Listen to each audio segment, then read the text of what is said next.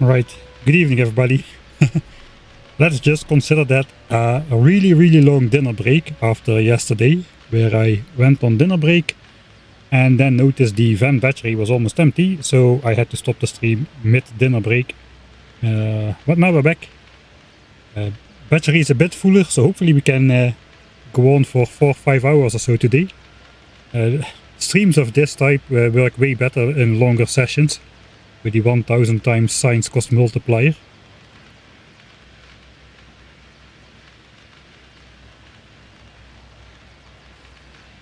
We are almost in the real game. We have almost research efficiency module, and we are nowhere near actually being able to make those because, you know, it's only a 1000 times science cost multiplier. You cannot expect me to keep up with the brutal technology pace because we are going through technology at a breakneck speed here. So I need a 10,000 times science cost multiplier to have some idle time around the base apparently.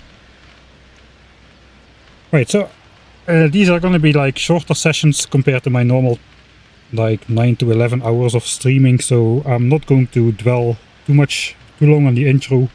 Let's just go and continue where we left off yesterday, which was over here. We've gotten 4 glorious belts of copper out from our new copper mine over here, which has already stopped polluting the environment. It's been idle for a while. It's only half filled in, the rest we'll do later. We first give these trees the chance to absorb some pollution as well. Hopefully soon we should have efficiency modules. That's what we're doing out here. All of these furnace stacks are going to be smelting for the red chips for blue signs eventually. And we're currently setting up like 1/3 of it, which is 2.5 belts of copper and 1 belt of iron. To make our first batch of red chips, which we have not designed yet. So yeah, we've already went through... It's a bit stupid really. We did oil, we were in time with oil. We set up pump jacks pretty soon after oil processing was researched. We went to 200,000 science packs worth of plastics, 200,000 science packs worth of red chips. Now we've just finished 100,000 science packs worth of modules and 50,000 science packs worth for efficiency modules. Fortunately, after productivity module is done, we've got 2 giant techs coming up, mostly quality module. Not sure which one I'm going to research first. The problem for mining productivity is we need twice the amount of labs, so I'm probably just going to start on quality module. That's going to take another 9 hours or so, so hopefully we'll be able to get something noteworthy done before that. Let me switch on the music in the game again.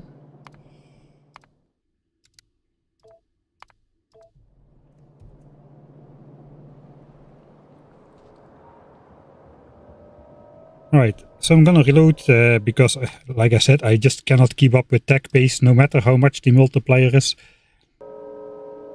We were over here. I think yesterday we were deciding how to bring this back to the base. I did have a quick look at it before the stream started, and while ideally we would stay in this chunk, it is quite horrible because there's like this giant forest to go through with a lot of cliffs in the way as well. So I think we're just gonna go one chunk over. Instead of this one, we're going to go down in this one. And there's hardly anything in the way. It does cost us a couple chunks of... A couple of these decoy chunks will get lost if we go down through this chunk. We will lose these 3 or 4, which eventually are going to get lost anyway because of the iron mine. Perhaps pretty soon. We'll probably use this for engines or something, which requires another 9 belts of iron later on. And then I suppose this one chunk over here. So it's a acceptable cost, especially since we yesterday cleared up all of these green chunks over here. So yesterday we mostly just rerouted the coal belt, cleared up this area over here, and started mining this mining patch over here, figuring out where to put the stuff for red chips. This is the first actual setup that does something with ore outside of the main base over here. Yeah, but we just don't have the space to do everything in our base, so we have a lot of space over here there is a large area to pollute which does not affect anything. So I think it's a good spot for the furnaces. Also, we lost barely any green chunks doing it, because there were already many biter bases nearby anyway. So we're gonna continue on that. I brought an inventory of stuff up. Now we just spend our transport belts going down, and then we go back to the base to resupply. We mainly need inserters. I didn't bring any. We need inserters to start smelting the copper. We also need to design a red chip setup, which we'll probably do shortly after we bring the resources down. Chrome has started hiding the right side of the screen when I have the stream in full screen and also have chat visible. Modernity, updates, always welcome. Are you on a road trip? Yeah, sort of.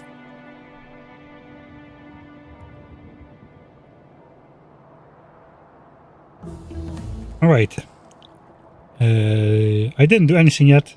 We're gonna get started. I'm not gonna lose the time, so here we go. Dinner break, very optimistically named. 21 hour dinner break. That was a good dinner. I had several meals in this dinner break. Alright. So then it's gonna be this line over here, which means we're just gonna take these copper belts out of here. 1, 2, 3, 4, and then 1, 2, 3, 4, which we have now. We need space for 3 iron belts actually. So we need a one wider line than this. Let's see if that still fits. So everything's clear here. Probably be bridged. We got this cliff here, but we can go around partially.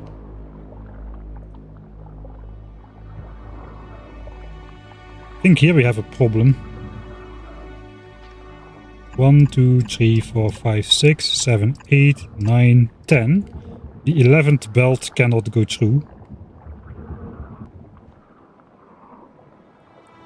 So then we have to go around the nest anyway.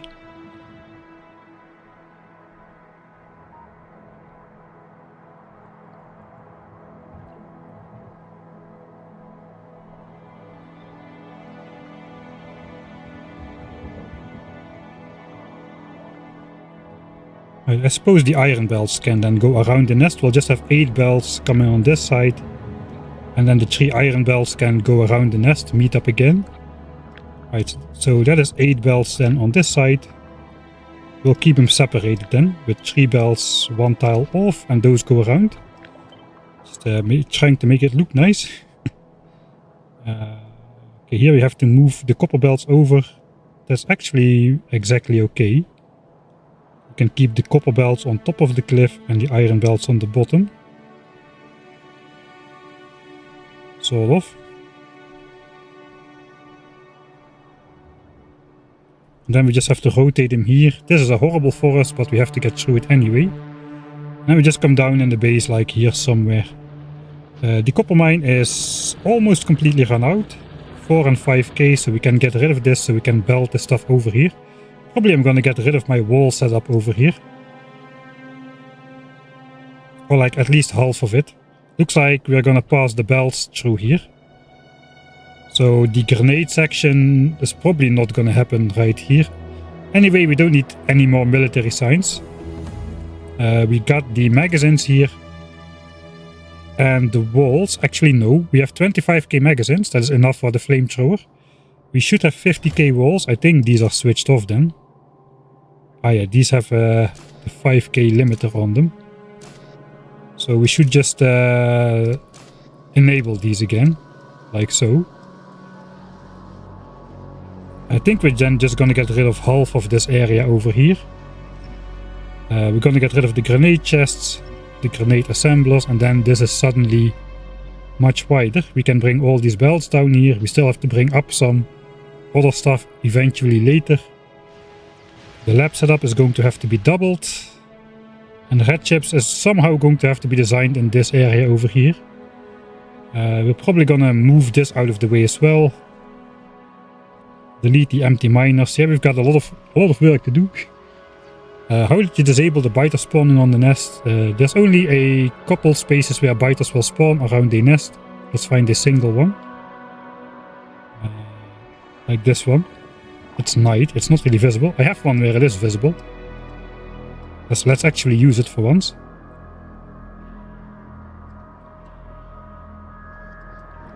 There's only so many spaces a biter can spawn, and that is where all the lights are. The regular pattern of lights is where the biters normally can spawn. So if you block all those spaces, the biters can no longer spawn. The trick is doing that while the biters are actively not agreeing with it, and that becomes harder as the game goes on. And currently it's impossible for us to do anything about it. So luckily we've spent the first 90 hours doing all of that before we actually started building a base. Alright, I think that concludes the planning phase for today. We're just gonna hope we can fit red chips in here, I suppose. Alright, so then one final time. Here we go. So we have 8 belts of copper on the right side. 3 belts of copper, like 1 tile off or something. That's gonna be our setup. So that means I can leave this be. We can just take the top 4 belts of copper and move them out all the way to the left side of the chunk. There's gonna be this belt.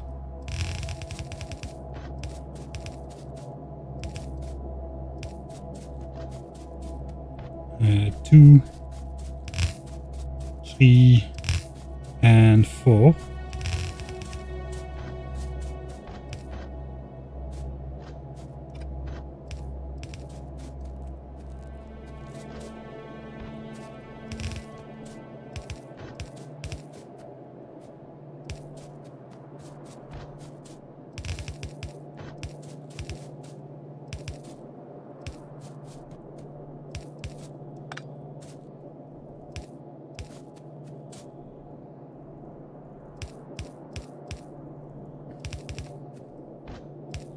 Alright.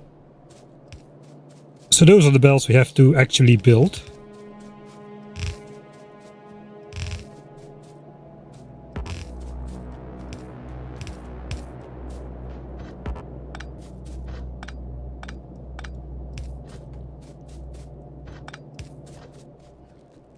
Alright. Yeah, that was a long dinner break.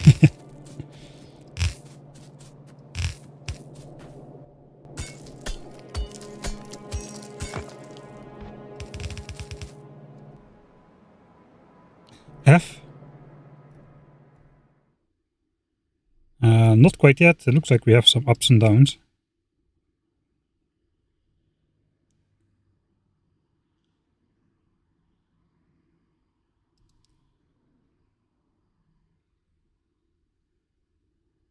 Alright, hopefully that's not going to be a recurring theme.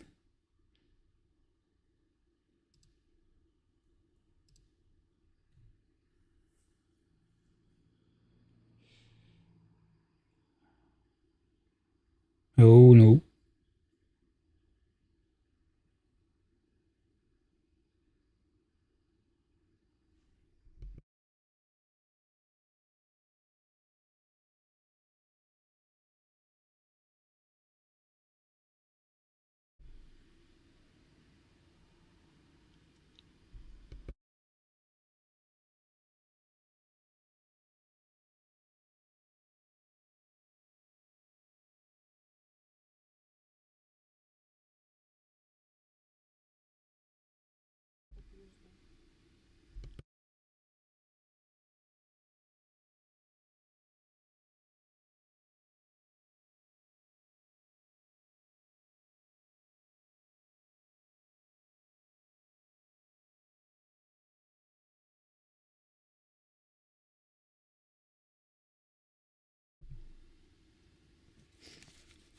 Alright, we are trying to move the receiver around.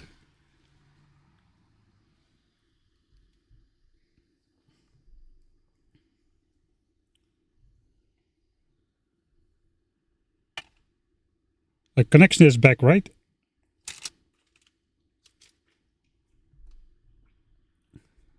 Biters are chewing on the cables here.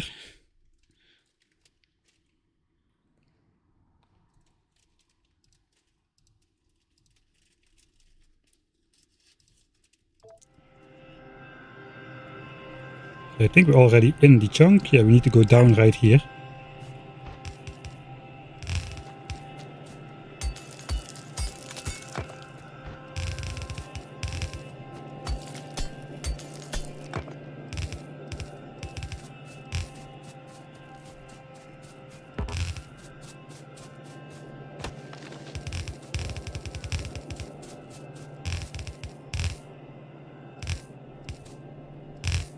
Alright, that's our 4 belts of copper. And then we have 1, 2, 3, 4 more, and then 3 belts of iron. Of which we are going to bring 2 back down to the base as well.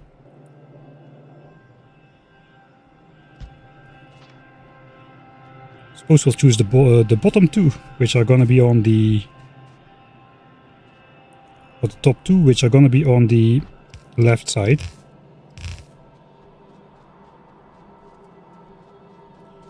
It's a bit more than we need, but we will use the surplus to help out red and green signs, which should be running at 900, but are running at 700-ish most of the time.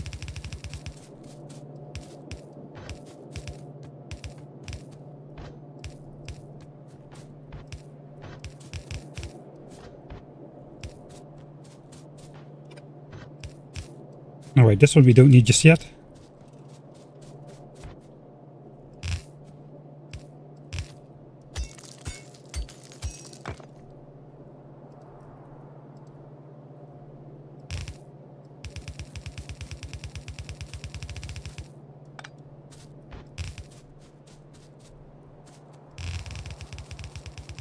I forgot I switched off the minimap for the inch rule.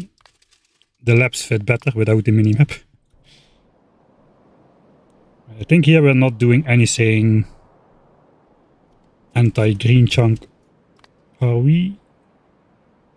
I think this is already wasted anyway because of this biter base.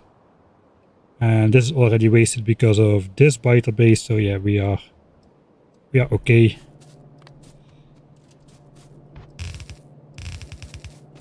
Right, here are gonna be 3 belts of iron, so let's cut that open.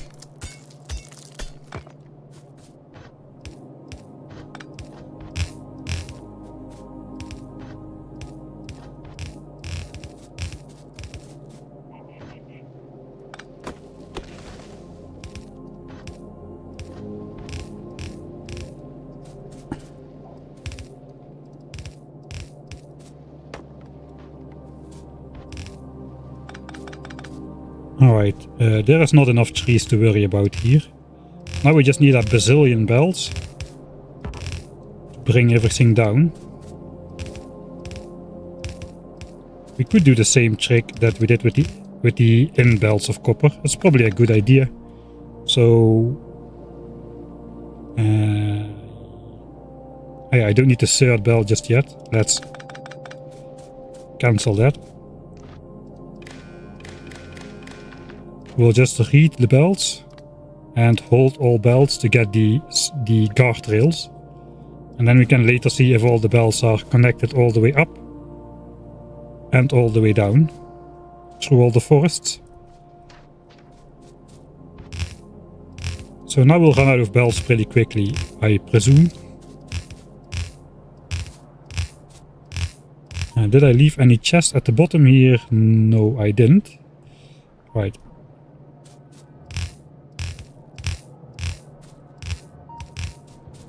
Finally, we have something. I suppose we gotta either get rid of the radar or rotate it a bit. There is not really space to put it.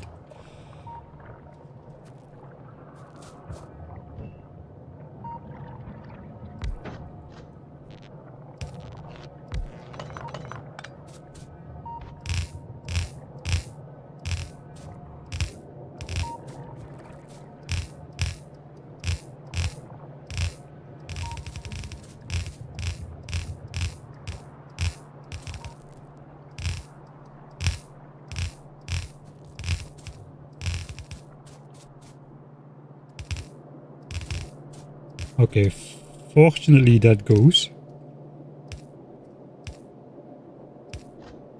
Okay, we're out of belts. So I think we are good to go back to the base then. Since we have nothing else which we can spend over here. I have furnaces, I placed all of them. Yeah, all the furnaces are placed. How many inserters do I need up here? 550. Okay, 550 inserters. For the rest, we just need tons of belts and undergrounds to bring all the resources back to the base. That's going to be quite easy. And then we can start designing the red chip setup. Blue bottles when? Anytime now. Relatively speaking, anytime now. I don't think it's good. I think we're 80% of the way there.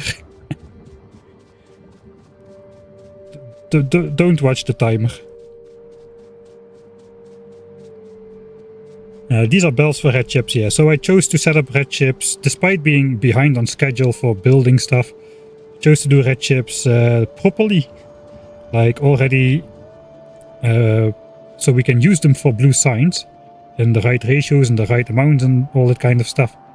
So that is going to delay the production of efficiency and productivity modules a bit, but we don't really care about that. The productivity modules are mostly going to be... They're going to be most useful for reducing blue signs cost a bit. I don't really worry too much about the red and green signs cost, especially at the pace we're going through the technologies.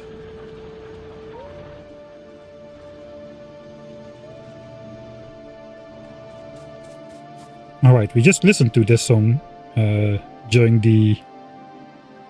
It's a nice song though, let's listen to it again. During the opening.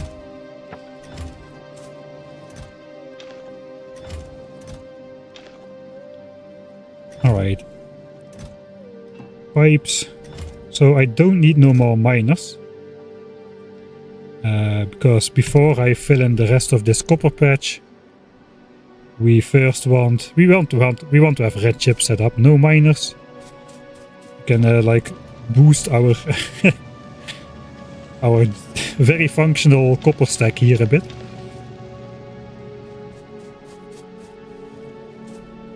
Right, so power lines. Do I need those? I still need to connect the iron mine to power.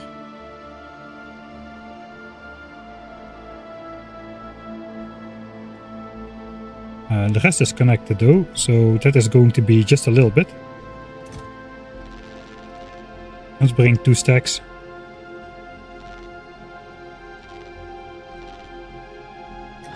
How many lines is it gonna be? Okay, 25, like 30 will spend for sure. So I'll be left with less than a stack then.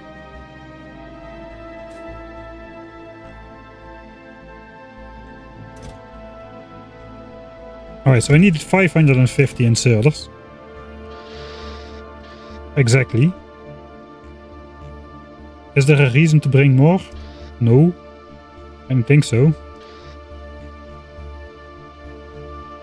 And then just undergrounds and belts and hopefully approximately the right ratio.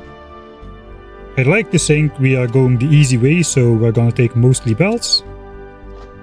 Maybe 500 undergrounds and the rest is gonna be belts.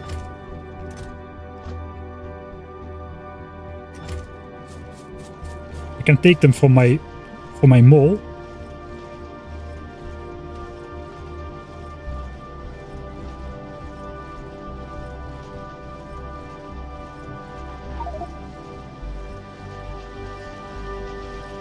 Alright, hello SS. Ah yeah, we already determined that was not a good abbreviation for your nickname. Hello, sheep.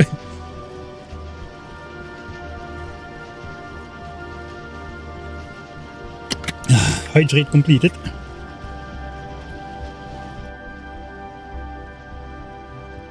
Alright, we do need a little bit of space in the inventory for like chopping trees and whatnot.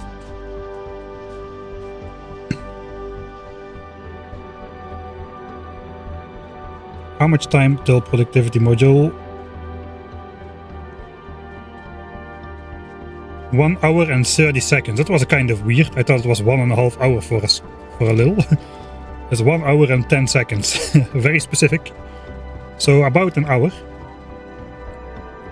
Hopefully we're gonna boost science production a bit. Once the resources are back at the base, we can start using those immediately to push science back up to 900.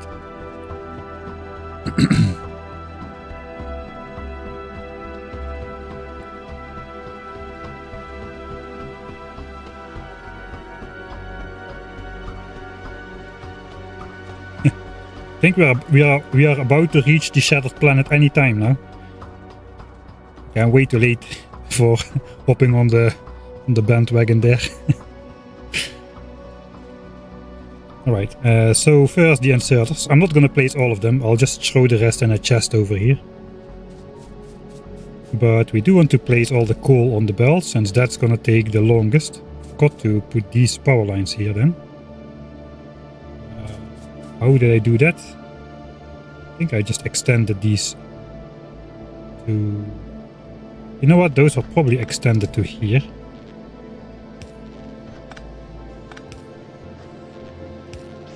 Alright, so this is a slow process. It takes a couple minutes for the belt to fill up and the furnaces to fill up once they start taking as well. Perhaps we'll also just fill in the belts, I don't know. I'm already getting sidetracked yet again. Alright, let's not get sidetracked.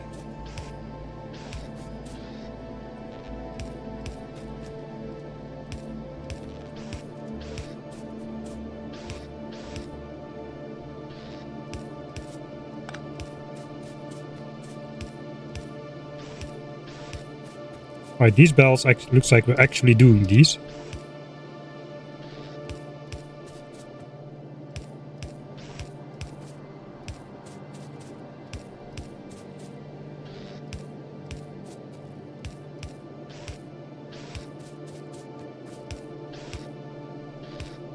All the bells are just so immensely... Everything is just so big, man.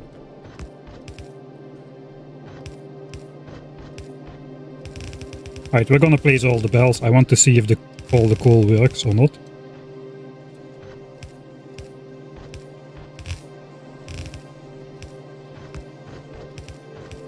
I think I have way too many to bring resources back to the base anyway. I also need to bring iron down.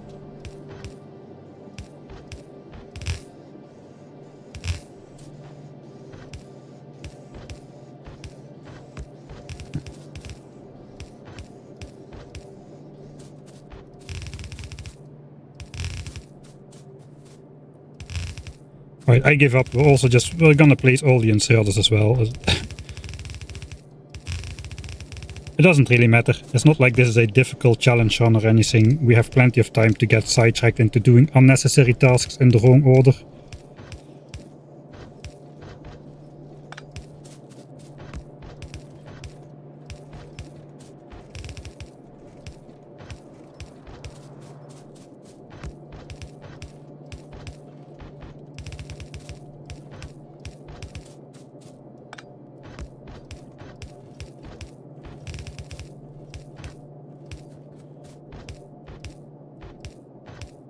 Yeah, it's great that bots are in the game, man, for the later game larger builds.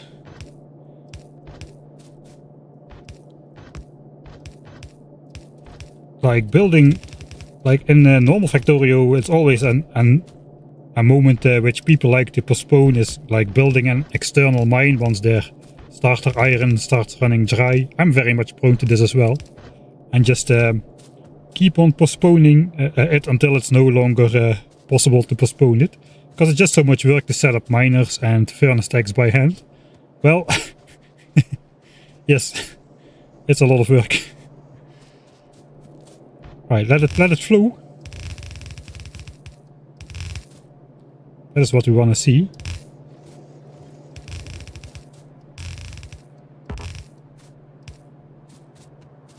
Are you going trains later? They are not on the program as for the moment.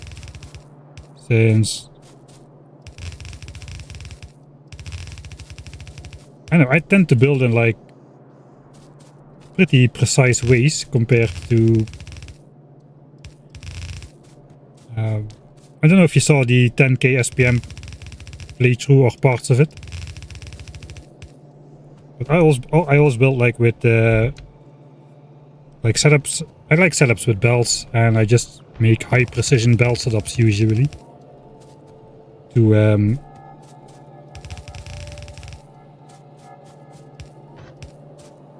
instead of trains. And I think it's gonna be fairly easy to keep 900 SPM going with belts. The only reason it's going down now is because I don't care. I am behind anyway on building, so there is no real incentive for me to keep signs up at the moment. But once we have red chips, that incentive returns again.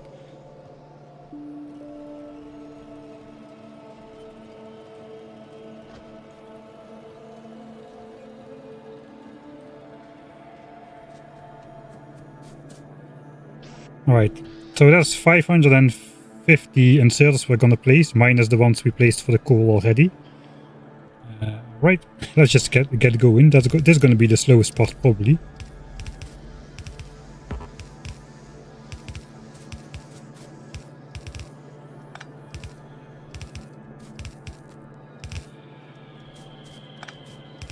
Oh, this is gonna be painful.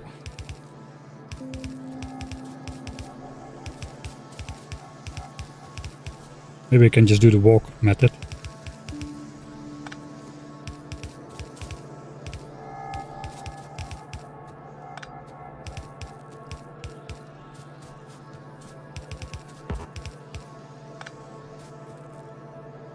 Yeah, with red undergrounds I could belt through a nest. I was thinking about it last stream already. Maybe we should research red belts. It also allows me to belt weave, and since we have not unlimited space here, we're trying to keep to within chunk confinement. So if I then encounter like one of these obstacles, like this base over here, where I cannot go through, I could just temporarily belt weave two belts together and then just spread them out again at the end. It's a little bit late now to do that. It's not too late though. I could do it. I'm behind in tech anyway. The thing is though, this is 2 million resources, which basically is not too much in the grand scheme of things, but it's more than 1% of the resources we need to get off the planet. The total amount we need is roughly 100 million iron and 50 million copper. A little bit less after mining productivity and productivity modules and maybe quality miners, but it's a lot. And yeah, we don't have infinite resources going around, so I'm not really sure how many deviations I can afford to do. I mean, it's nice to have red belts, but it's also nice to have a personal armor and exoskeletons and personal construction bots and all that kind of stuff. Tool belt would be nice to have. Everything is nice to have, but is it necessary?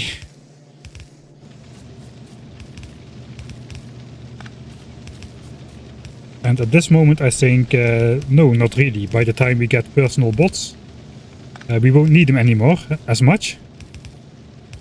I think we can do stuff like that after we are sure we can get off the planet. We can maybe tech into the comfort technologies, like the personal armor and upgrades and those kind of things. But right now I'm very much in hard beeline mode still. Only taking deviations if they actually speed up or like lower the resource count we need to get off the planet. Like mining productivity costs 2.5 million resources, but it's gonna save like at least 4 times that, at least 10 million resources. So it's worth it to go for that deviation. Same with quality modules, they just put 50% more ore in the ground. If I can manage to get rare quality miners on all the resources. It should be possible in a long playthrough like this, I think. Rare quality is not too bad. I do need to use the Mark 1 quality modules though, which are notoriously bad.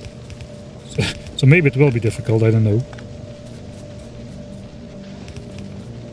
But those deviations we make, we just don't make the comfortable deviations, man. I don't even have fast inserters.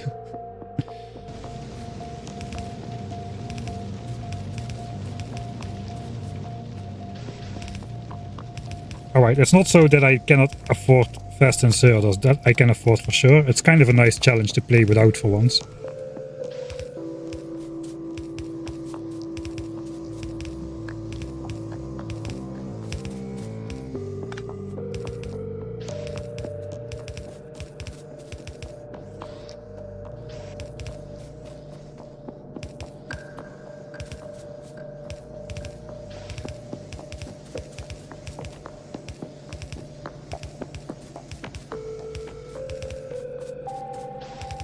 Alright, how many furnace stacks are still to go? It should be 11 furnace stacks here. Alright, I think this is the next to last one. Oh no, this is the last one already. Alright, that was not too bad.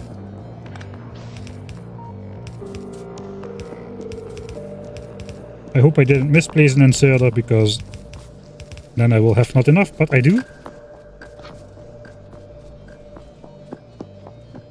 Alright, and that is 4 belts of copper. Forgot to save for editing, Mike. Yeah, I tried, but different quality belts do not weave together. So different if you use a regular underground on one side and a legendary on the other side, they just connect like usual. I'm gonna have 2 bells coming out. 3 bells. I'll just connect all 3 bells.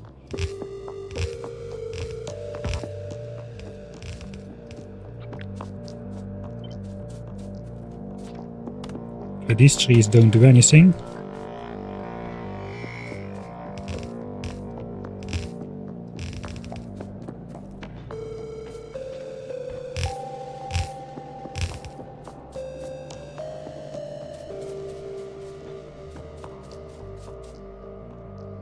Alright, it doesn't seem like there's anything in the way.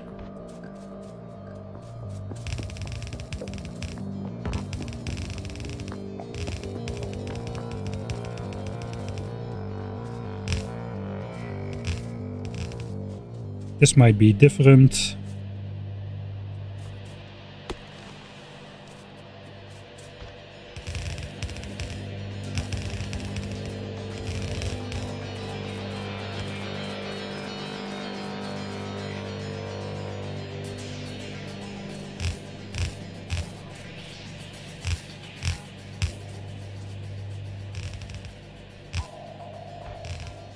I think I researched the different quality belts not weaving together when I made the belt weaving video. Alright. Now that we're here, I suppose... Okay, there is already a radar up here, so that's okay. We need to power this. Suppose we'll power it from the furnace stack.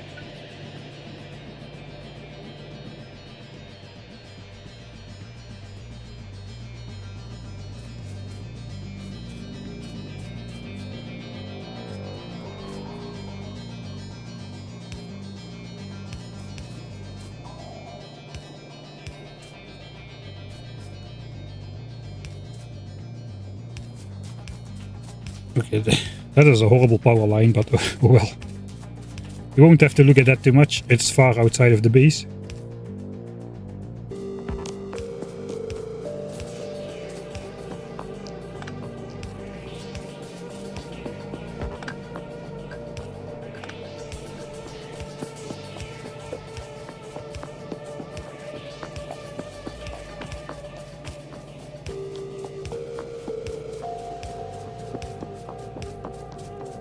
Alright, so that should switch on the iron mine.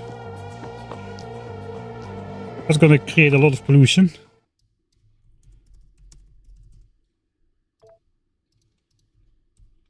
$424 saves in. It's getting a bit ridiculous. There we go.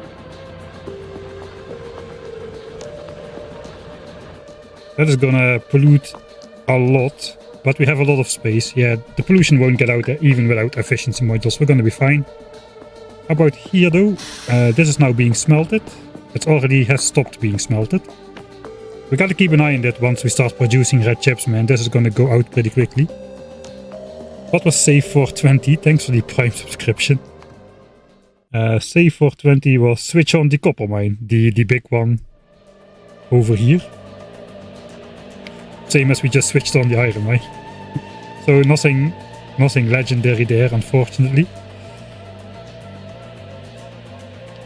Right, that should start smelting the iron as well.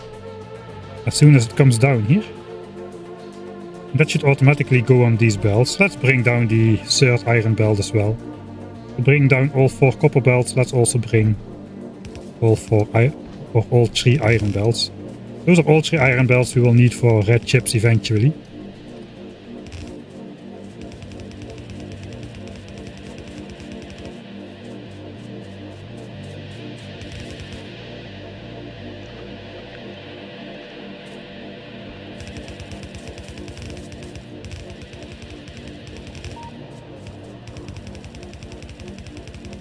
Alright, 4 belts of copper plates will be joined by these 3 belts of iron plates. Things are starting to look up. That is a lot of resources. This is about the amount of resources you need for green signs. 900 SPM green signs. 7 belts of resources exactly. In different configuration, but still 7 belts. Is the iron already getting smelted? No, I want to catch the moment. I'm gonna miss the moment.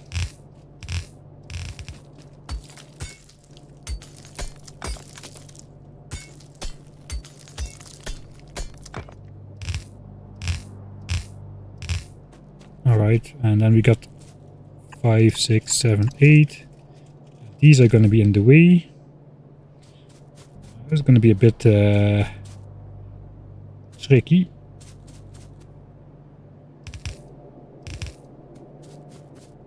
And one temporarily has to go over here, I suppose.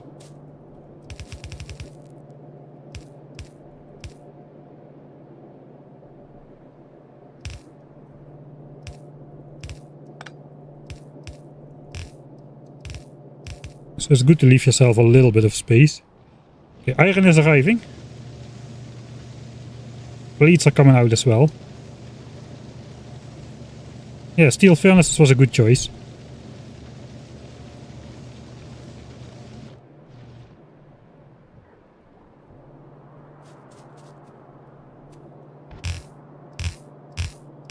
So those will probably catch up with me pretty soon.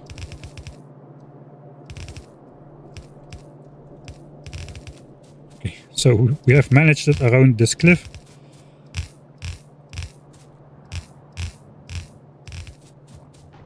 Now we get to the biter base. Copper is not a problem.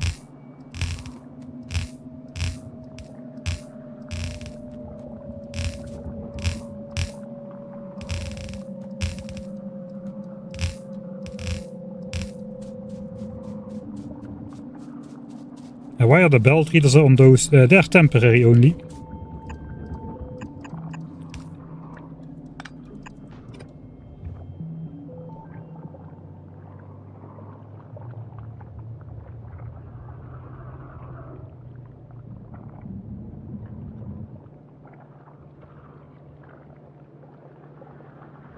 Right, give me 1 sec, I gotta hook up my mouse to a cable, I got input lag.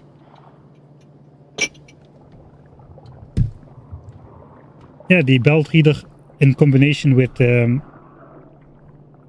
copy-paste underground belt scanner makes for a pretty nice way to make sure the belts connect all the way back to the base, even if there's no ore on it, so we don't have to wait for that. Clip. Right. Hopefully that will solve it.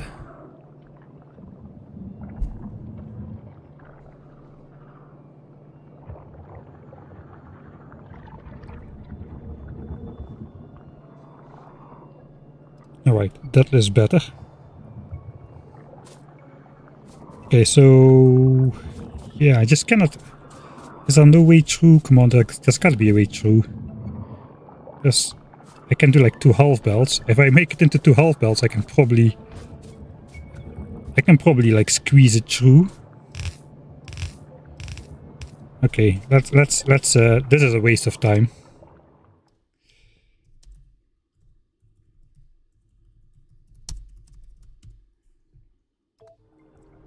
But maybe I won't have to go around the mine if this works.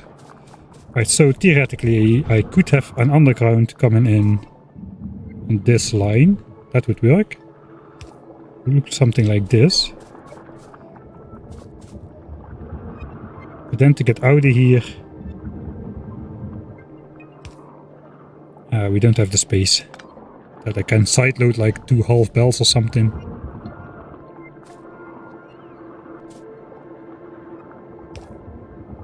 And there is no way. Okay, now we go around. Not a waste of time. No wastes of time.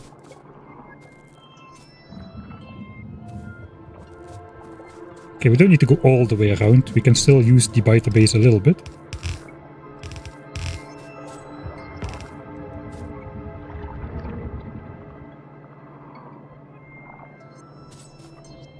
Yeah, we'll keep it as tight as possible. We just need to be very careful to not hit the deconstruct button on any pipes. That could result into some catastrophic scenarios.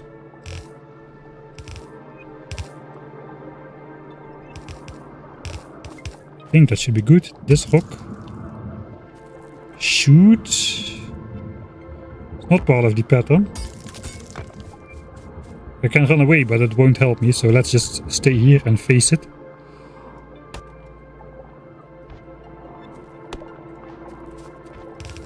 Right, nothing is spawning yet, so I think that's good.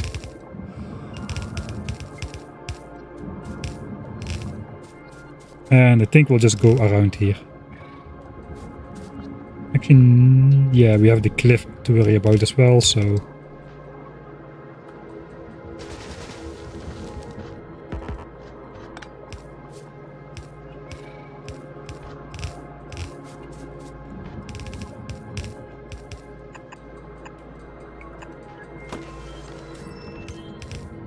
Okay, that should connect.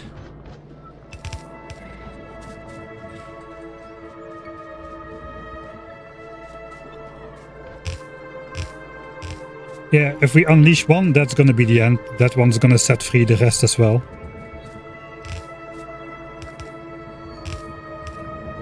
That was not too bad actually. Slight detour, but... Okay, this looks not right. We're just gonna go how one should. Careful. A single misclick away from disaster there. Right, so now we're just gonna have this alignment eventually with the 4 other bells as well.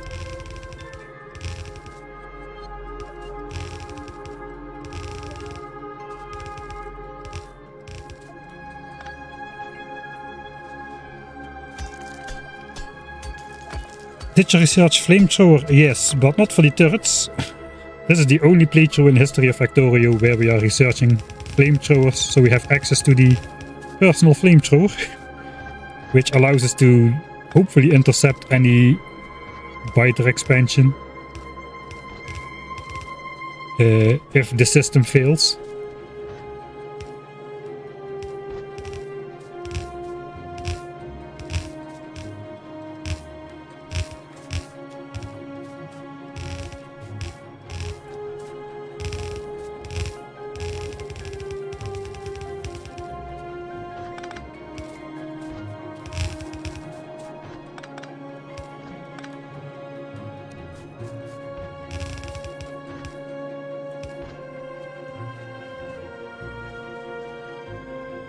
"100% speedrun requires mobile flamethrower." I guess it's for the burn the forest things, no? There's an achievement which says you need to burn 10,000 trees, I think. That is probably where you will use the handheld flamethrower. Although you got one on the tank as well. Now I wonder, is a flamethrower a prerequisite for tank? Doesn't seem so.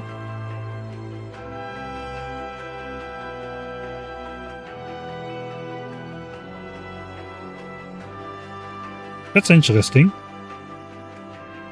The tank does have a flamethrower, right? Yeah, the tank does have a flamethrower.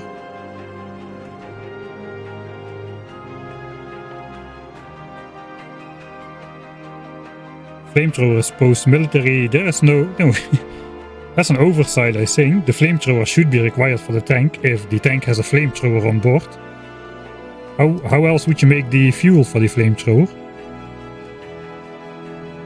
I guess you don't need to use it, but maybe it's intended, maybe it's optional, right? Yeah, maybe it's optional.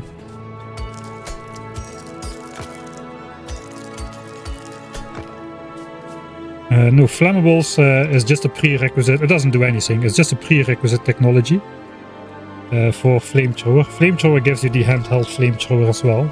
That is what we are after. Oh, I forgot. You don't have enough walls to research flamethrower. I should let these things swing freely.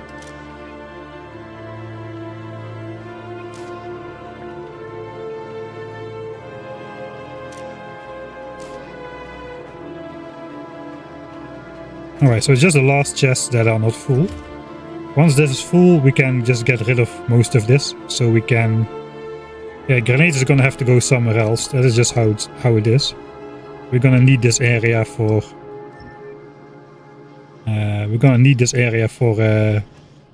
just a belting stuff through. Blue signs will require 19.5 belts worth of resources. So that's quite a lot.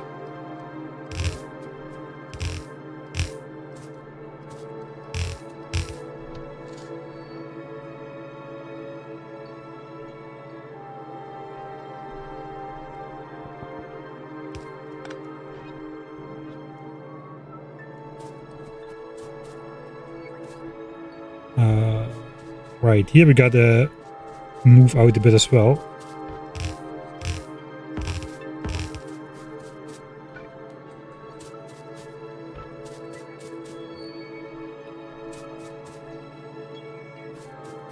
This iron annoyingly comes into this chunk one tile too far. Oh, there it is, efficiency module. We cannot make it yet because we don't have red chips set up. This would need to go in this line. At least a little bit. But only here.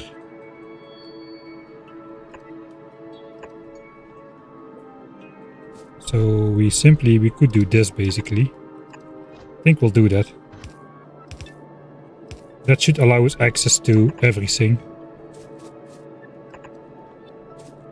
And then just simply on this side. Yeah, that should be fine, something like that.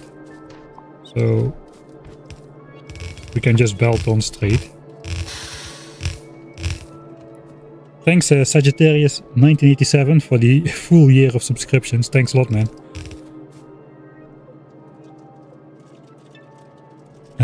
Fleefy says, Mike, this has been fun to watch, but is it fun to play?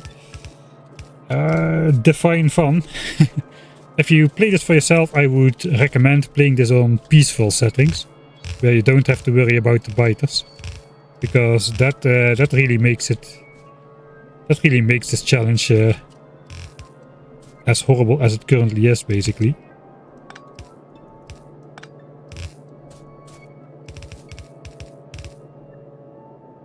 Okay, we have a little bit of a problem here. Okay, that looks about right.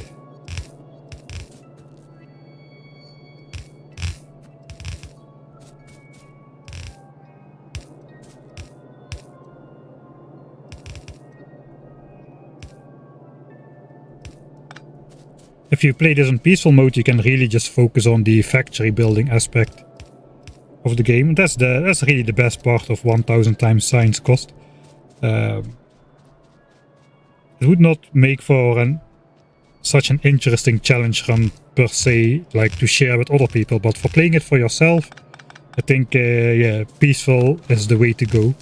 And just worry about how you build the factory, and don't worry about spending 90 hours of biter management.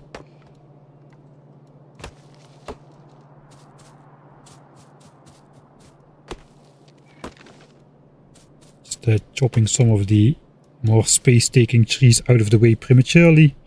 Now we're just gonna do the old scanneroo. We can actually just shoot the trees while we scan. Okay, all of this should be good.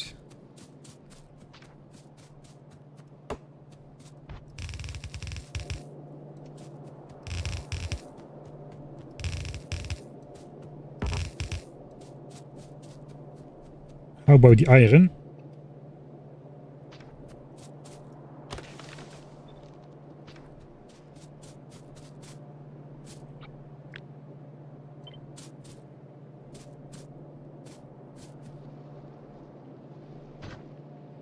Oh no. We need logistics too, man. I think it just goes through except for that one cliff over there. Oh, looks like here as well.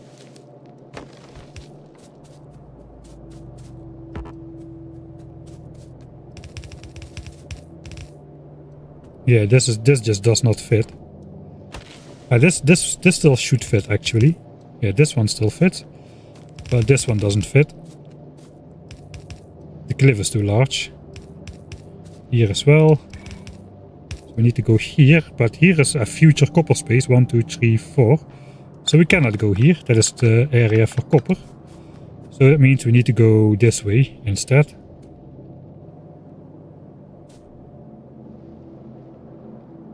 Okay, this tree is dead.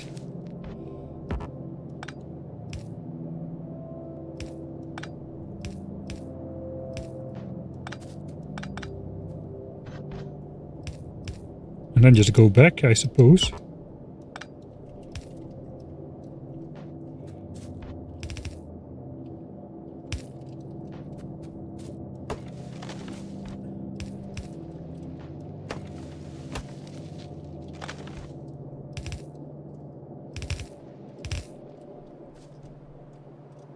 Okay, that's where these connectors come in, because it is pretty hard to see if this is all built correctly.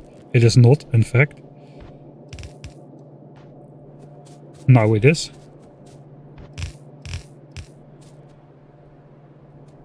Right, this one has rails, this one has rails, this one has rails, this one has rails, this one has rails, this one has rails. Okay, all of them have rails, so everything is connected again.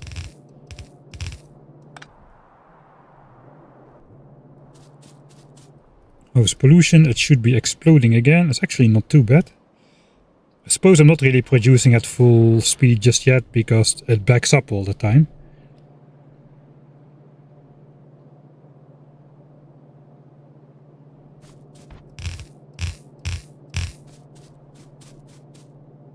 Where are we now? We're about to hit the turn. I should not forget to turn, so let's place a reminder.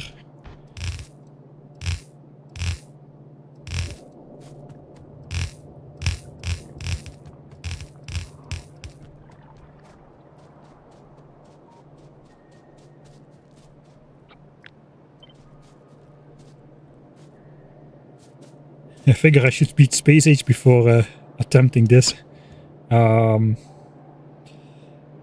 Yeah, that might be a good idea. I also am kind of wondering myself if I not should have gotten some more experience with the Space Age content before attempting a challenge like this. Of course, I'm pretty decent at the Novi stuff, but I basically don't know anything about the... I do know something, but I played through Space Age once basically, and that was the new player experience, which also was streamed. For the rest, I don't really have any knowledge yet about the new aspects of the game. But we'll tackle that once we get there, I suppose. I'm almost out of belts again, believe it or not. But we are pretty close to the base now. Alright, so we're gonna take this area as well. So this is gonna be ours now. This already was ours, apparently.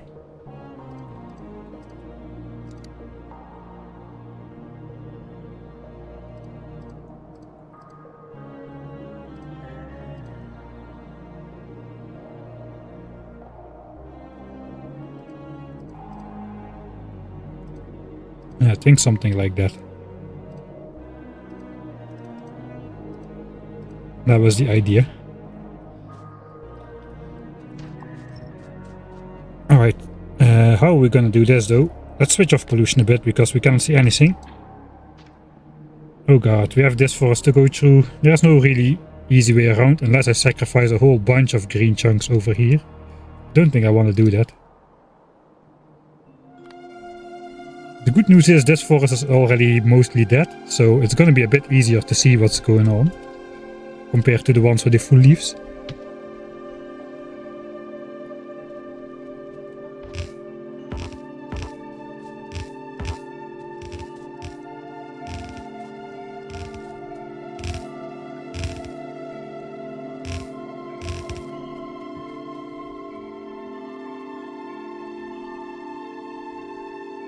I suppose we could just stay as much left as possible, coming in through the copper mine.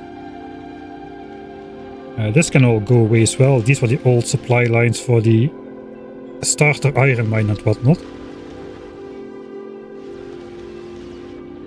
It makes sense to go down as soon as possible.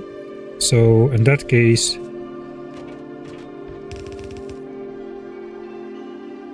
power goes up here. Yeah, let's just go at the very bottom of the chunk.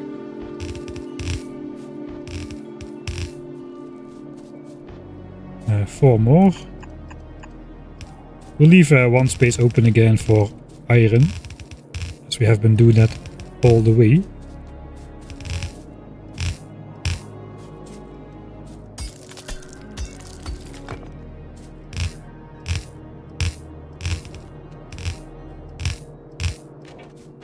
Okay, that's the belts again, so yet another trip back to the base. Vulcanos is completely free. I don't agree with that. I think we will run into some problems. Not necessarily with iron and copper, but calcite is still a thing. Demolishers are still a thing as well, but calcite we can probably get enough of. But coal might be a problem. I haven't thought about that just yet, but coal might be a problem. It's also used for getting oil on Vulcanus, right? You need to do coal liquefaction or something. Or can you do all the oil stuff with the sulfuric acid? I don't think so. Yeah, for the petroleum gas you need to do the coal liquefaction stuff.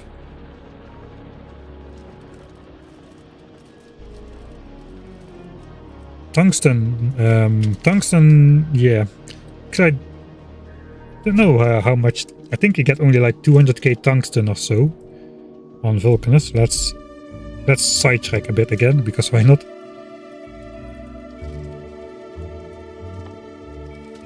Artillery uses 1.5 million signs.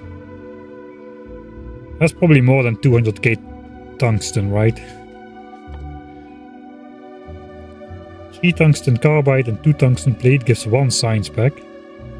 Do get like a couple of productivity bonus in there though, for the foundries. That's like 5 resources. 2 plates, 3 carbides. This is 4 ore per plate. This is 2 ore per plate. So raw, that would be 6 and 8, 14 ore. 14 ore per science pack. That's a lot. We do get like double the amount out of there. Right? This has a resource drain of 50%. We have quality unlocked at that moment. So if we go immediately for quality ones, we can get 33% resource drain for triple the amount of resources.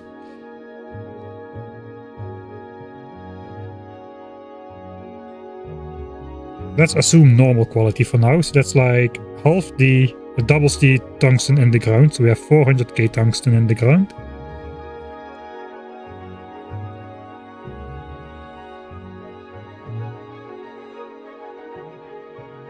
Alright, so we can basically start with 400k tungsten. Then what is the process? This is just like direct, right? This just goes directly in a foundry once. So that's 150% productivity bonus on this. What is these discs? Those just made in assembly machines. So that is no productivity bonus except what we put in there. That's not great looking. Let's say it's like get productivity on the labs. Let's say it's like 8 ore per science pack. That is that is not good news. That is not good news at all. Oh no, I shouldn't have started thinking about that just yet. That is not good news at all. That means we need like 12 million tungsten. An ore patch of 12 million tungsten. 6 million, I guess. 6 million ore with the big mining drills. Resource drain, but that's a lot. That is that's like an order and a half magnitude more than what you get in the starter patch. So yeah, ignore. Ignorance is bliss. Let's reset memory. I'll reload my my memory to the state it was before I started thinking about that. And all what I need to worry about is pelts. And life is still simple now. Let's enjoy it. Why is wood over here? It doesn't make any sense.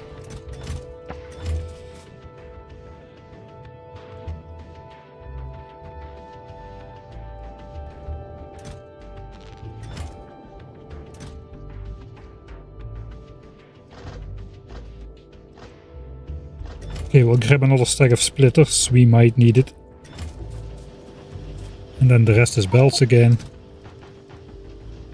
But we're almost here, so it shouldn't be too much anymore. Yeah, quality big miners would give me 3 times multiplier instead of twice on the resources in the ground. It's still just a drop in the bucket, barely.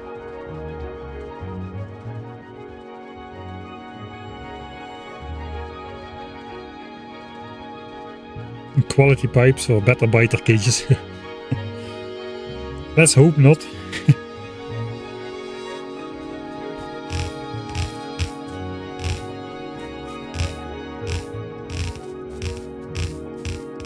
Okay, now it's gonna be horrible again.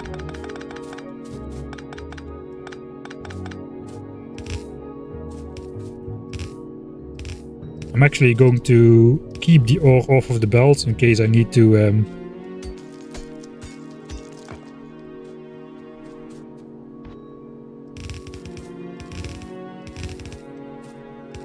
deconstruct it again. A bunch of stuff.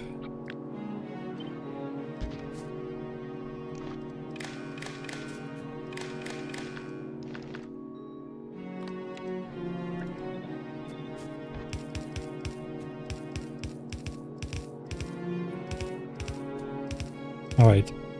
So we'll start doing that with empty belts instead. Let's reset that to how it was. Like so.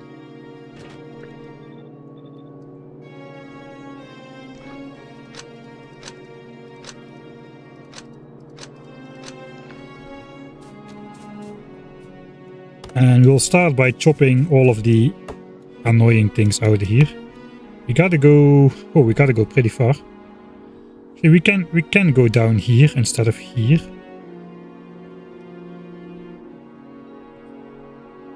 So I don't think we use this at all. So let's not.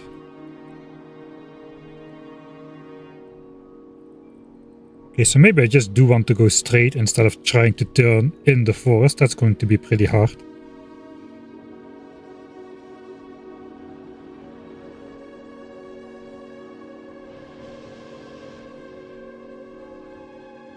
Alright, no, we'll turn in the forest. We'll try it. Okay, that is one chunk ahead and then down. Okay, this is going to be pretty bad. I think we're just going to go like 2 belts at a time, just to see what's going on, just to better see what's going on. And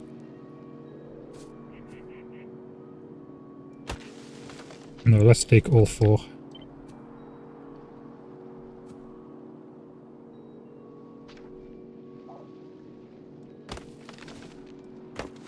Alright, different approach. I see that there is a bunch of dead trees in there. So some of these trees get locked into a state where they still have leaves. They are pretty grey but still have leaves. Those absorb pollution for the rest of the game. They are locked, they cannot get damaged further. So those don't lose their passive pollution absorption capacity.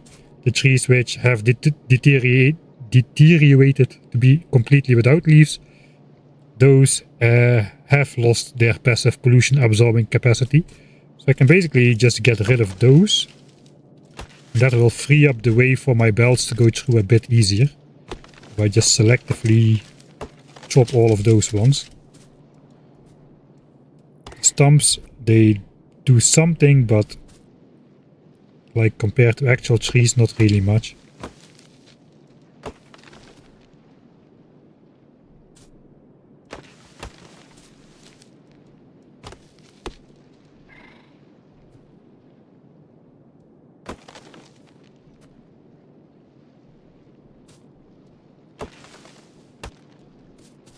Alright, here is our turning point.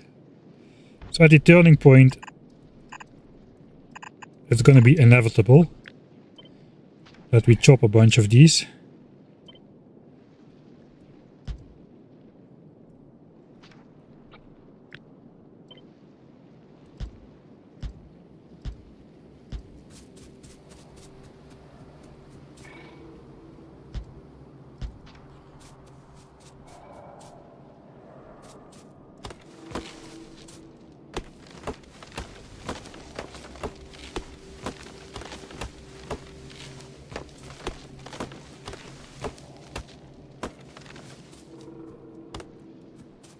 Alright, let's try it like this. That is fairly decent. Alright, so no more than 4 in a row, and after 4 in a row there should be at least 2 green or it doesn't count.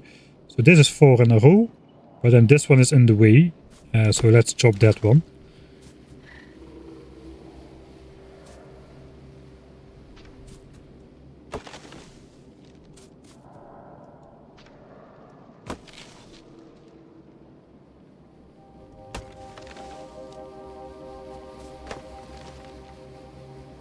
Okay, I think that should connect. Let's just hope. Oh, actually the bottom is coming in on the bottom.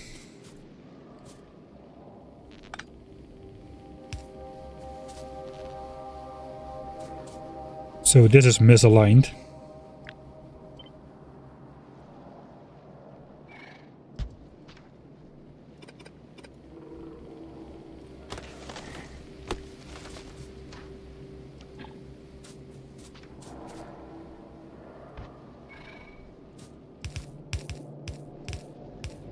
So that is how it goes. Let's see if we can connect it.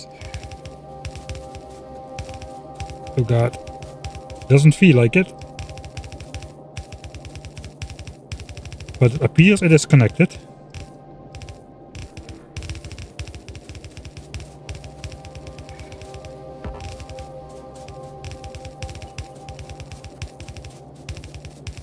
Alright, 4 out of 4, that's not too bad. 5, 6, 7, 8. This does not exist. Then we get 3 iron belts.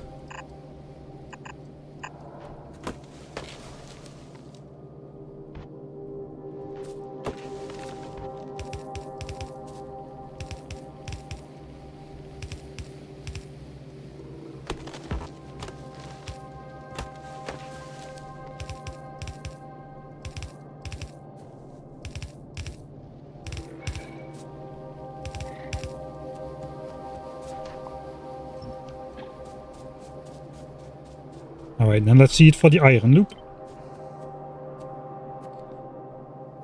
I gotta bring that a bit closer by, so I can see on what line I need to hold it.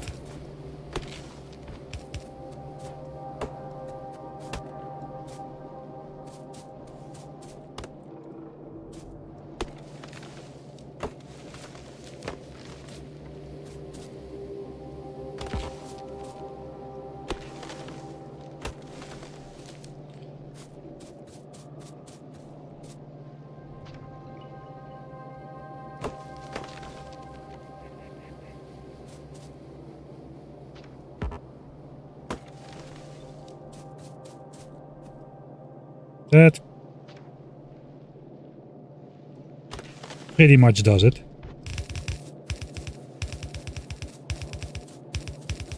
Yellow and purple signs are not really in the planning just yet. I simply don't have the resources to set it up.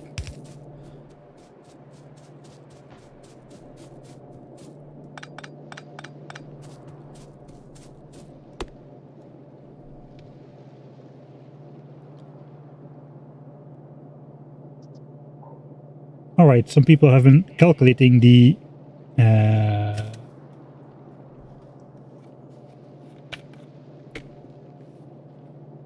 Vulcan assigned spec stuff.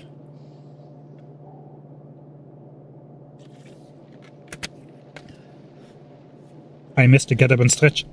I'll do a sit down and stretch. It is a little bit too hard to get up with this configuration here. Let's make a save. Didn't waste time.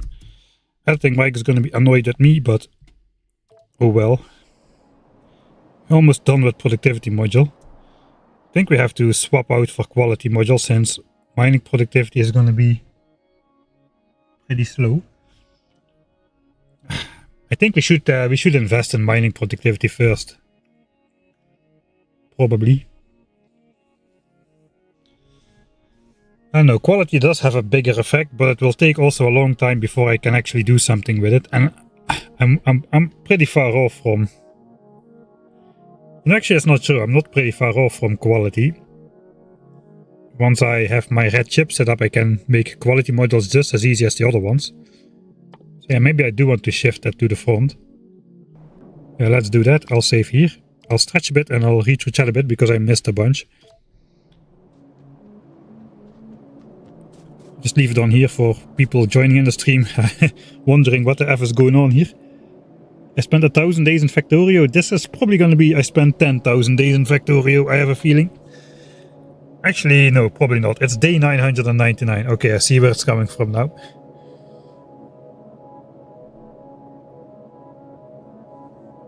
About 7.55 a pack. Alright. Then 8 a pack was a pretty decent guesstimation.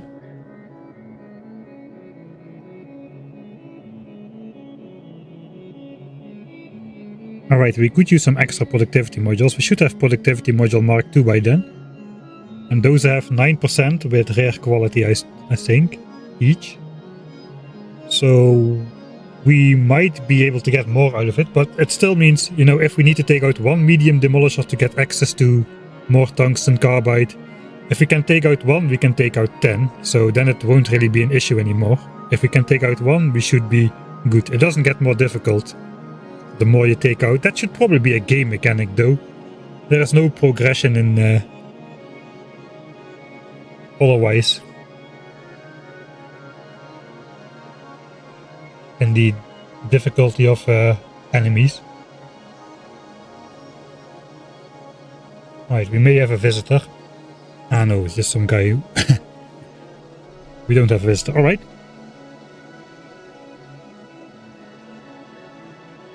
Tier 2 modules come with after space signs now. It is a gate cap behind space signs. Yeah, tier 3 assemblers are a pipe dream. We have dreamt about a lot of pipes, but that we can make radars out of pipe. We can make a lot of things out of pipes in this playthrough, but unfortunately, tier 3 assemblers is not one of them.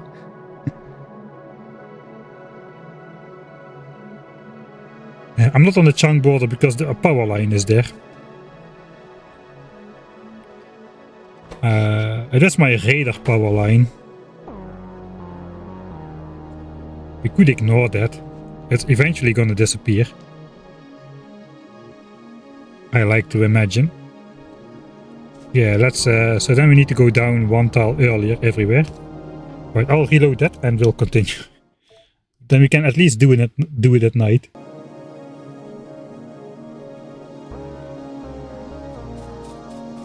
Yeah, Kirk McDonald's calculator is still work in progress for space age. Can imagine it takes quite a while to set that up. Alright, and that is already altered.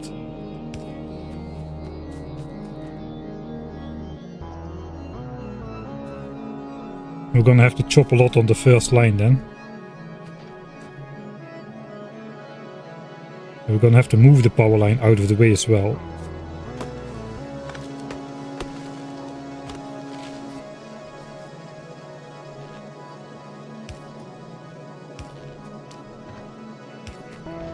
Oh yeah, you know what? I think I'm just gonna draw this down and fix it after the fact. Okay, no, there's barely any space to place anything in this line. Alright.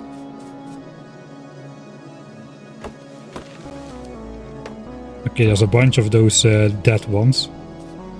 This rock is not in the way.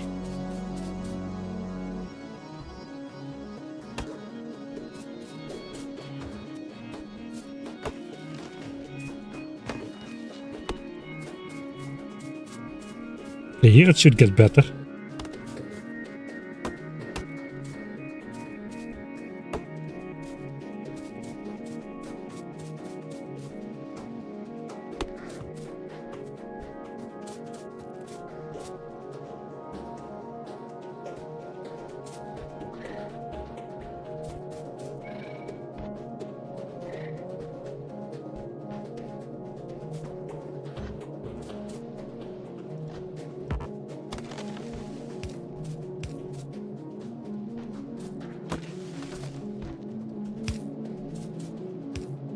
Okay, that is still connected.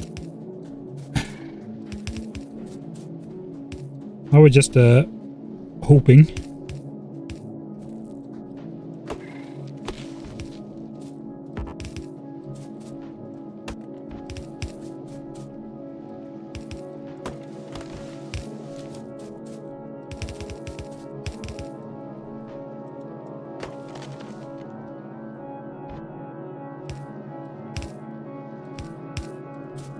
Okay, we made it through there. That was the hardest line.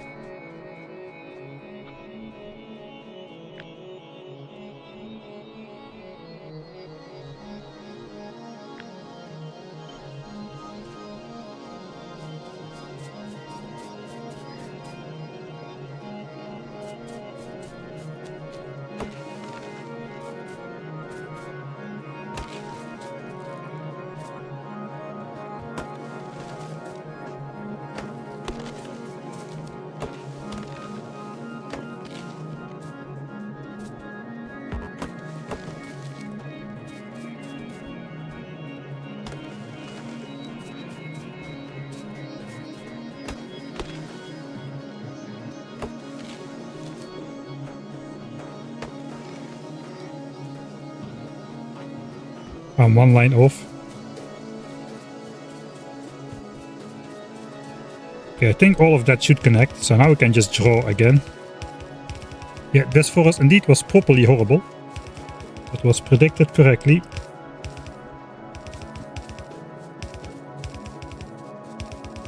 How much pollution do the trees actually absorb?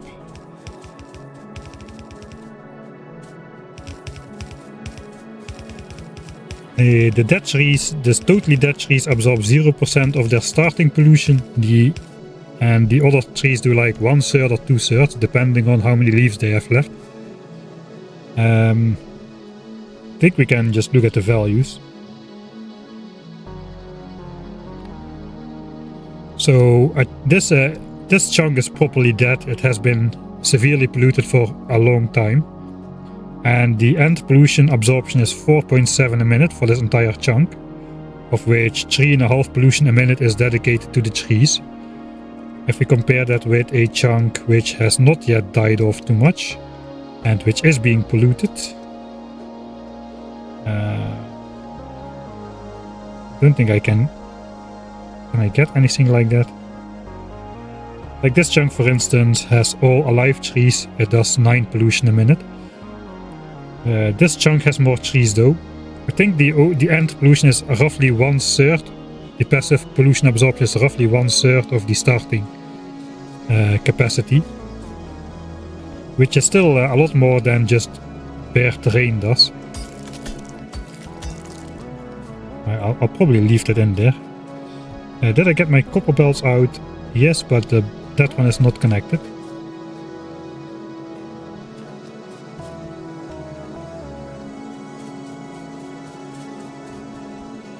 Okay, here it's no longer connected. Okay, now it is.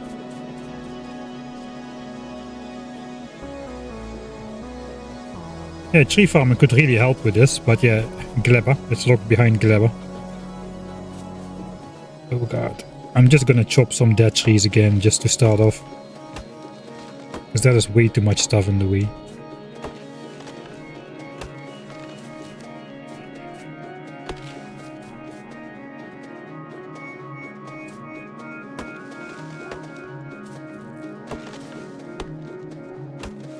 This is why I cannot give up technology speed. Here we are at the cliff. We need a little bit of free space at the cliffs always. God.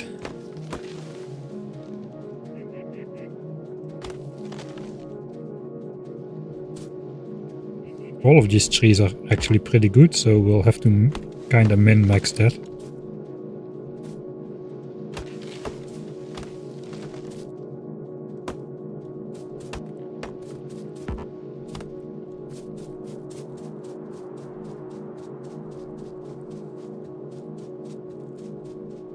Right, I'm gonna copy a slightly more smaller section. Okay, that's good.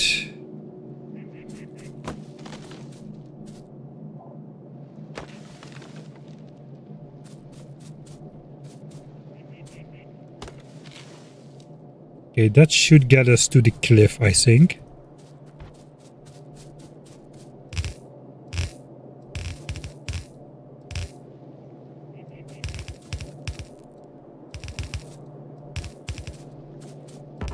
Okay, it does.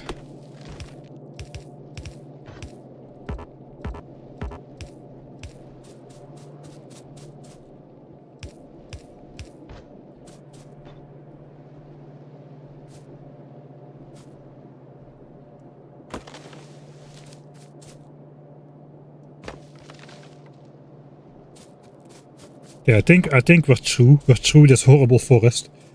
Holy moly.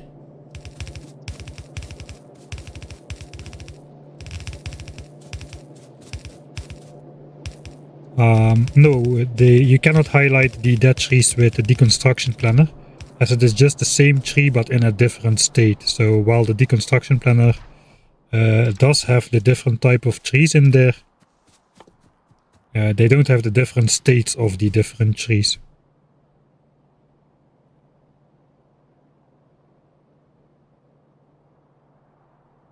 Wait, what? That has changed since Factorio 1.0. All trees on Norvies are now just trees. Yeah, okay. So all trees on Norvies are now just trees, regardless of their type. So these leafy trees, we got some pine trees somewhere, maybe. We have some pine trees. Oh, we got some horrible pine trees over here. I remember those. So over.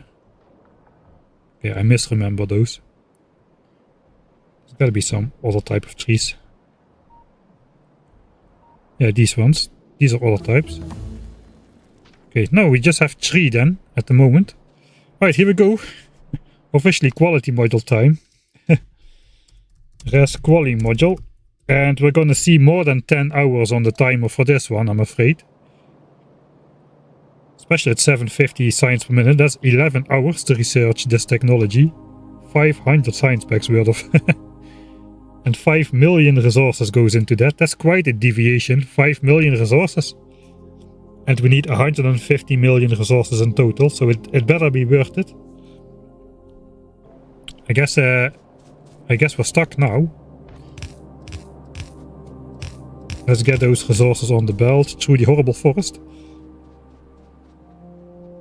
30-second research time is the main reason. No, all the other texts were 30 seconds as well. It's just the sheer amount of technologies. We're doing 900 SPM ideally. 900 SPM is 54,000 science per hour. If it runs at 900, that is. So even if it runs at 900, it's still almost 10 hours.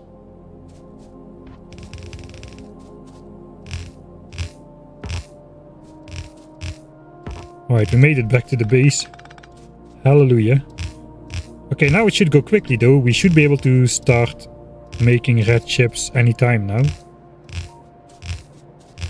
We just need to design and build our red chip setup.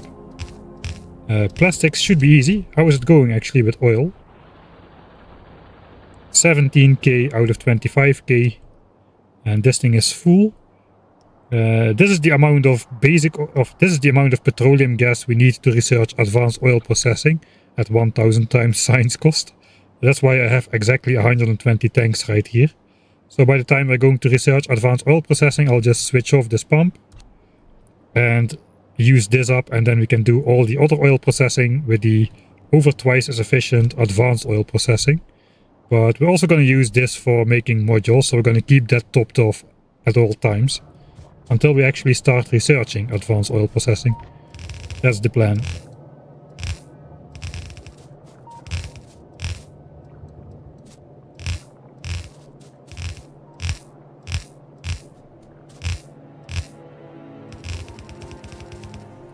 How is the pollution cloud? Probably pretty bad. It's probably going to be worse once we also start making red chips, which is going to consume initially 3.5 belts of resources plus a bunch of oil plus coal.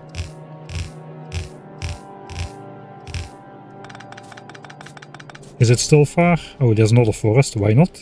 No, it's not far. Is this copper mine going to run out? 2.2k, 3.1k. Alright, not quite yet. The pollution cloud, we can take a look at that. It's not threatening at all just yet. We just got to keep an eye out once we start actually mining copper and iron to see if this stays away from the biters. Mostly this one over here. I guess maybe we should put one of those markers on the map which tells me in which chunks these biters are. One over here, and over here. These are actually nice square in a chunk. So we gotta, if pollution threatens to spread over here, we have a problem. Same for this chunk there and here. There are also one bases in here. Okay, and then that one is over there. I think we don't need to worry about the top ones over there just yet.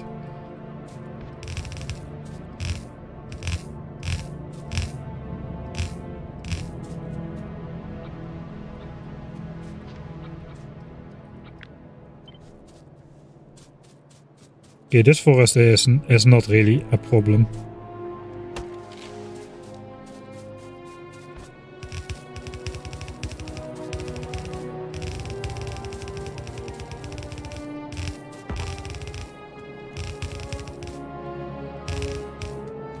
Or is it?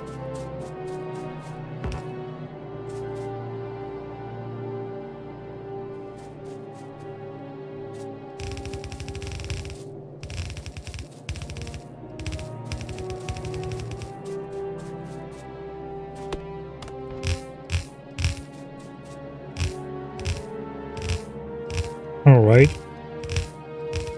I'm pretty curious how far Belts has caught up with pipes now in terms of all-time construction.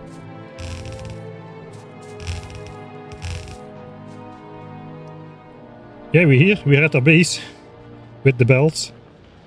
That's good news. We can directly start supplementing science with this. Let's first check the all-time build statistics. Well, we're getting there. 74k pipes, 73k walls, but bells have gone up to 61k now. A couple more. I think by the time we have blue signs set up, we should have surpassed. Bells should have gone to the top spot. I'm pretty sure.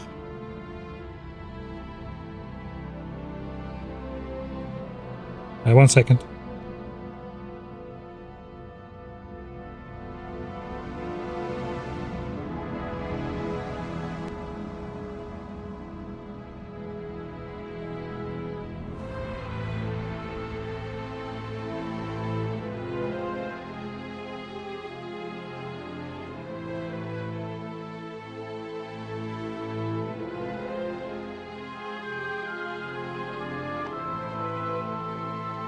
All-time kills. Mostly small biters still, looks like. 15k. Second and third place are the big ones. We killed more big biters than medium biters by far. This is because we did most of the first attack wave in the small biter era and most of the second attack wave in the like almost behemoth biter era between like I I think between 83 and 89% evolution, which is mostly big biter spawns. We did not do anything in the, like, the area where the medium biter shines. Over 1,000 medium worms have been destroyed. And 24 big ones.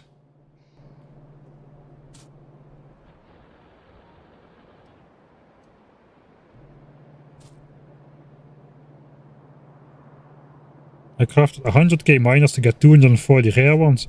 Yeah, I'm going to not craft miners directly. I'm going to basically put quality modules in my miners and get quality ore, level 2 and level 3, and from those I'm going to try to craft quality miners.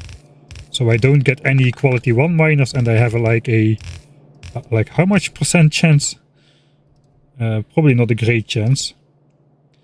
Yeah, 1% quality per... Okay, we can get rare quality modules, I suppose, with a bit of luck. That gives me 3.2% chance to roll a rare miner from uncommon plates.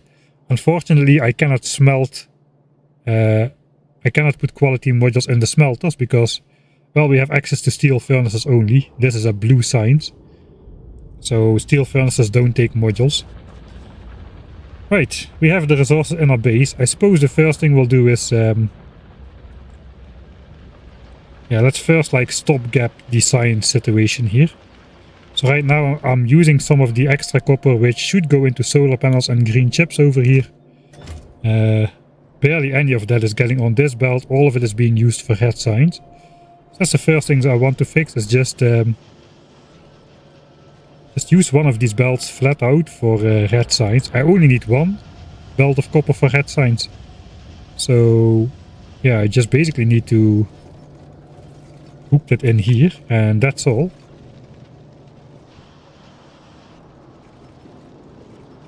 Actually...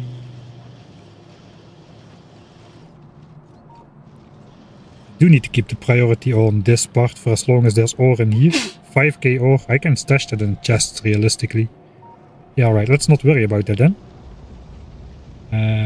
Am I ever going to mine ore again here, or can this just go? That's another question. Like, am I ever going to smelt ore here, or can this just disappear?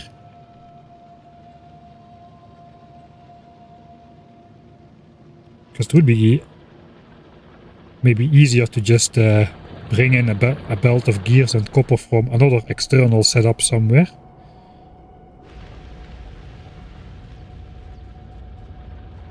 I think that will fit. It will fit actually in these furnaces. Yeah, these can hold 4,800 copper plates, and we've got 4,900 copper ore remaining. Okay, so I don't need to worry about that. That will all just accumulate in the furnaces. For now, I'm just going to quick and dirty arrived at base, fix, temp fix science, temp fix science. Hey C-Rex, thanks for the level 3 subscription for 3 months. Oh, and 11 months in total, of course. And of course all the health things. I think the get up and stretch is not available at the moment.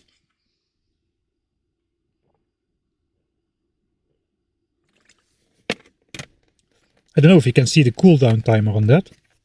And it probably is time pretty soon again.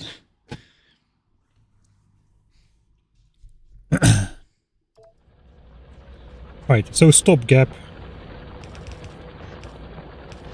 Red signs. We just plop that right in here. We can use a splitter. No, we won't use a splitter. We won't even use a splitter. Are we relying... How are we getting copper in this chest? It's, okay, this is coming from this side. Alright.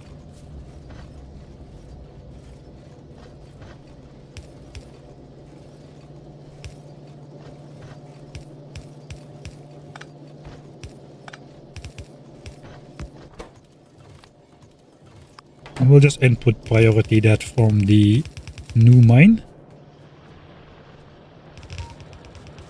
For now, this is a temporary belt.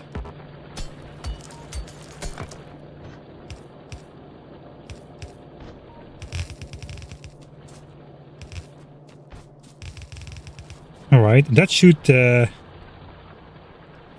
free up the copper again to make the solar panels and the green chips. The green chips which we'll also need for the modules. Let me get rid of those belt readers if I can. I cannot because there is no radar there.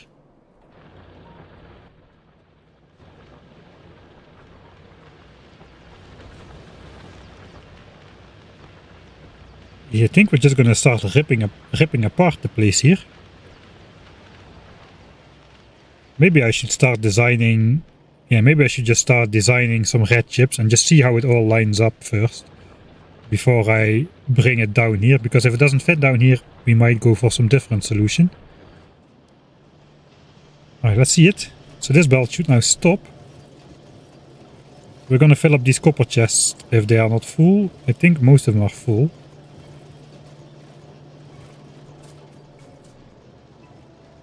Now we're using this belt. This belt has stopped moving. We're using the new belt to do red signs completely. We do seem to have an iron problem as well. These gears are not backed up, so this is not keeping up as well. So also put some iron belts in there.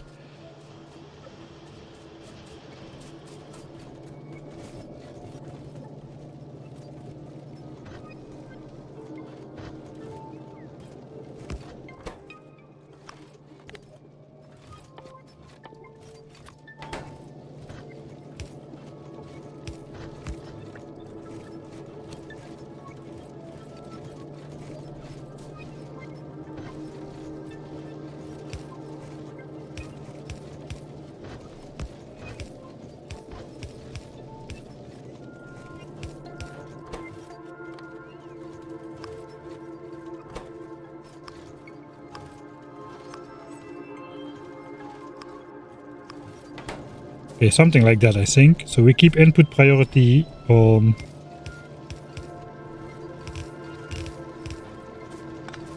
Keep input priority on whatever is coming out here, out of this mine.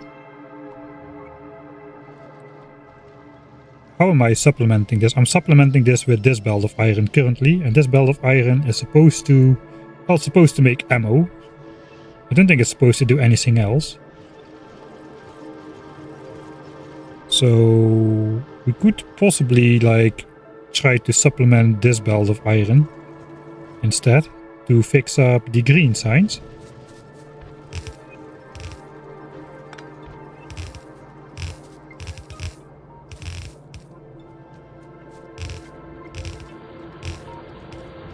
Some temporary iron belts go this way as well.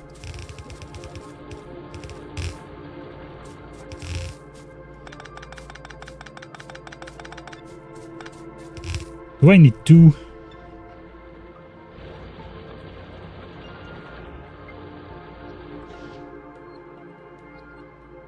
Yeah, let's just do two.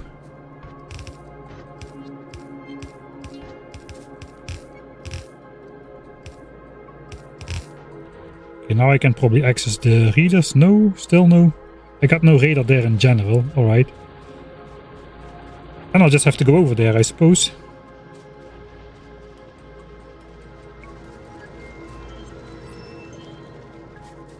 Alright, so this iron is now helping out the actual iron. That means these belts are going to be full of gears again, which means these gears are going to stop being supplemented on this belt. It's like right now it is backed up again, so I have no idea what's going on there. Only 11 hours and 6 minutes left. 7:35 SPM. Right, so this is going to keep flowing, unlike the copper, which has stopped because we put input priority there. Now we should get some pollution here. I think we are going to be good. Alright, and then we just need to set up the belt of iron, which was coming from the bottom, to go towards green signs, I think.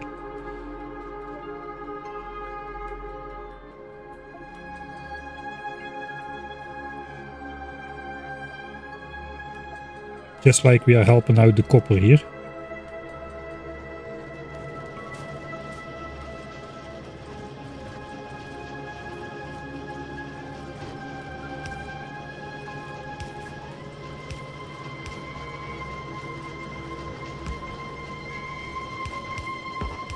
This belt is also not very full anymore. Because it's also going... Okay, this is also going to circuits.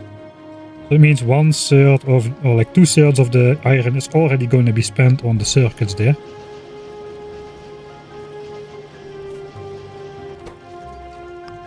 So I'll output prioritize towards here, I suppose. This is already turning into some proper spaghetti here. I think at the moment only this belt is not saturated, but of course once I saturate this belt we might get some problems on the other belts.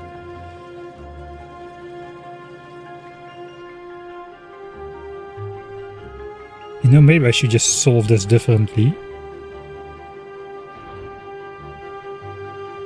I got 2 belts of ore coming in here. If I just sideload the ore onto these 6 belts all together here, maybe that's a more effective solution.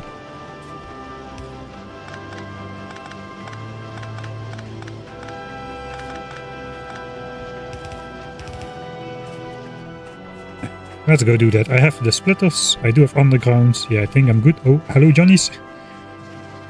Should not walk in here.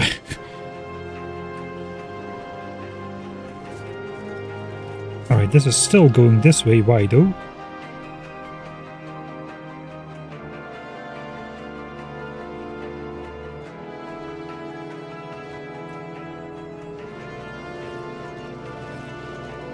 Alright, because we're filling up these chests as well.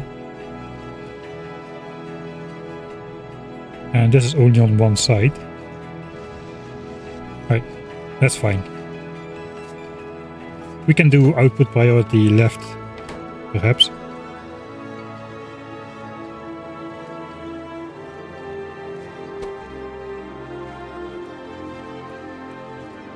Because we are no longer... No, we are relying on this to... this is also doing green... Yeah, it's also doing green signs. Okay, so we need to keep the output priority on the right. Let's go fix those iron belts over there.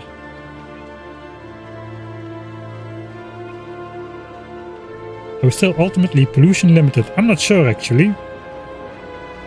Technically yes, but I'm just not sure I have the time to build more than 900 SPM with all the other tasks that I have to do. Alright, so if we look here at the gaps in the transport belts, we can see the iron belts have a lot of gaps. At least 2 of the 6 do. Not all of them.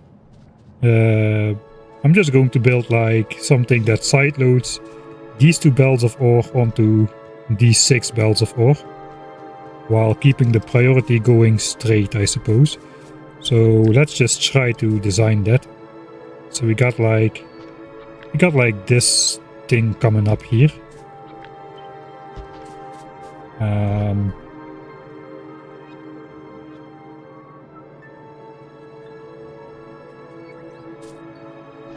Maybe I'll try to keep it in the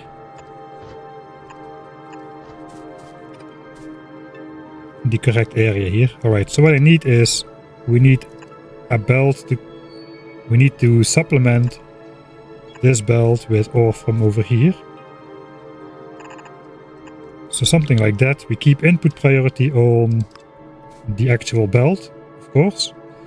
And then we just need to do that for all the belts.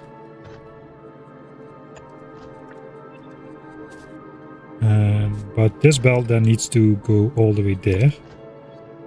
I think we need to do this one underground, realistically.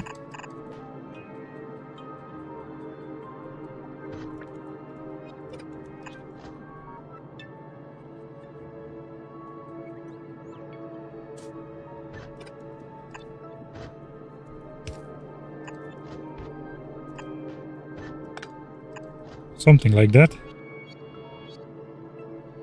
Is that already copyable?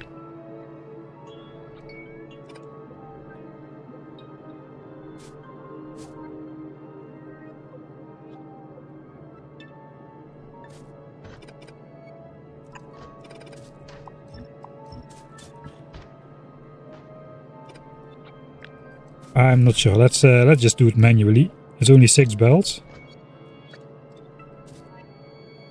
So this belt has to continue then. Okay, that does, so it does seem to be copyable.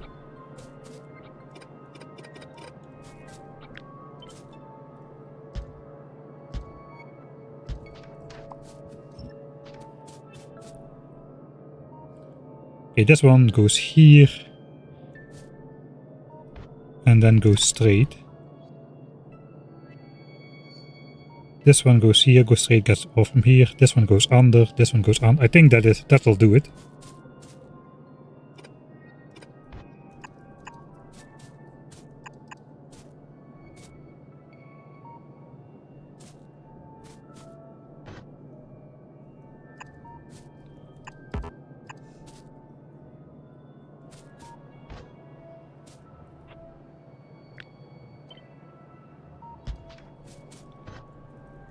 And then we'll do it like this to make it look, I don't know. 1, 2, 3, 4, 5. Where is the 6th one though? 1. Ah, the 6th one is this one.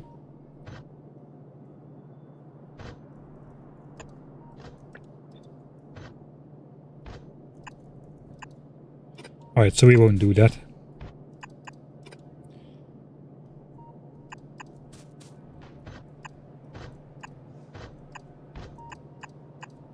Right, there we got it.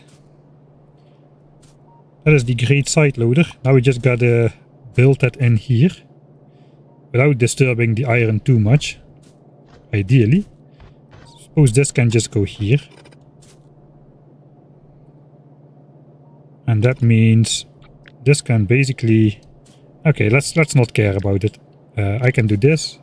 I can just hard copy that on there. And we should be good to go.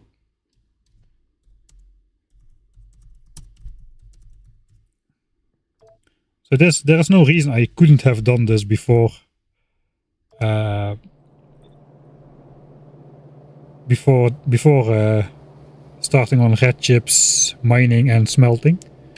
We just did not have the incentive for it. Hopefully my inventory won't overflow. I will just press F everywhere and hope for the best.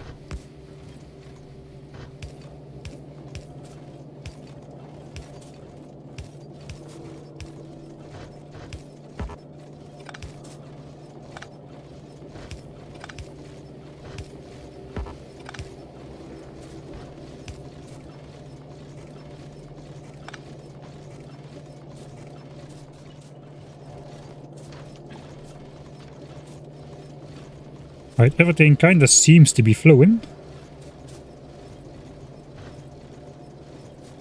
So then we just gotta do... We got like 2 belts here.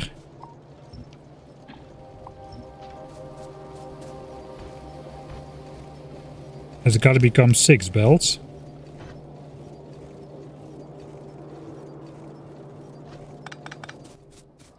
I do know how to make a 1 to 3 splitter, so that is good. As basically 1 belt goes in, 3 belts come out, and the last one just goes back to the input. So if I have 2 of those, that could be like that. 2 belts come in, 6 belts come out, something like that. We just flop that onto here.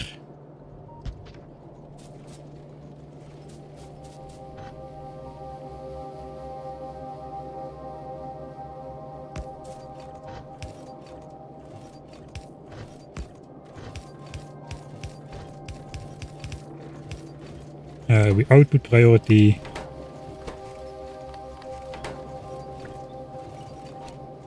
onto the belt where it should go.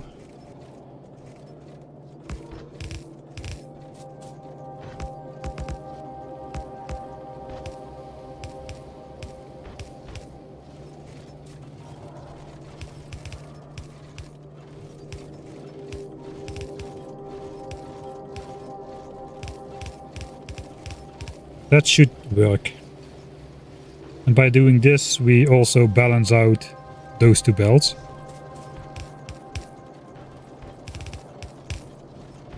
And we just hook those up in here. Let me make a save for editing mic.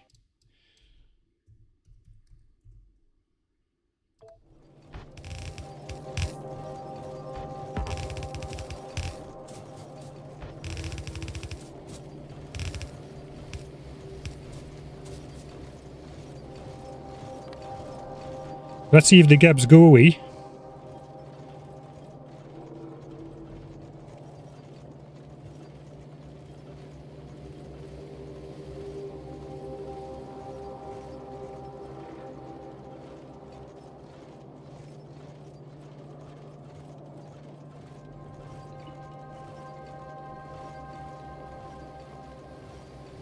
And everything has to back up. Maybe I have to like side balance these lanes as well, since one side is backing up. All the gaps are now on one side. That will probably get fixed if I do something like this, where I have exactly space for that. That should probably fix it. Hopefully everything will back up, unless I simply don't have enough iron. But that should do the trick, I think.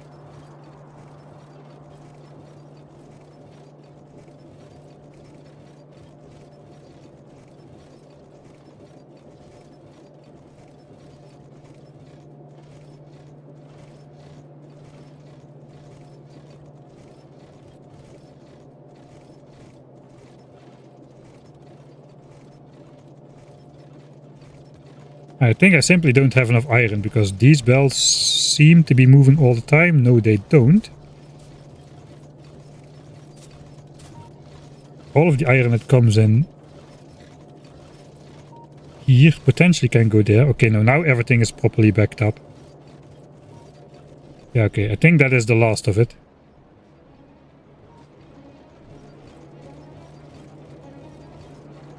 Yeah, all the iron from both of these belts can flow everywhere. It just took a while to compress everything. Okay, so that should do it.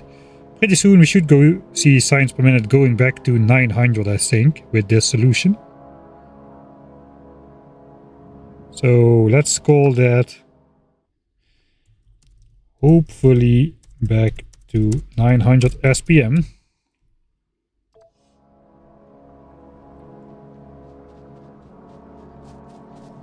Some wrong belts after the splitters, huh? Ah, these, yeah, okay, I see what you mean.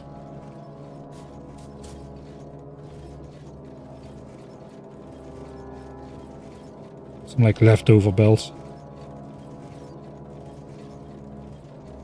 Alright, that looks good. Let's switch off the gaps, because that uses a lot of UPS. Line number 3, I think I just fixed that. 1, 2, 3. 1, 2, 3. I think it's right now, right? If it's not okay, let me know.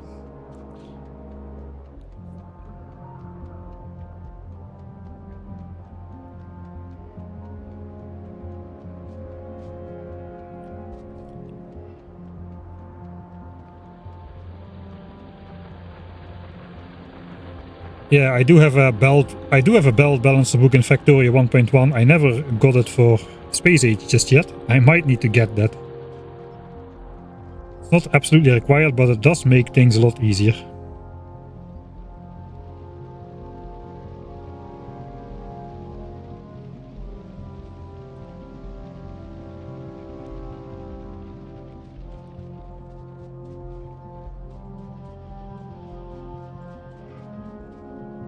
Right, so this is going at good speed again now, it appears.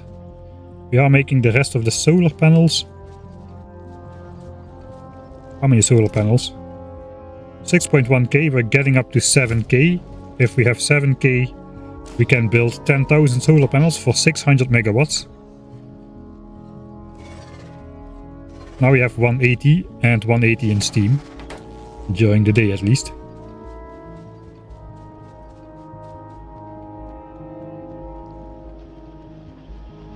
Alright, so eventually these gaps should go away. It's already looking better. Yeah, the belt here still are full of gaps. It takes a bit of time for all of that to arrive, especially with yellow transport belts. The copper is also not great, but the copper is supplemented with plates from the top here. So eventually this belt of inserters should be full again. And we should be getting back up to 900 SPM. Let's see if it happens. Just wait like 15 minutes or so. And that should be good. Alright, I think then it's red chip design time. By that time the copper miners probably will have run out as well.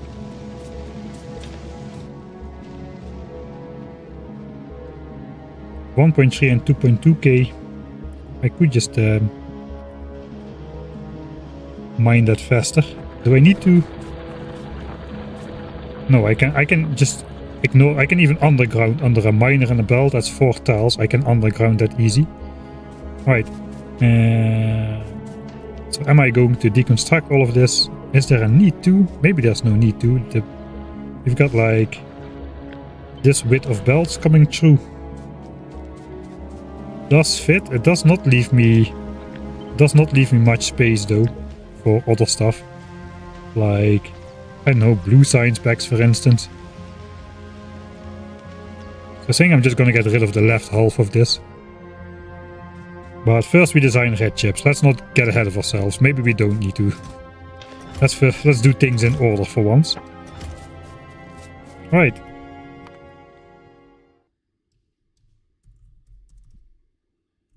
Time to design red chips.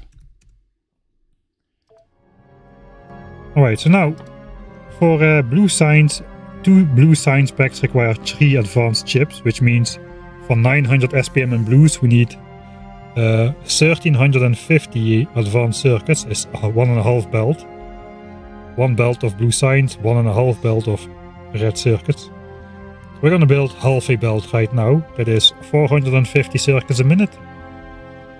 And that should get us like 10,000 modules worth of 10,000 modules worth of advanced circuits in an hour or 2, which should be fast enough, I think. That is the goal.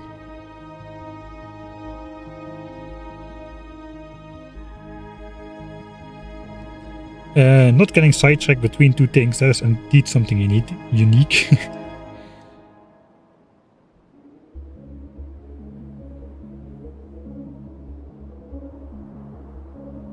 Okay, let me get sidetracked for a bit. Okay, we were going for 2 hours. Power is still good, it's a lot better than yesterday. Alright, we need an inventory of stuff, an inventory of things, so we can design. Like, you know, an actual inventory. I have way too many belts.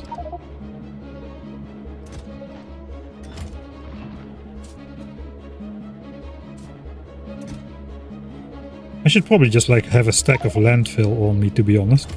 There we go again. 14 and 32 is 56. 56, 58. That's 88.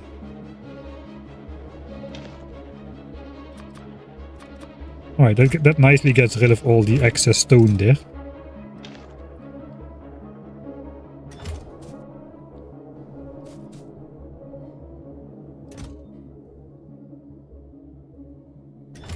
Alright, so we don't need miners. Okay, I just need to organize this a bit. We do need all of this. Gonna need more inserters. Alright, we're in the design phase now. Let's go double hotbar again. What's on 2? Basically just almost the same stuff. Yeah, we don't have red belts, we don't have steel power lines. What should I put there? And we do have steel furnaces now. Let's update that at least.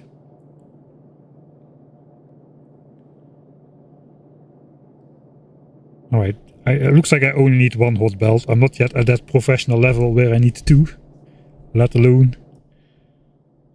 Okay, we're at 90. I need another line. Alright, that's pretty good. Okay, we need. Let's just go from the other way. We're gonna need more inserters for sure. Probably a lot more long-handed because those are faster. We do not need the bricks, let's just throw them in some wall machines. Power lines we need a lot as well. Assemblers we don't have too many. Probably gonna need a lot more.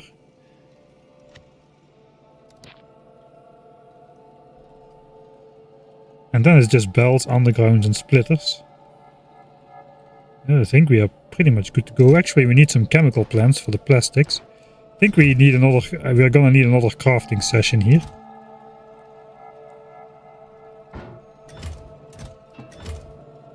Did I not make chemical plants just yet? I did not make chemical plants yet.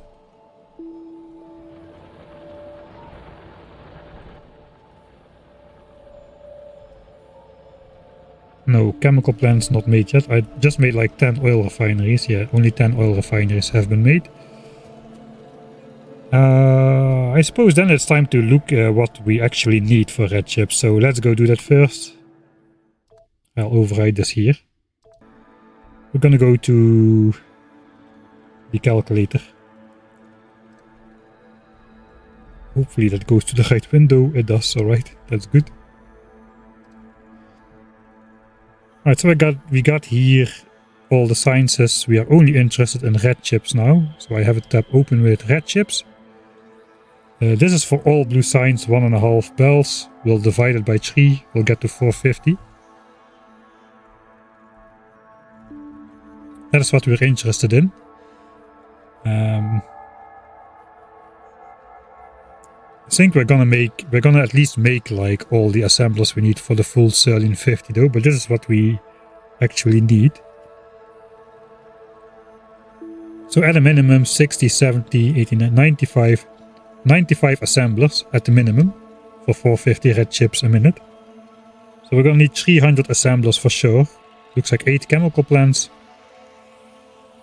And more oil refineries than we have, just for 450, but that is why we've got the giant buffer. We don't need to worry about live producing the oil.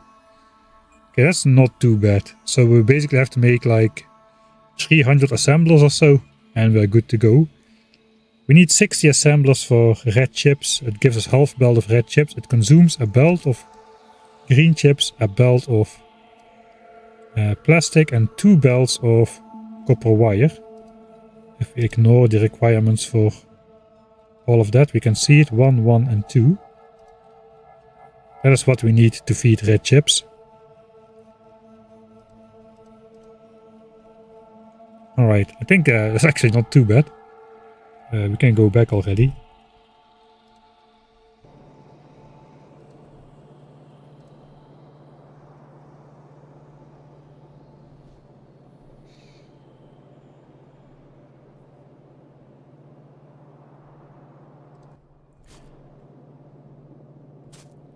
Alright, so 400 assemblers. That's actually pretty handcraftable, I would say. We just need 1200 circuits. Easy. That's 1200 circuits. These also need 1200 circuits. Can I get those in one time? Yes. 5 gears and 5 gears, so that's 4000 gears. That should be just a full chest here, if we've got any. We got it. Right. Half in here, half in here. And then the difference is this one needs 9 iron, so that's 3600 iron. Like so. And the other one needs steel. That's 800 steel. Couldn't be easier.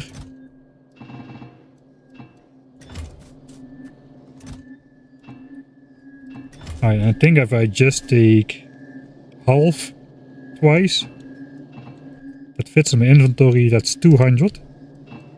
And another 200. There we got it. We didn't even need the Michael Hendricks hand feeding area. We just needed the Hendricks hand crafting area for this one. That's gonna be finished in no time.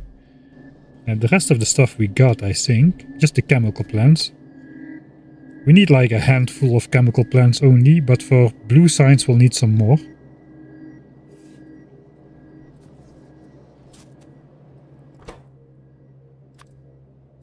This is 5, 5, 5 and 5. It's very easy. So a stack of 100 makes 20 of these. 20... That's 320.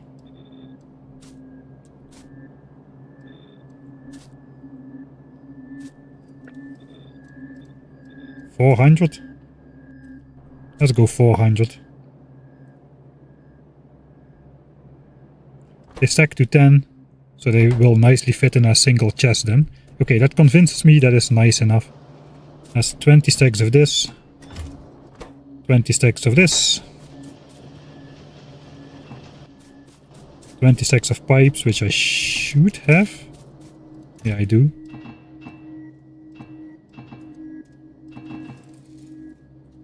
And 10 stacks of circuits.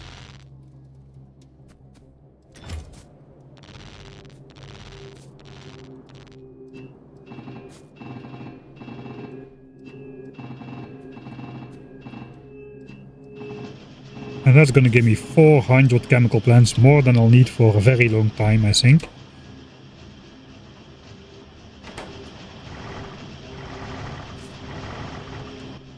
With these 20, I'll probably have enough for... I'm gonna need 24. 3 times 8 for the full red chip build, so that is all I need, really. Okay, we're making the assemblers now. I think we can just grab the rest of our inventory and continue on.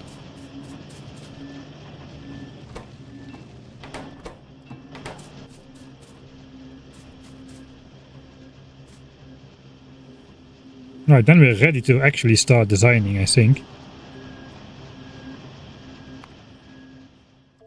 We'll save it here then. Do you like the expansion? What is your opinion? Yes, the expansion is awesome. Of course, I'm nitpicking about a lot of stuff, but the overall thing is, it is just awesome. Right, so how much space do I have to design red chips here? See, okay, we've got another 10 hours for that. Okay, we're back to 900 SPM. Look at that. Exactly back to 900 SPM. So the fixes have worked. This is what the design is intended to do. Once we have productivity modules, it's going to be even higher. It's going to have 8% extra science on top. Actually, sidetrack coming up. I feel a sidetrack loading here. We're gonna have not enough labs. I do have extra labs though. Is that enough? So to consume 900 SPM with 30-second technologies, you need 900 divided by 2 is 450 labs. I've got 480 labs here. 480. I've got a weird setup where I directly input the red and green signs, and I plan to have the blue signs come in on a belt, and eventual other sciences as well, I suppose. Whatever goes into this setup.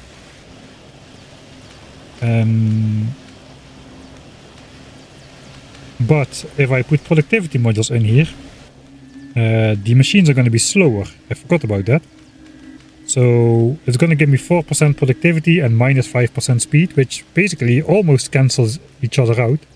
But that means we're no longer going to be able to consume the full belt of stuff coming in, I think. These are going to run at speed 0.9 then, instead of 1. So we're going to need 450 divided by 0.9 labs. It's about 500 labs. Let me just quickly plug that in some calculator. I can do that. We can do that together. So we need 450 labs divided by 0.9, which is going to be the new speed of the labs after productivity modules. That's exactly 500 labs. Alright. I could have been really smart if I didn't say about 500 labs, but oh well. Exactly 500 labs.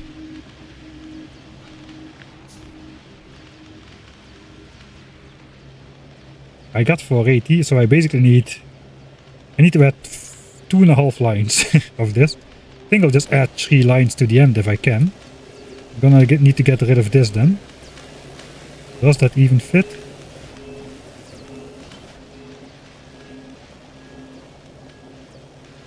I think it does fit. Yeah, okay, the wing is in the wing is in the way, but not really. The wing is exactly not in the way. It's like it's meant to be.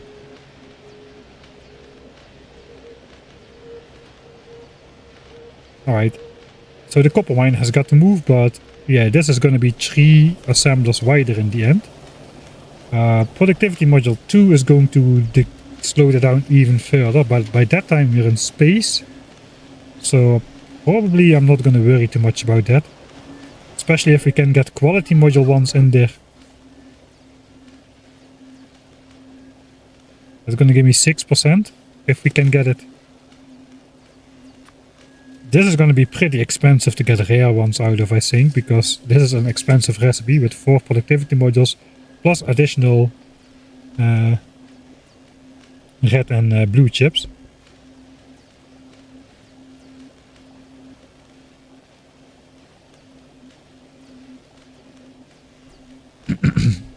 So I doubt we'll have rare ones of these anyway. Rare ones of the level 2. They are pretty good though, 9%, but yeah, it's gonna be hard to get them. I don't think I'm gonna get those. I'm not even sure if I'm gonna get these. So yeah, let's not worry about that. We'll just go 3 extra to be able to consume the full belt of resources. That might give us close to 1000 SPM. Okay, that means my outline... I got an outline here on one side. Okay, we gotta move this out of the way then.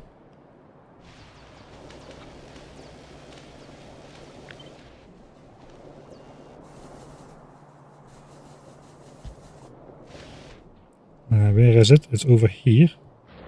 It's gonna be right where my steam engine is. It's gonna be here.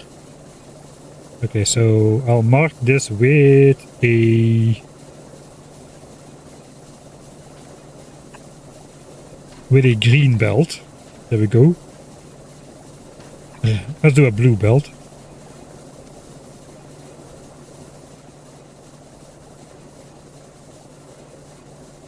That is where the assembler is. There's also going to be a belt below that. Yeah, there's going to be a belt below that. So the belt is going to come to here. The assembler is going to be here. Okay, that's the extent where the build will go. So this has to move as well. This is the radar power network.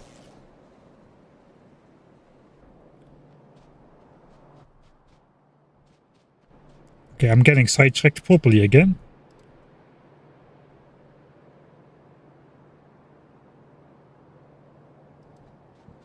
Doesn't quality affect lap speed? Oh, I could get quality laps, I suppose. But I don't know, how many resources is that? That's a lot of resources. I think I want to spend my quality resources on quality miners. I'm gonna need thousands of rare quality miners, ideally. I don't think I'm gonna be counting on making quality labs. I could. Uncommon wouldn't be too hard to get.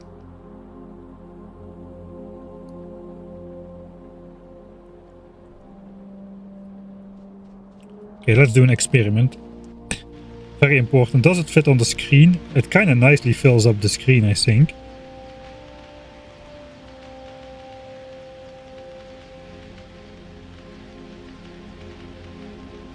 Okay, so it's gonna go until here. We've got these assemblers. Okay, so I can make a nice good screenshot with all the labs researching later on, or like a time lapse or something. Okay, then I'm just going to keep it like that. No quality labs. That's going to make the lab row shorter. That's going to look less epic. Yeah, almost perfect. We're not going to mess with that. You gotta think about the important things when playing Factorio.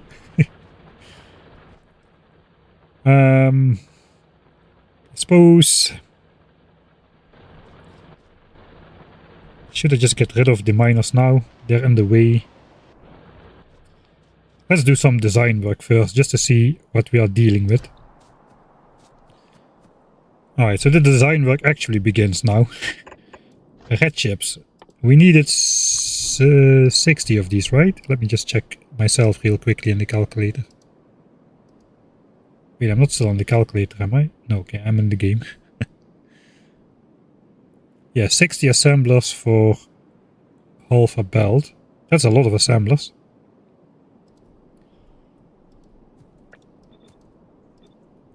There's 5, 10, 20, 30.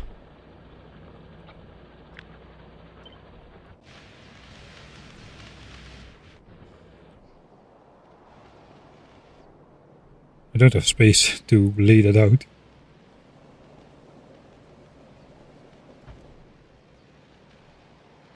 Okay, that is 60.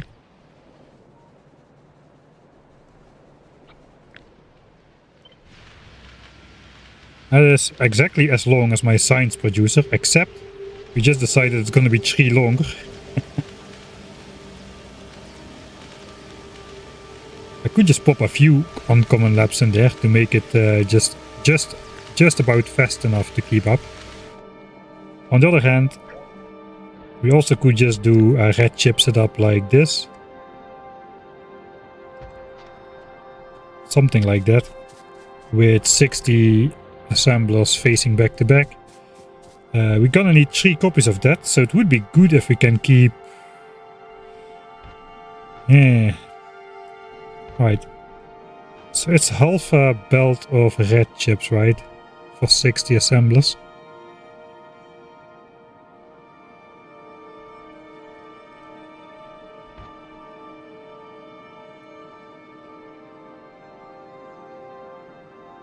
So it's 30 need half a belt of plastic, half belt of green, and a full belt of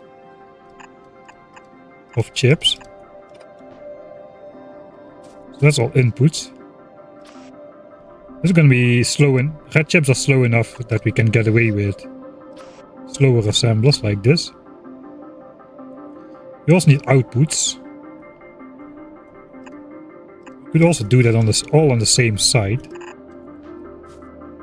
Okay, actually I spaced it out perfectly then. Outputs over here. Inputs over here.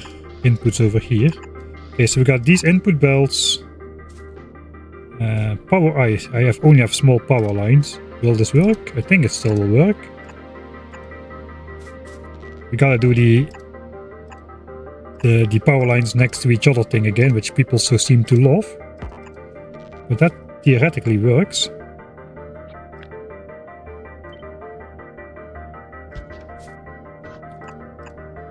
Just need to underground these.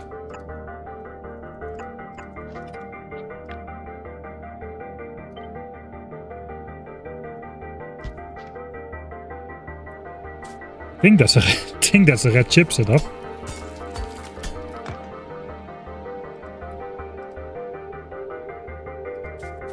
Good quality assemblers help with SPM. I don't really think so. You need less assemblers to do the same job basically. It also produces a little bit less pollution. It is a little bit better, but maybe it's worth it. I don't know. Maybe it's worth it. Alright. So now we just copy this a couple times. Hopefully.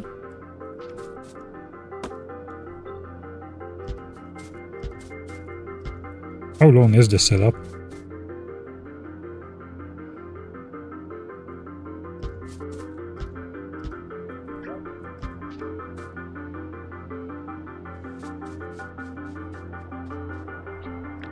Okay, that could be one of them. And then we could do 3 of these like back to back or something. And that would be... that's a pretty big build. That is red chips. I suppose as compact as you can build it with the resources we've got. I don't think... with all the logistics happening on the inside, I don't think we can make that much smaller.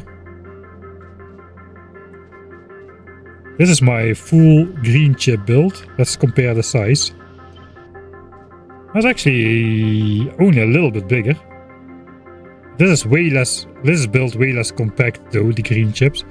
The green chips thing is, or like the green science thing is a wildly swinging melee of red inserters. It is overbuilt as well. This was built around the Mark I assembler, so it's not really directly comparable as well.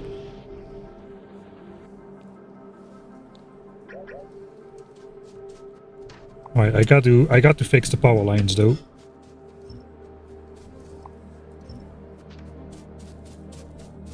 Okay, so this is connected correctly.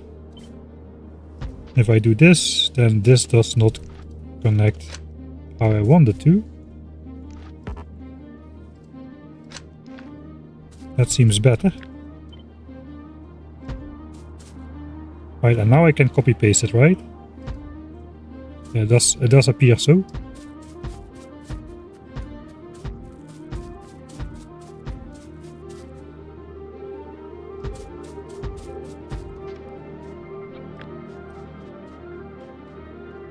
$64, $60. Alright, this is the size we are looking for.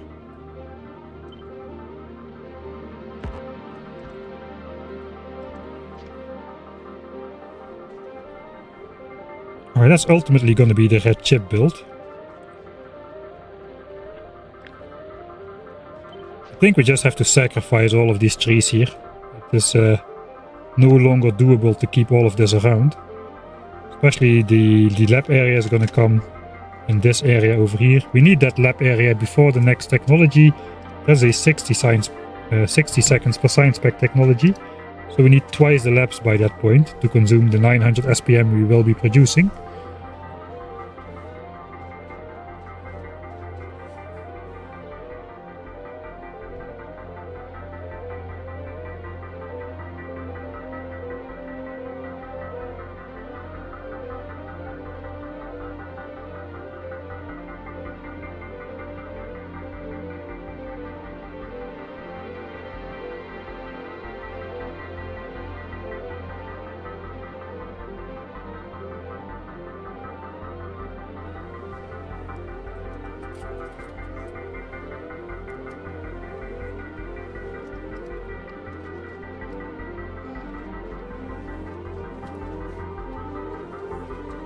Alright, that means to be able to properly fit this in, I think I'm just going to have to move this out of the way first. Let me make a blueprint of this so it doesn't disappear out of the copy-paste queue. That is 900 SPM worth of red chips laid out.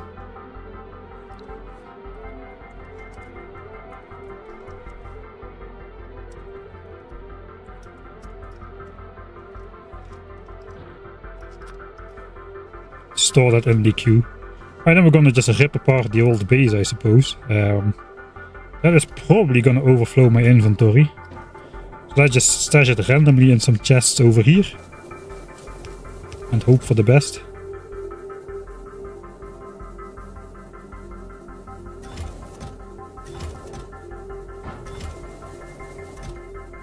Yeah, just throw everything in there. That's not. I think I'm just gonna have to move the radar power grid. I could just run it off steam. I can make a separate. This is the radar power grid, right? This is the radar power grid. That's not powered by these steam engines. Technically, I could just move the steam engines without moving the boilers.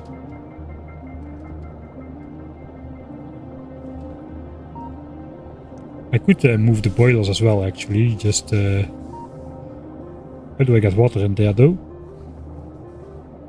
Probably not. Yeah. I think we're gonna just run it off the existing steam engines here. Just hook this up of the steam network. We're just gonna run the radars on a separate power network, which is produced by the same power plant. That should work, right? I think we're just gonna try that.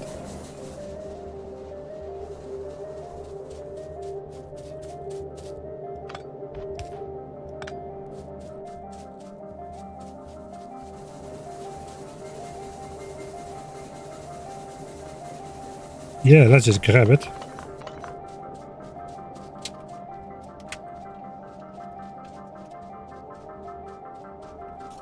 Just research uranium ammo, right?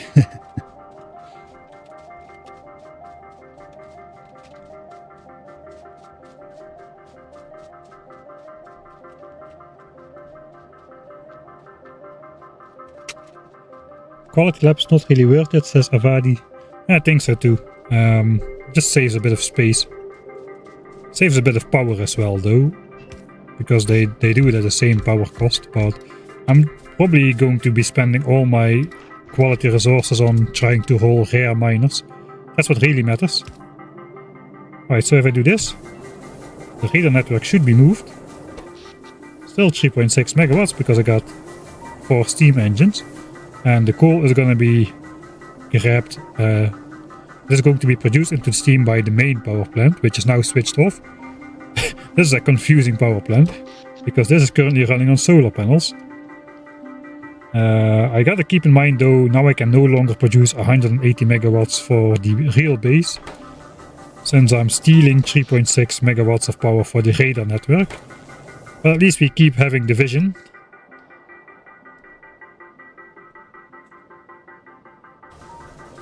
Okay, that was easy. Alright, didn't even need anything.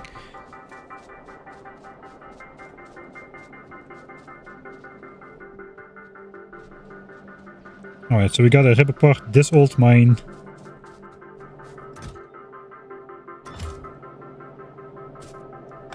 Why was this not just rotated onto the belt? One could ask oneself. Now my inventory is gonna be overflowing.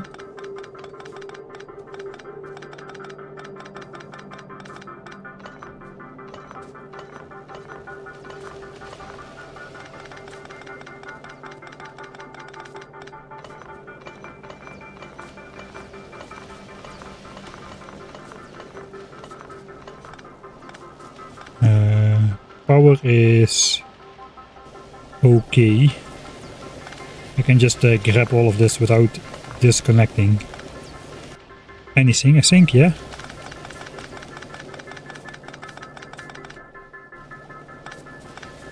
Alright, the copper was going on to which belt? This belt.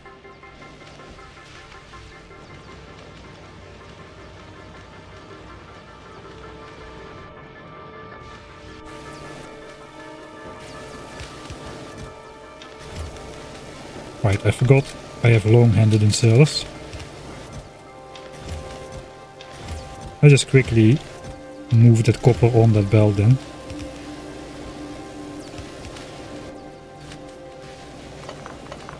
So I don't need to run back with a full inventory.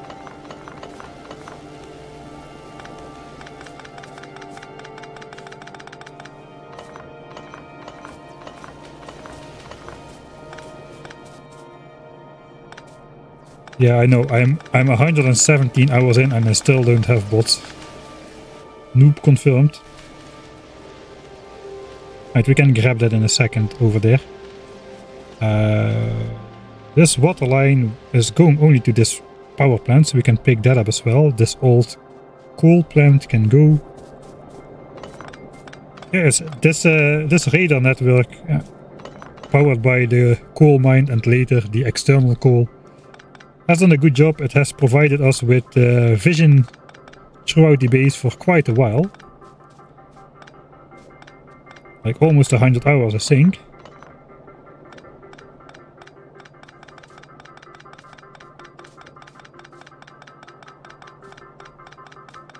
But all good things come to an end. Actually, we are still using it. It's just moved to a new location. It's not all that dramatic as I'm making it out to be.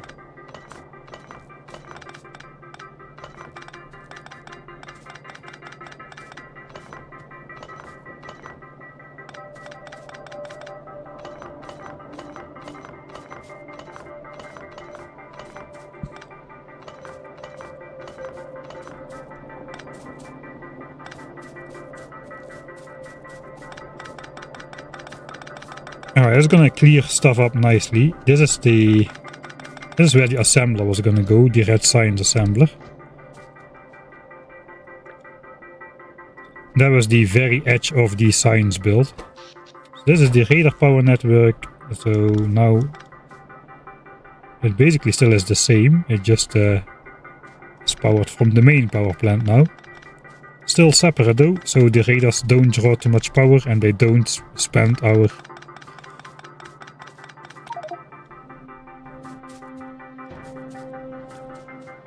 solar and whatnot. Okay, this is going to be a little bit annoying.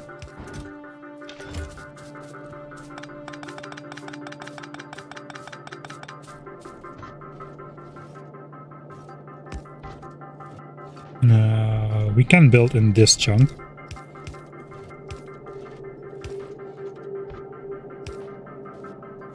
We are still prioritizing the input from here. Perhaps we should just get rid of this entire coal belt here as well. The only coal that's coming from there is coming from up here, which is basically this little bit of coal.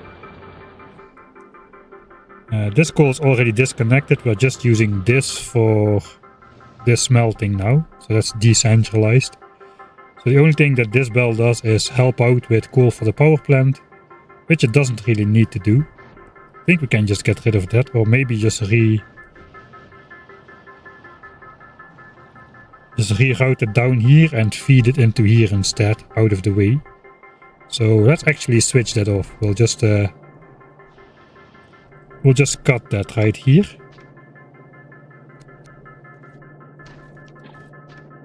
And this should eventually empty out, and I don't need to pick up all that coal by hand, like this coal. I don't want to run back separately.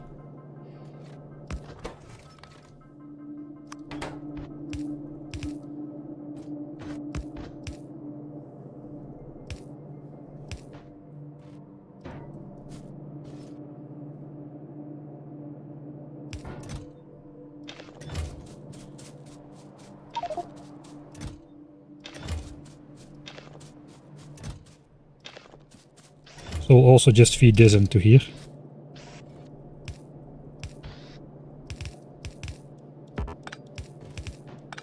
This is the radar power network, so I have to do it from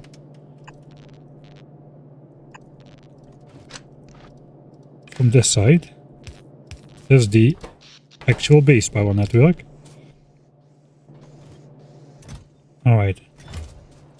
The fight against the full inventory continues. I gotta pick up all of these underground pipes as well.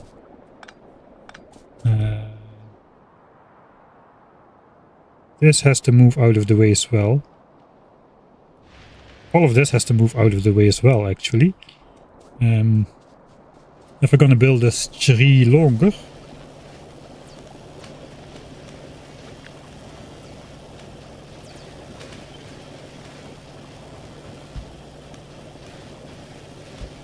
it is basically gonna look like this.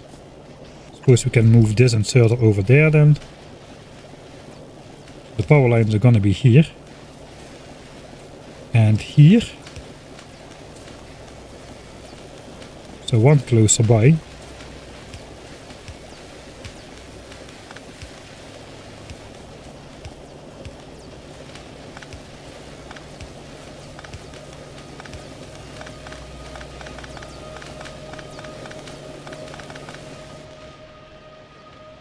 There's also an old belt.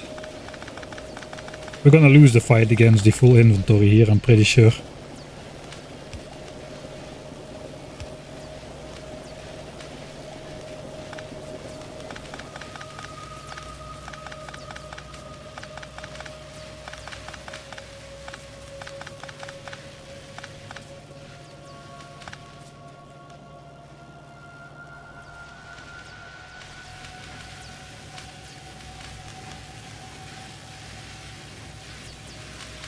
And then these are gonna go away completely. That should tidy things up again.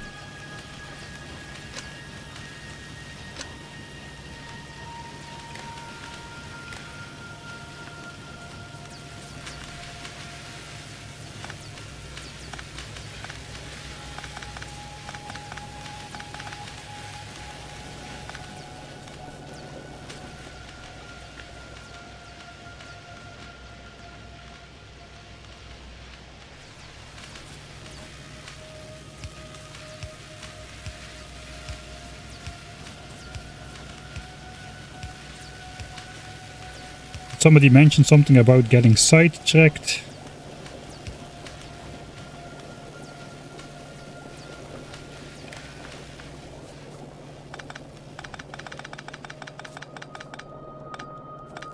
It is the main power line of the base, so I absolutely need to not break this. That's the only power line from the base. This goes to the iron mine and to the stone miners. So we still gotta keep that as well. This can go though. All of this can go away. Let's continue picking up the pipes at least. Okay, here actually we are on the chunk border where we should not touch anything.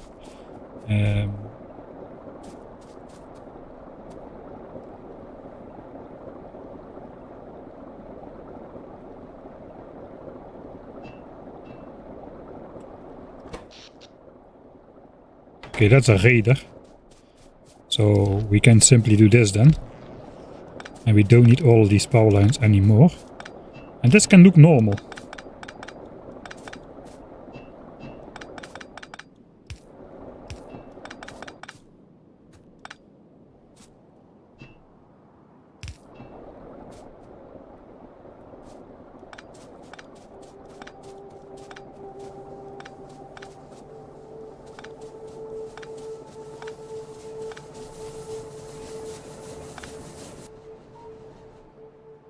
Okay, radar power line is still connected to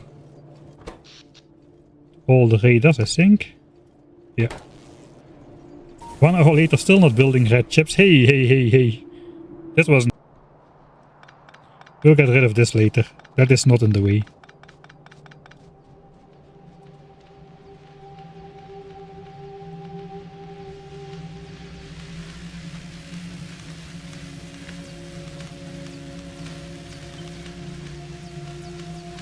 So basically this is what we have to attach then.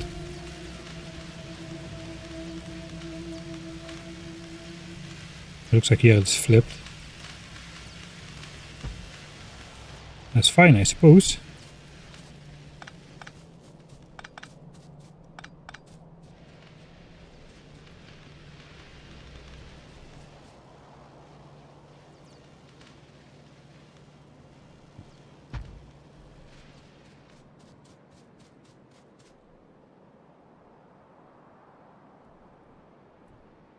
Okay, that lines up, so I think that's correct. Okay, the reason is I just want to already put this power line in place because that's going to be bringing the power to the other side. Now that we got rid of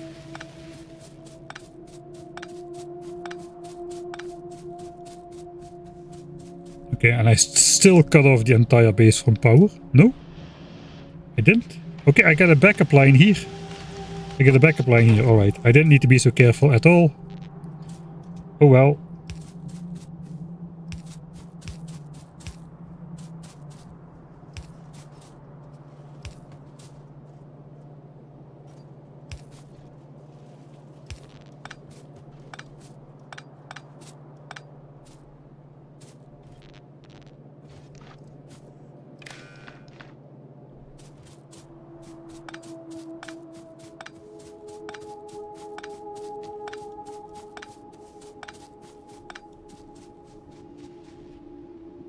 Alright, so that's the size. Let's just put the entire thing in there. This inserter. This one is not there. This one is not there.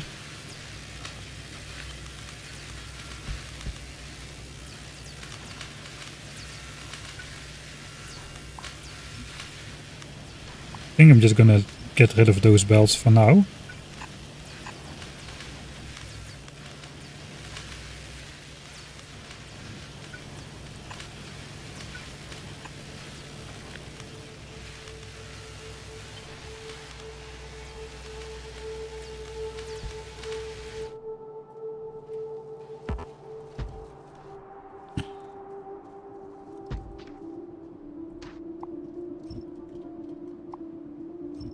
So those are the extra science belts.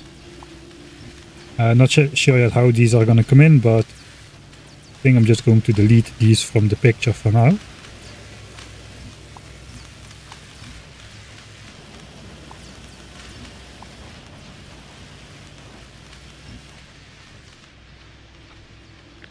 And then we copy the entire thing down here. And it's in the way already of this red chip stuff. Okay, I got a blueprint of this, so I can safely deconstruct that.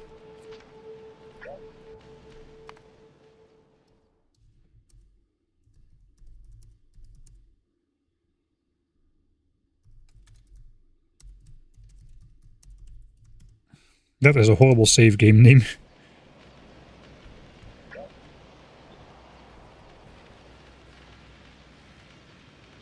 That should go on here. Can I get it in the image completely? Kind of.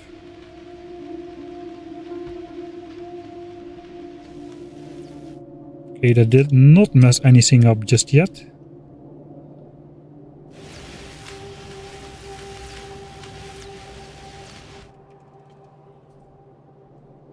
Yeah, all seems good.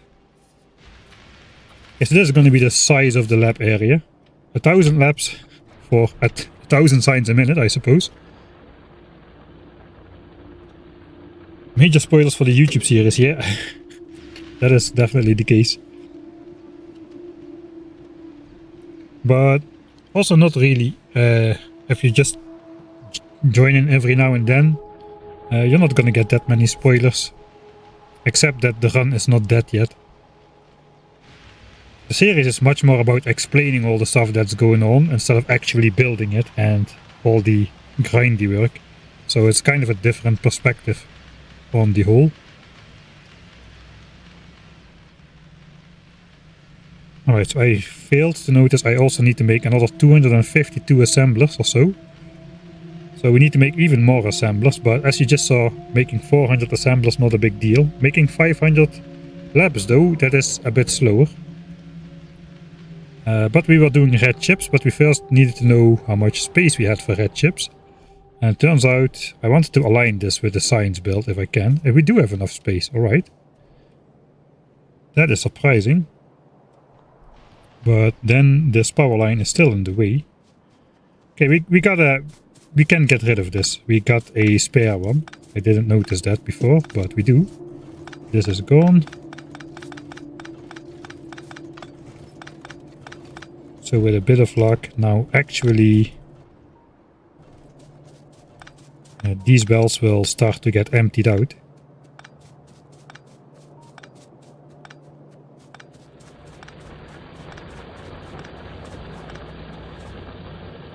Okay, this has like 5k remaining. That should be gone pretty soon. These are gonna run for longer. These were like bigger patches. This patch has run out, this patch has run out. Alright. But we don't need to know that. Now we can basically put the red chip thing in its place. If I align that here, will that look nice? Should I keep some space? How should I do that?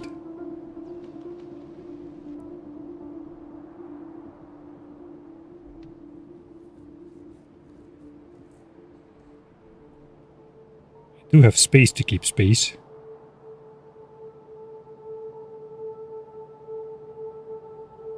I'm not going to keep a roboport worth of space because I'm not going to have roboports. But we might need to snake a belt of engines or sulfur through later or so. So maybe I should like keep a little bit of space. There's a lot of trees which need to go. And then the big question is, this is red chips.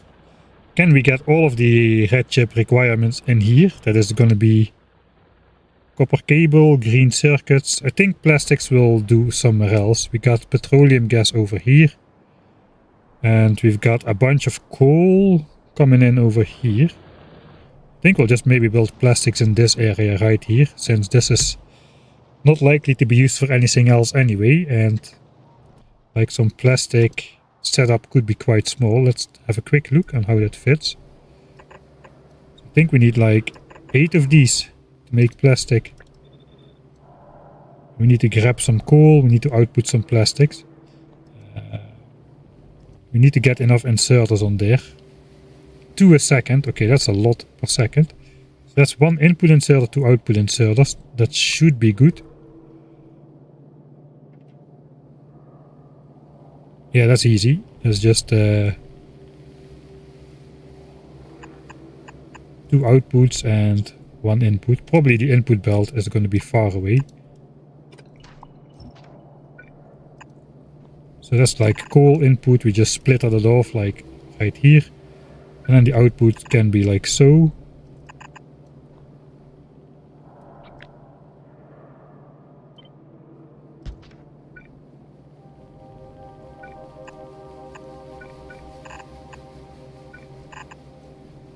Pipes goes through the middle. Somehow we connect that. Just like a general idea.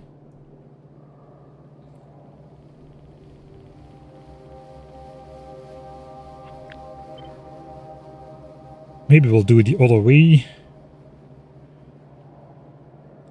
It's more annoying for the pipes, but perhaps less annoying for the actual setup. The problem is a short-handed inserter is not fast enough to keep up with 1 per second. So we're gonna need long-handed. Okay, no. Then we're gonna keep it on the other side. And the coal will have to be split.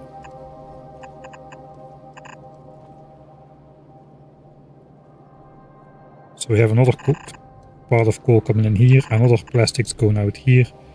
Then we just need to somehow meet these plastics up in the middle. And that's a full belt of plastics from a half belt of coal. And then we need that 3 times. The coal belts can overlap.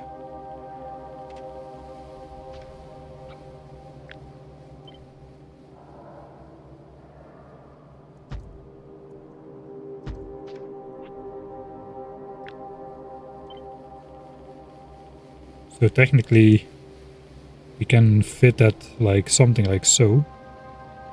Not sure we can make it even more compact, but it does seem a bit wasteful in terms of space like this.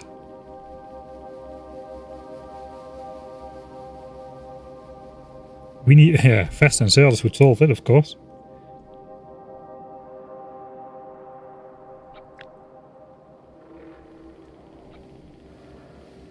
I think that is just going to be how it is. It sticks out a little bit.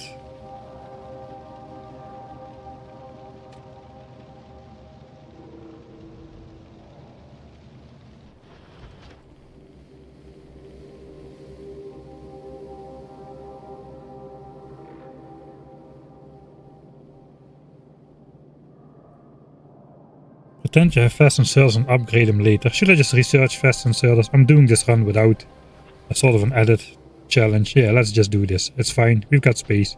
Something like this. So that's enough space for plastics then. We just need to get the pipelines in.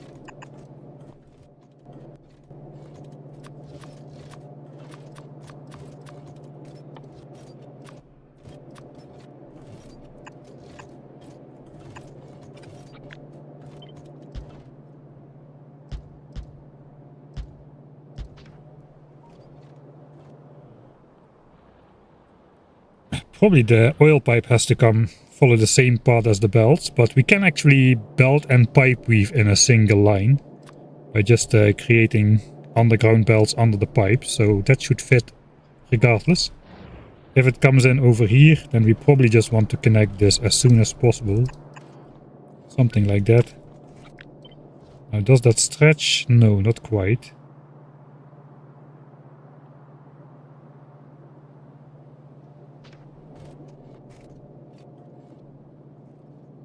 There's got to be a better way to do this.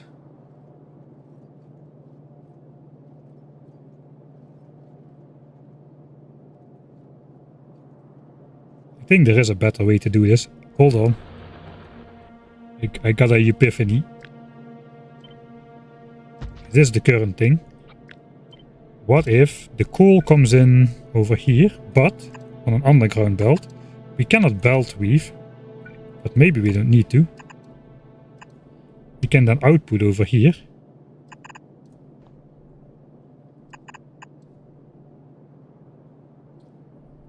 And just go around. Right?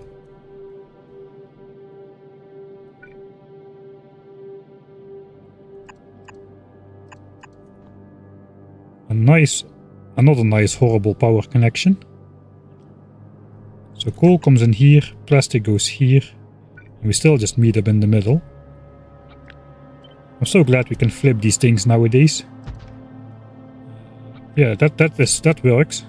That's a little bit cursed, but what else is new?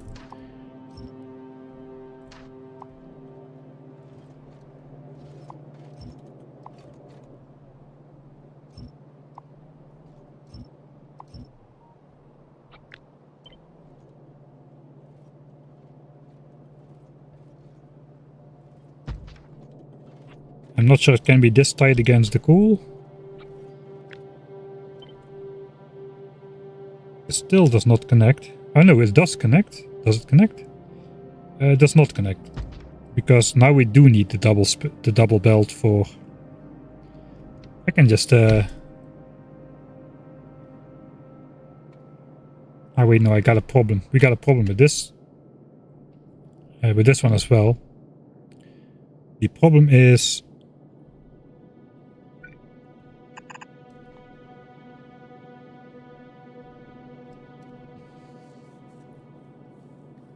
we are trying to fill up half a belt with inserters directly, which normally doesn't work really well.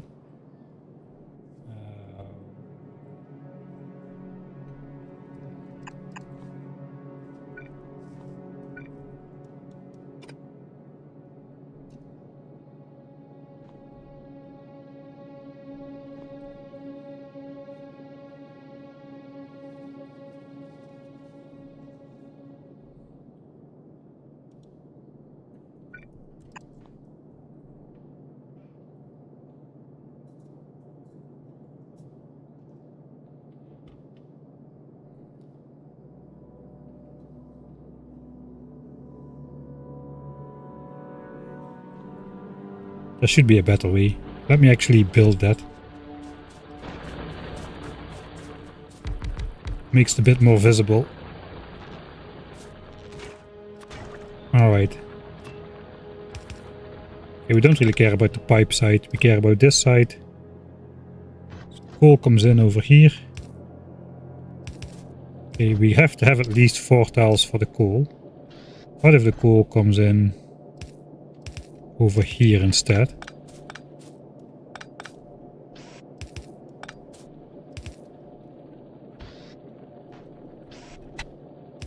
I think we're onto something. Okay, it doesn't really make it much clearer, does it?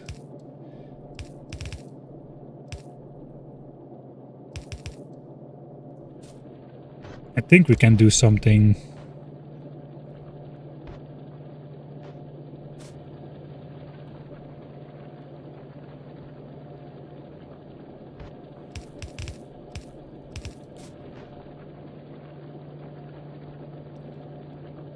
It's the wrong side, man.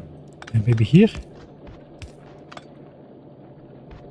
Yeah, this works, I think. Can we power everything? No, we cannot. This inserter is not powered now. The struggles are real.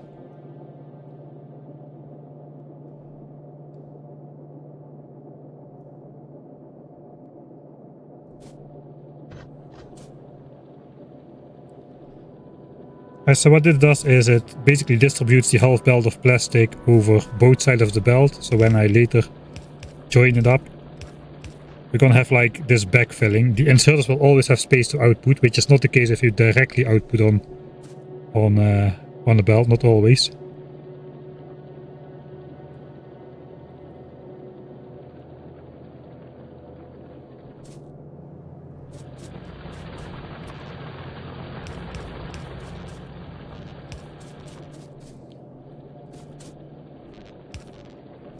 Alright, so this one is not powered now.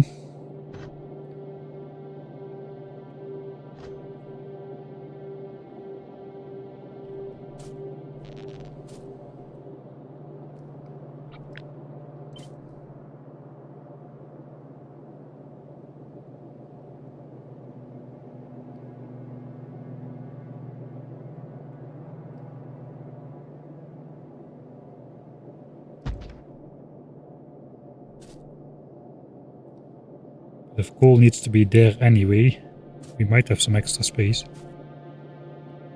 Right, maybe it's not worth it to min-max that so much. Perhaps we'll just go with this one for now. I can bring it out one tile further.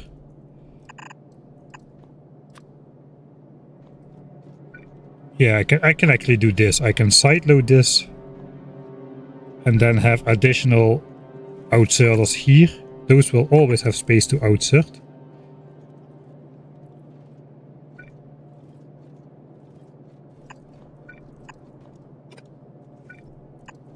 And that will create the backfilling. Yeah, that'll work. Okay, that is good. So the plastic goes on the inside, that goes side-loaded onto here. These will put some extra plastic on the far side, which only will go in there if this plastic is not full. Okay, so that will be a guaranteed full belt then. Alright, that was actually an easy solution then. So now we just stack this 3 times. Let's try to fix the power network before doing so.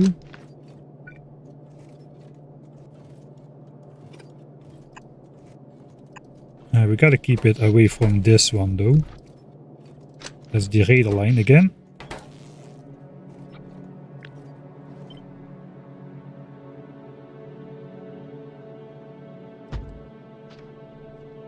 Okay, we can accept this mess actually for once.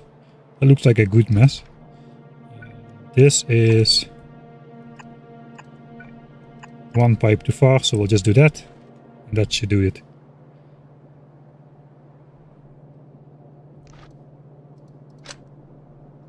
Okay, that's the entire plastic belt. This actually aligns perfectly with the top of the coal belt.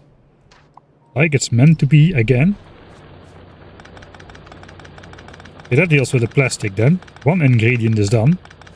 It looked like a side track, but it actually was part of the red chip build, believe it or not. I also have troubles believing that. Right. So if plastic is there, we just need to get green chips and copper cable in here. We need, I think we need 5. Theoretically, we need 5 copper wire assemblers. Let's go quickly over here. Alright, so we need 10 green chip assemblers. So 15 of these copper wire assemblers are for green chips. Indeed, and 10 are for red chips. Alright, so we need 10. We need 10 of those to fill a yellow belt.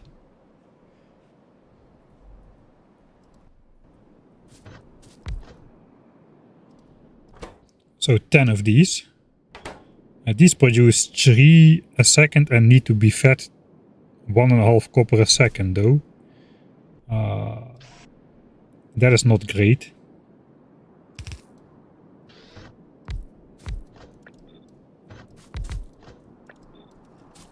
So this should fill 1 belt, basically. 15, yeah, that's the capacity. Somehow this should fill 1 belt. We also need to feed copper.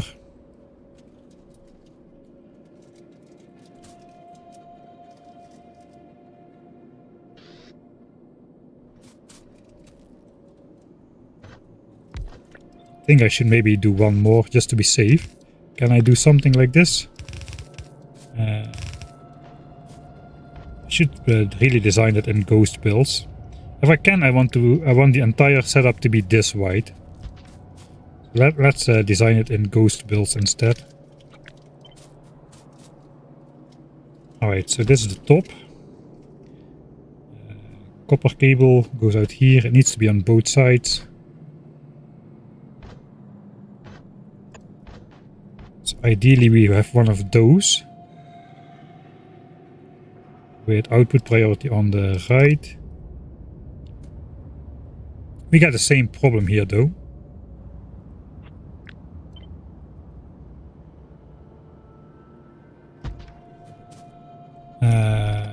Yeah, you know what?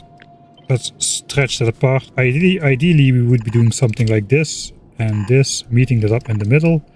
And we have some sort of belt switcher on this side as well. So maybe something like this.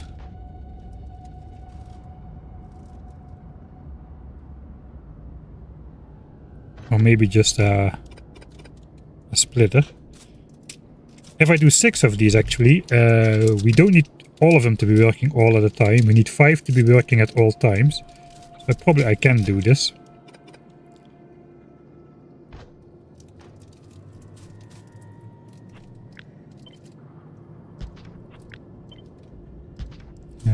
What if the input belt of copper also comes on the top? We need 2 inserters to input the copper.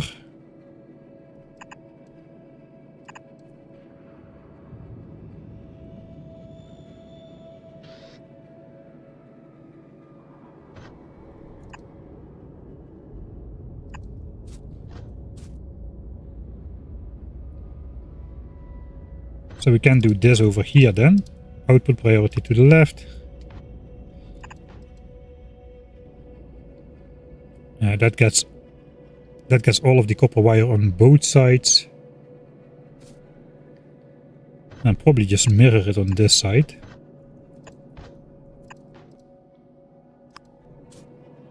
Okay, so then this will be a guaranteed full belt of copper cable. We just need 2 of these. Okay, I can't believe this is actually working.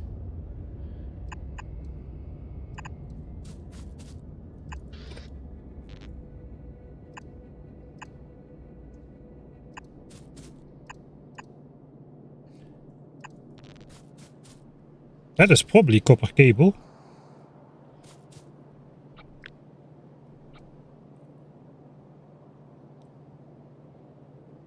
That consumes half a belt of copper and outputs a full belt of copper cable. So we need 2 of these. So basically we can just... The copper belt has to continue.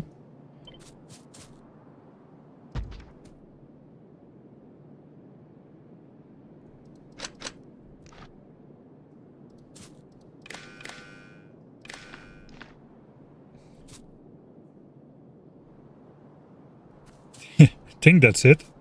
That is pretty compact. We cannot get the belt out this way though, so we have to come out this way and this way, I suppose. Alright, our red chip build. Let me get rid of this. We have 4 input belts and 1 output belt. 2 of those input belts are going to be copper cable. Either the nearby ones or the far ones. It doesn't really matter. 4 copper cable for a mixed belt of 2 green chips and 2 plastics. It's 4 insertions anyway. But 6 seconds crafting time, even the slowest of inserters should be able to keep up with that. Okay, let's actually put this in front of here then. I think so, yeah, I think it's probably cleaner to do it this way. Don't know exactly how it's gonna align just yet, but this could go, like for instance, into here and into here. Let's just draw it for now. And then we've got another 2 inputs which need to go in here. And those both gotta be a mix of green chips and... That both has to be a mix of green chips and... what's it called? Plastics. It looks like we are even 1 tile slimmer, 2 tiles slimmer than the build width of this so far. So that's good.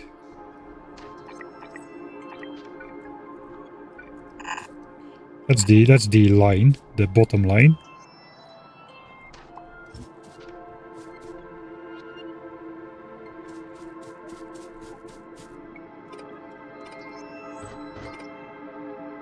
Okay, we can make this better even.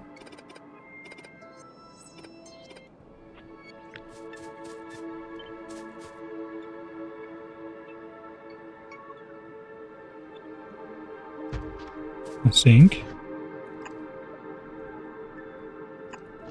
that should fit.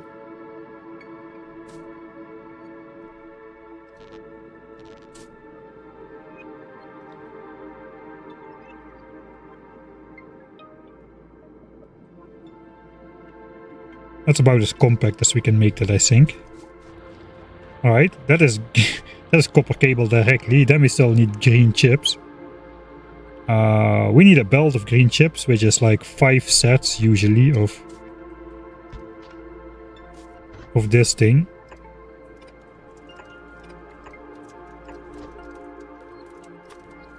But we have already established our inserters are simply not fast enough. So it produces 3 copper cable a second, and these things grab like 1 and a little bit per second. So not the full 3 per second. So instead of 5, we're gonna need 6 of those, I think. How wide is that?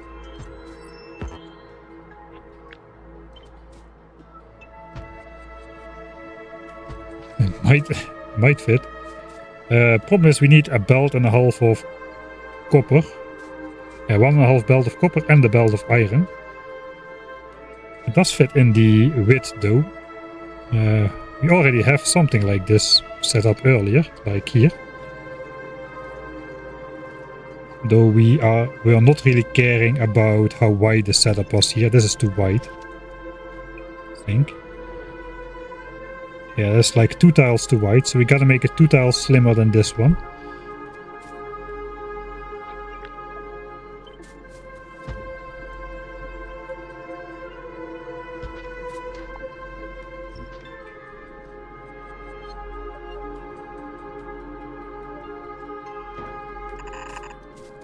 So these are, ideally these are our design limits.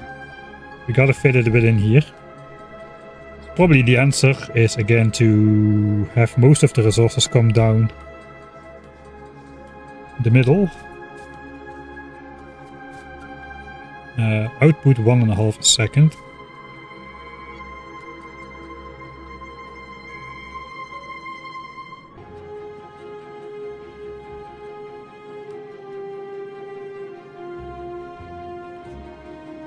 Alright, if we're gonna feed this 1 inserter worth of copper, it's gonna output 2 inserters worth of copper cable.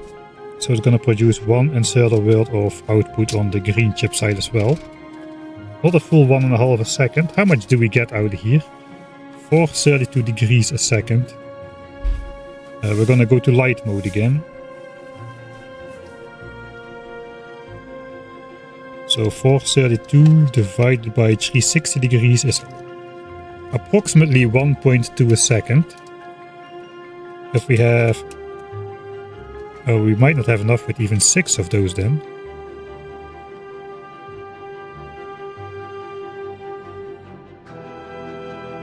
.2 inserter movements a second.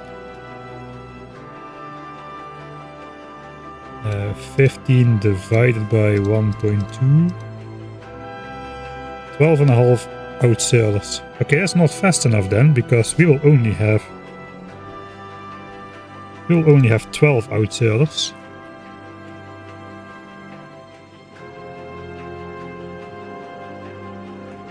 That is annoying.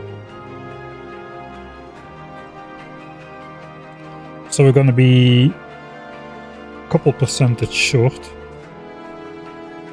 The answer is of course quality. You know, if they were slightly faster, like say 562 degrees a second, or at least some of those, probably then we could get there.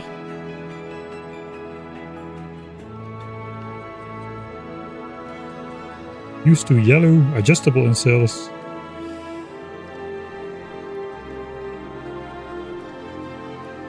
You do take damage if you... Okay, I didn't pay attention to chat for a little bit, looks like. A little bit of gambling. Why long-headed inserters? Because I did not research fast inserters yet. I need to make all of them higher quality. I don't think so. Yeah, actually you're right. All of them which are interacting with the same set of machines at least. Alright, back to light mode. Here we go. Alright, so we got like 432 divided by 360, that's the default speed. So what if we have 10 inserters like that? We get to 12 insertions a second. We still need 3 more. Let me just check real quick the quality again. And the uncommon quality ones. Those should be very easy to get. So those rotate 562 degrees a second. 562 divided by 360. Is that more than 1.5? I think it is. Yes, it is. All right. So then we are there. Times 2 plus 12. That is going to be 15.12 items a second output onto a belt, and we need 15. So that means if we do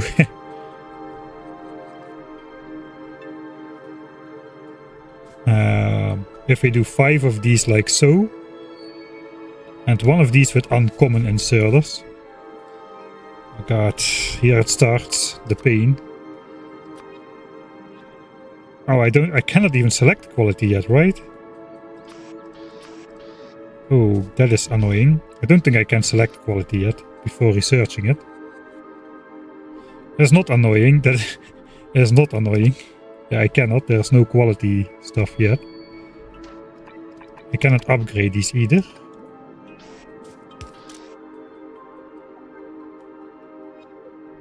Alright. So I'll just have to remember that then.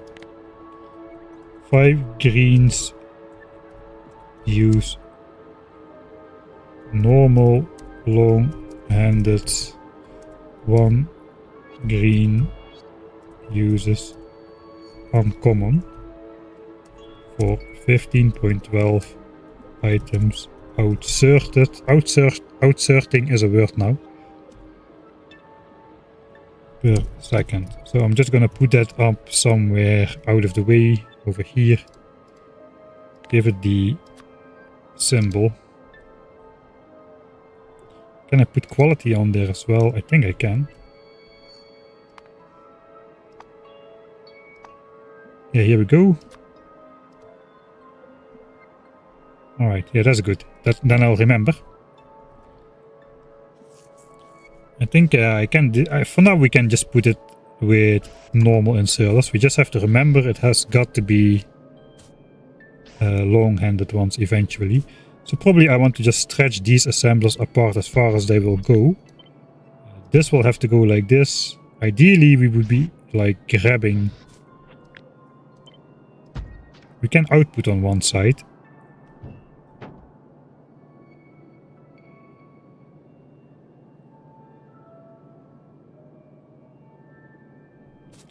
If we can grab resources from here, that would be excellent. We need to grab copper and we need to grab iron. So that could grab copper. That could grab iron. So copper is on the bottom belt.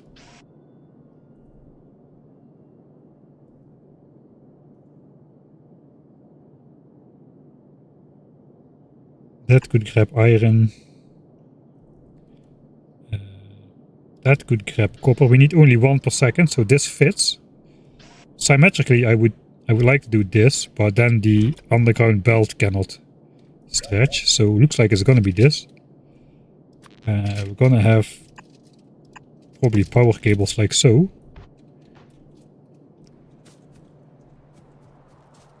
So we gotta keep space, actually. We gotta keep space for 1 copper belt to go through to the copper cable assembler. So this has got to move down 1. Because we got the copper belt coming through for the copper wire directly for the red chips. Okay. Then we can output the green chips on here. Plastics already will be on the belt. Ooh, if I do this, I gotta make a full belt of green chips with the uncommon stuff.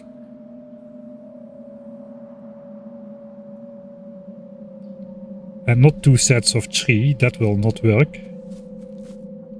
It will work if I just upgrade this. Yeah, I can still do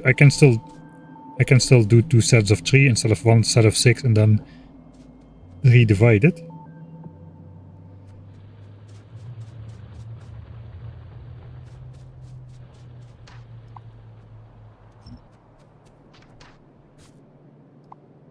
Alright, is this tileable? That's the question. It appears so.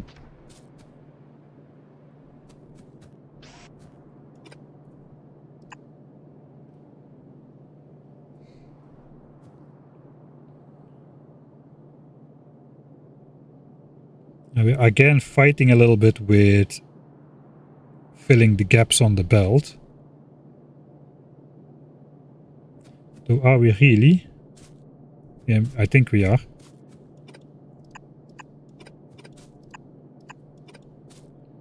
What if that could be the way? If plastic was on the top half and green chips go on the bottom half, then this should do it.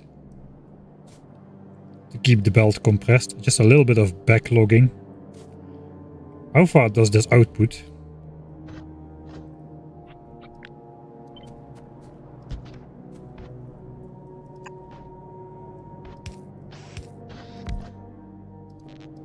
Is it daytime?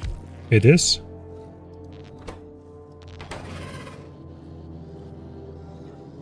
Alright, so we can get a full 4 circuits on there. In this orientation at least.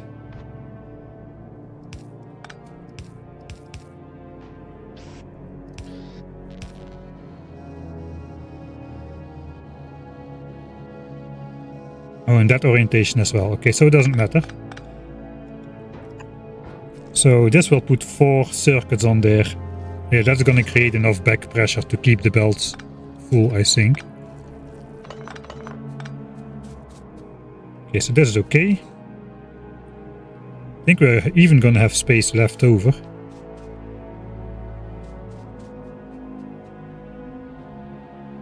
Okay, let's put this up there for now.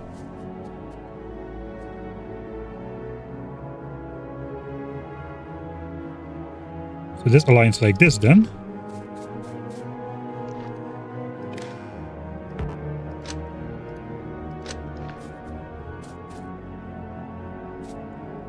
Gotta have some of these.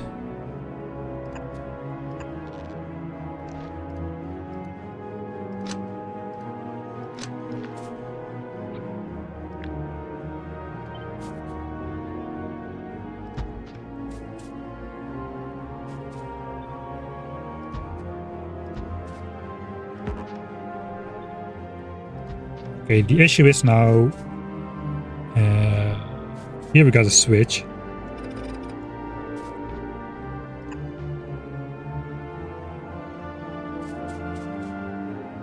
So one belt of half belt of plastic comes in here, the other half belt of plastic has got to connect to the bottom side of this belt. Okay, looks doable. Okay, so half belt of plastics are coming in here, 2 half belts of plastics come in here. Those get, I think we're almost there, those get like, we get the green chips on here. Okay, this belt has got to go out as well, but we still have space over here to do that. Not sure if this will work. It does. And that is 2 belts of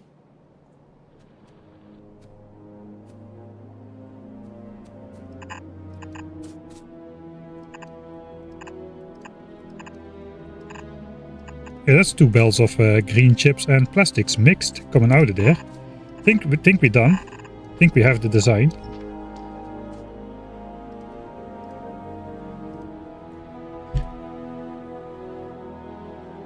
Copper belt for the cables is 1 more down for the red chips. There's a space. Okay. Can send copper. Okay. Alright, I missed all the ideas. There's probably different ways to do it as well. Just let me know if you see anything wrong with the setup.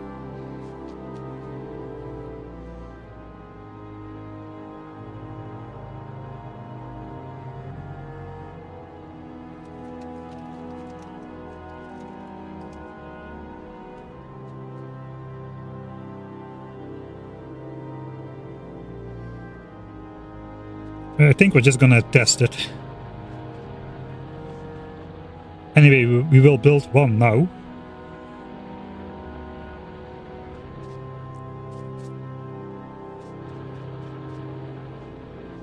And then we'll switch it on. I think we'll just build this, switch it on. We've got the resources, we just need to plug them in.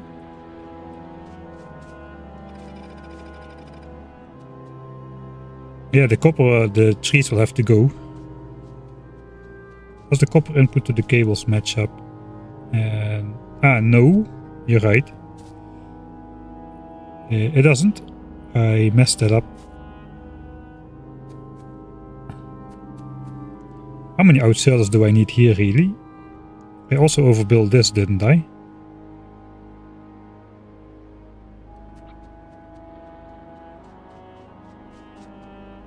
On the other hand, if I just move these by one, then these will be aligned to this. Okay, let's move that apart by one tile.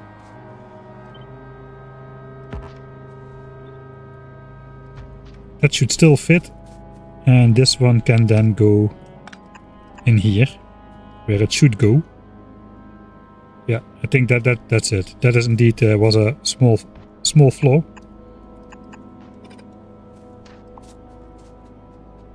All right.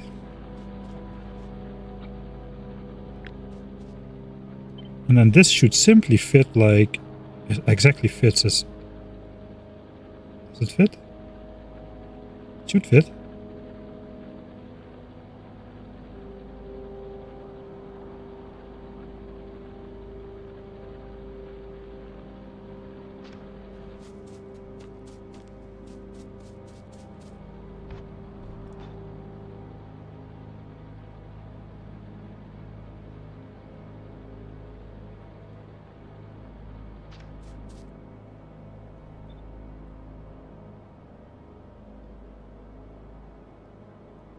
Yeah, yeah, okay, it needs to be lower. Okay, this is aligned like...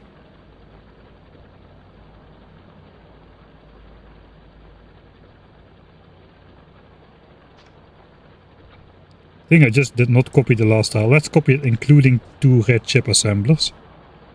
That should do the trick. Yeah, there we go. Oh, that's beautiful. If that could be the entire red chip build, that's not exactly the width of the lab build. It kind of turns out great that we need 3 extra assemblers with the productivity modules. Hey, good sidetrack, past Mike. Finally a good sidetrack. Because without those 3 assemblers, we would have not been able to fit it under there. It would have been sticking out 2 assemblers. Now it does though. What a mess. Red chip masterpiece. We're gonna call it a masterpiece. Designed. Masterpiece confirmed.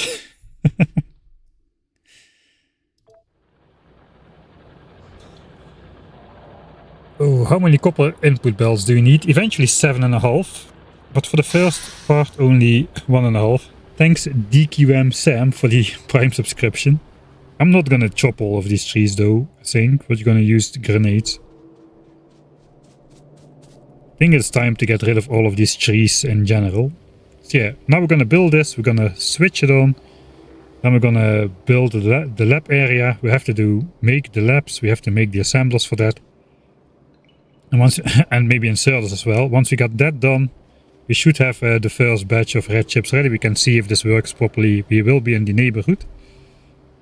Finally, it's a full stream which is spent building the base. This is also part of base building, I suppose, but it just feels less... Building miners and smelters feels less buildy than doing the actual design. Those are the fun parts. We don't have 900 SPM anymore. There's gaps in the belts again. What is the cause now? Copper? I'm gonna suspect copper. No, copper is fine. It's still iron. And we don't have enough iron. We simply don't have enough iron here.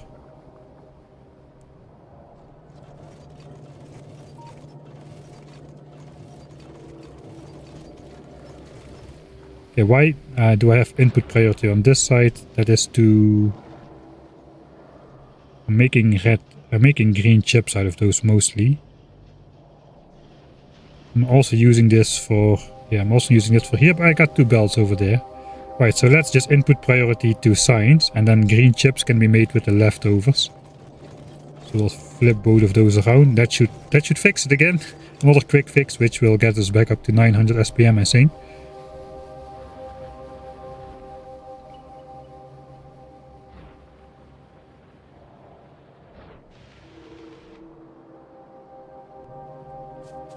Alright, so I think I'm still gonna get rid of half of this here. It's a little bit scary. I'm gonna rip apart parts of the base.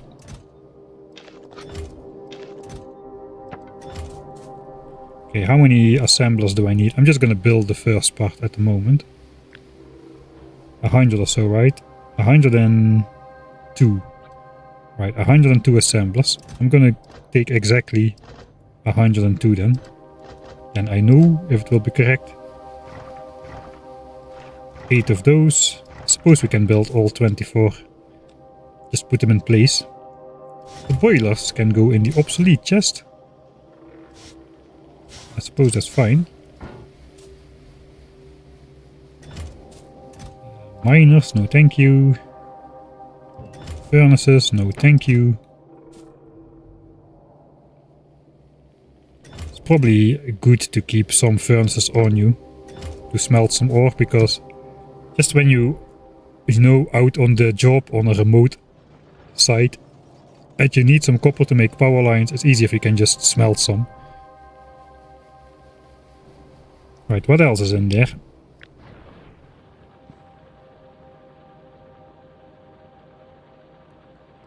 Mostly long-handed inserts, like 6 stacks and 2 stacks of normal ones. So a bit more of those. We got more than enough normal ones. Lots of bells, splitters. Splitters not that much, I suppose. Undergrounds, we need a fair bit of those. Not too crazy. The rest is mostly belts. And grenades, of course. We need grenades to build this base. What are those things doing there?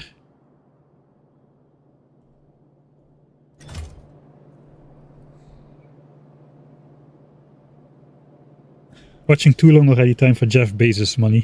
Thanks.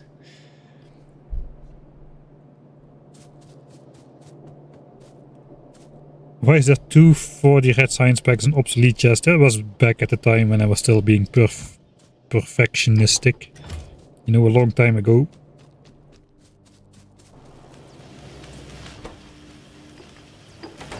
Let's artificially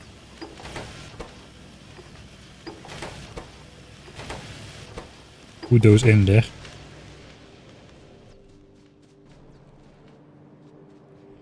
Right then. I'm not sure I've got enough grenades to get rid of all of this. I suppose we'll just do this area here. We can chop this area, but I'm not gonna chop that massive center over there. Okay, this is not red chip area anymore. Let me just do all trees and rocks in this area over here.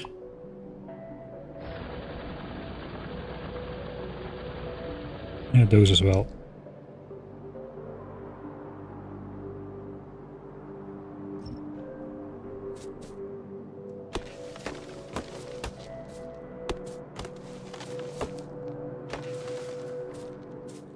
Playing Factorio while playing Factorio. I suppose eventually I'll have to change the titles of those of the edited videos. But not for the first couple episodes, I don't. Even longer than I originally thought.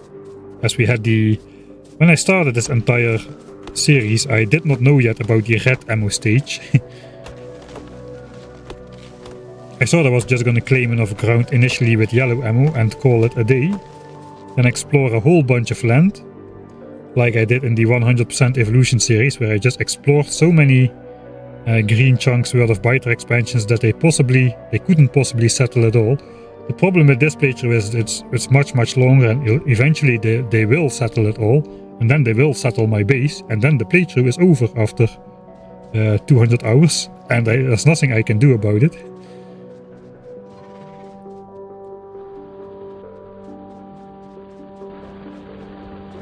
Right, let's switch on Turbo Steel X.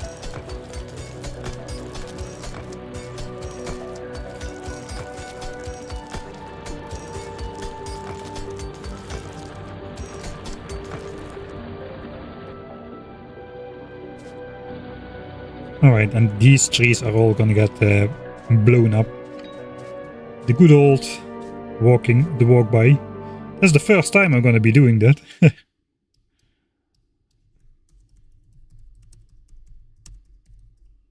Actually, it's not true, but the last time I grenaded trees, it was to save them.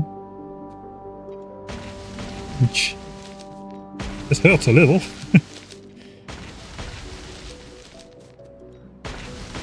Oh, I messed up. That's actually, we can see the influence of the trees on the pollution absorption. It'll be interesting. So these trees are positively dead for a long time already.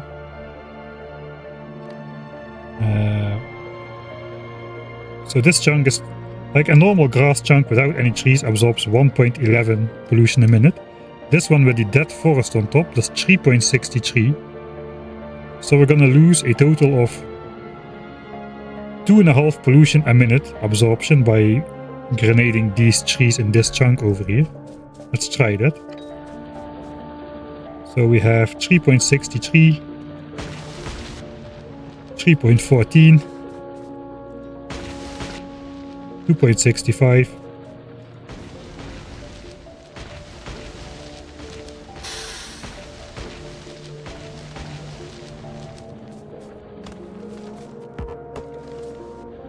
1.15. There's barely any trees left now.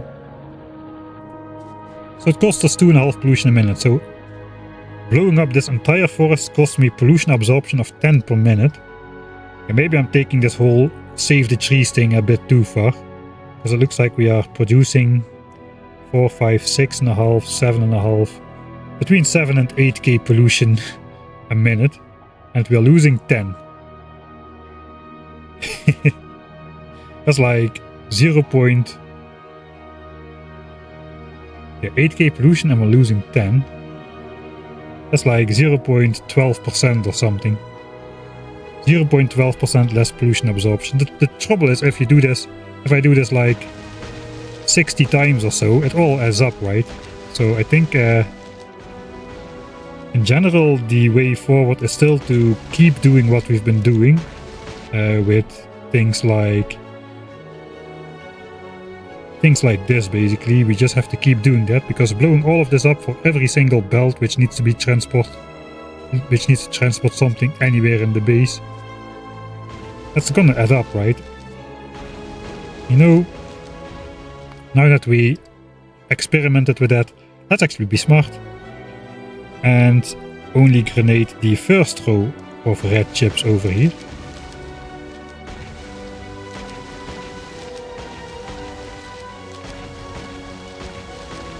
Approximately.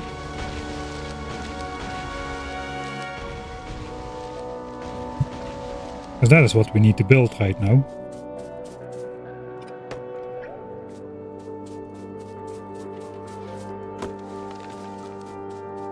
Yeah, maybe I'm taking it a bit too far.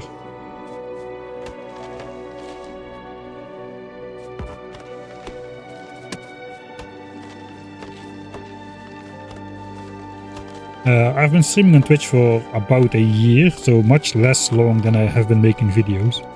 So it's definitely very possible that this is a first. I think I'm just going... we can, if we need to bring belts of stuff through, we can bring that around, I think. Probably I'm just going to... I don't know, should I build against the science build or should I keep space? Questions. Not sure where I'm gonna produce engines and whatnot, and blue science itself.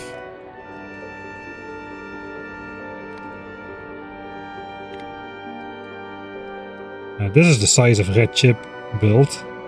Okay, that has become pretty large now. Engines is probably quite similar to red chips in terms of build size. It's the same slow recipe with the two, with 3 ingredients which need to be fed in there. So that I could build that here, and then the blue science assemblers already don't fit anymore. Maybe I already have to do the engine somewhere else, I don't know.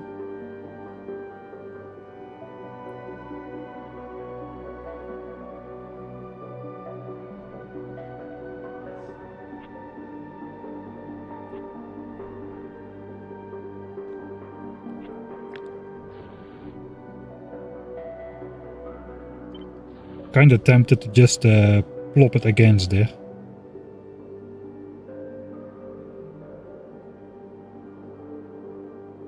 Maybe one tile off. We can still bring something through there then. It kinda looks like symmetric with the belt.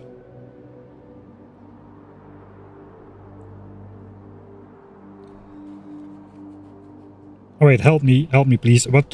Where do I need to put it? Against? One tile off or 2 tiles off? Or something else completely? I have analysis paralysis.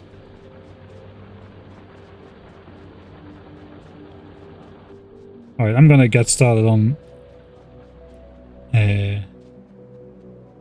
one tile. The poles don't line up. Well, life ain't perfect. They kinda line up sort of symmetrically though. It's fine. One space. Okay, most is one space. Right, it is one space. One space it is. Oh no, there goes my SPM graph. Do we have 900 again? No. Why not? Let's just check these belts. If all these belts are full, we are at least producing resources for 900 SPM. Yeah, all these belts are full. Except where I cut them open. Okay, so it just needs a little bit more time then. Right, we're gonna get rid of these as well. We need to route resources here.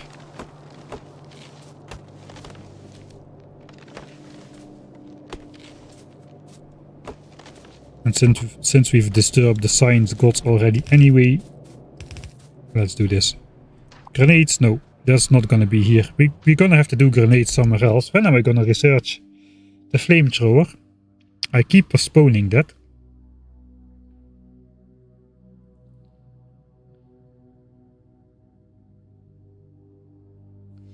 I first gotta make grenades for that, so yeah, I think making modules has priority. After that we'll probably like make grenades. I should have been making grenades before I started making plastics. Well, we got 4 belts incoming, so we're first setting up like half a belt of coal into plastic, so we still have like 2 belts of coal for grenades for most of the time. I think even the power plant won't be in trouble. And because the belts can back up during the daytime when we run on solar. Right, I think we're just gonna start building then. Here we go. Start building red chips.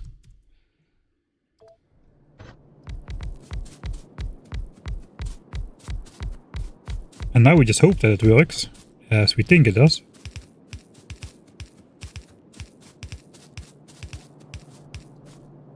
That is actually very nice, that line. I can just drag the red inserters all the way. Okay, we gotta connect this to power already, because it will blink our eyes out.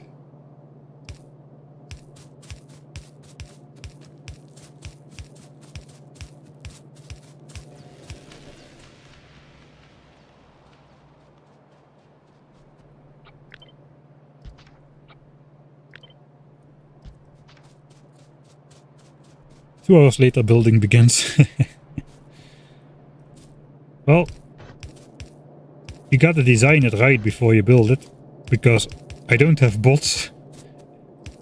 I cannot just simply move things by one tile or later squeeze something in, so I just hope that it is built. It is not correct. Something is wrong.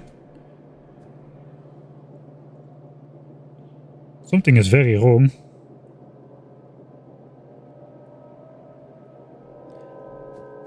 We need 1.5 belt of copper to feed this, and we only have 1 belt over here. This very belt which we're building right now. That's the iron belt, this is the copper belt. We may have a chance then to sneak that in somehow. So ideally after the...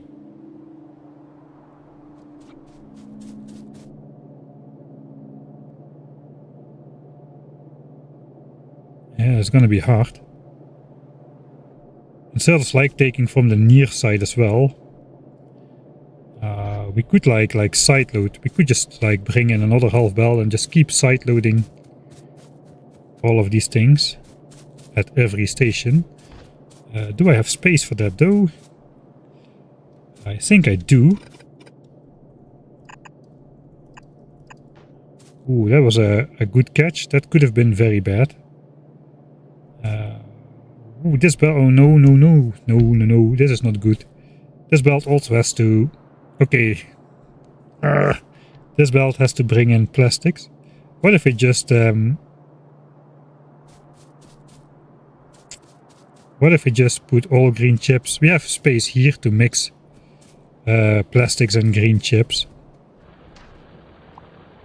Okay, somebody spoke too soon about finally we're building.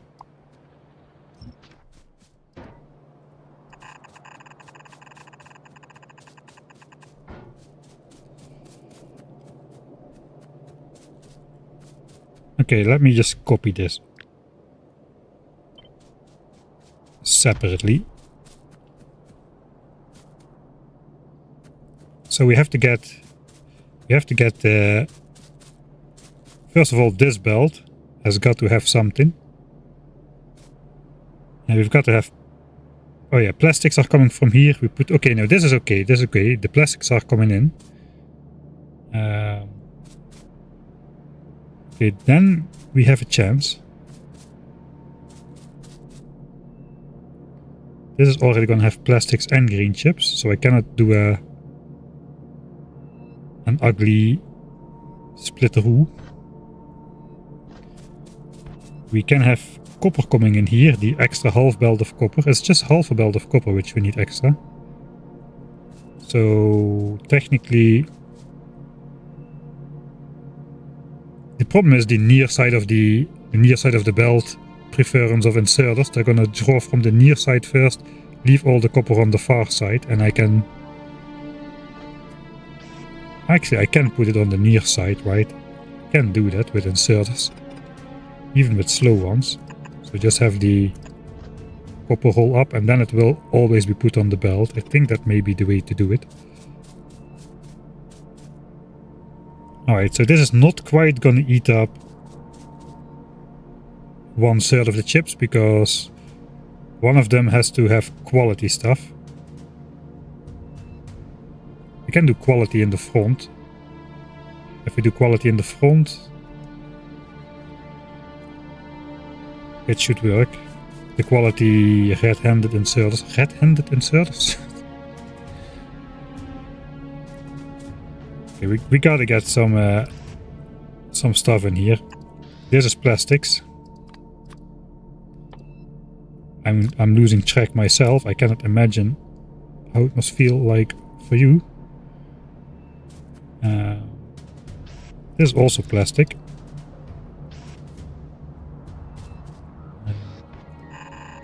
This was copper.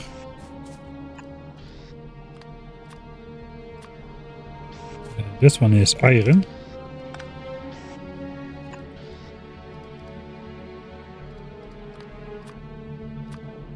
This one is copper. And we're gonna have another copper belt. Half a belt. So let's split it like so.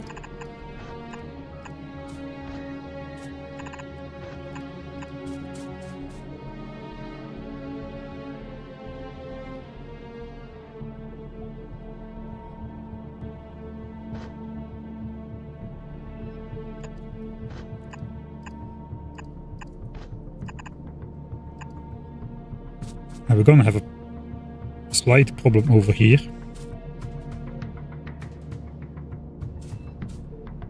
Yeah, we cannot get further than this. This is the furthest we can get.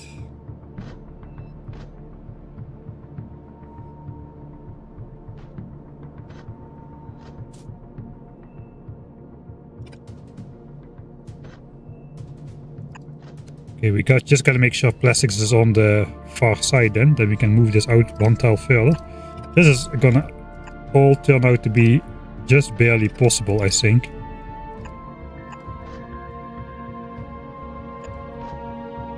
I know, this can just turn.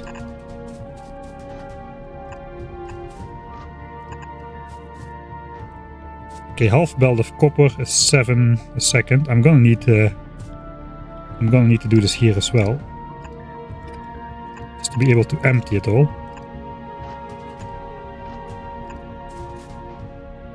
And we're gonna need to do it with the long-handed, I think. Is not gonna work because we've got the plastics belts here.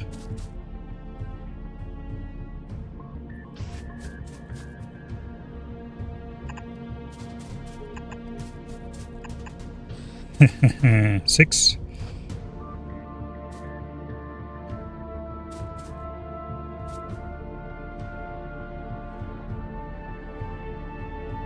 There is no belt weaving. This is all different stuff. Alright. Time for quality to save us again. We need rare quality inserters here. That is just how it is.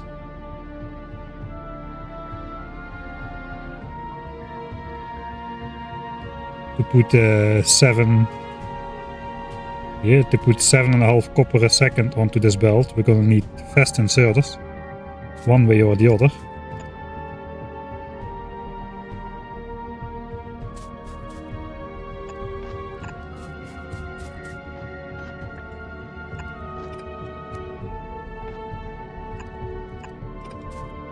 Now we can do some diagonal basing, why not?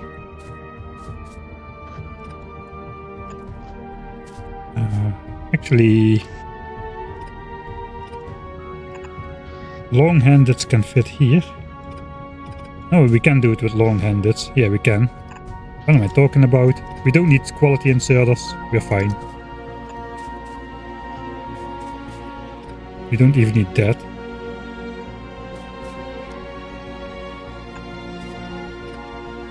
We just need something dumb like this belt turning sideways into its own splitter. And a couple more power lines.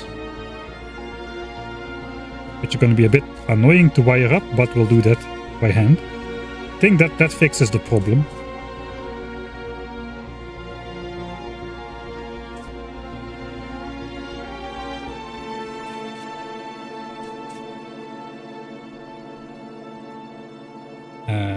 These do 1.2 a second. I've got 6 of them. That is not enough. 7.2 a second. We're gonna need same like for these. We're also gonna need like one or two of these to be quality ones, but that's just like the uncommon one.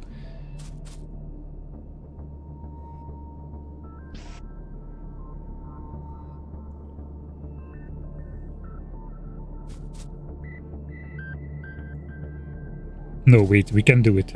I feel it. I feel the solution is near. This is one of the worst setups I've ever built. I gotta know.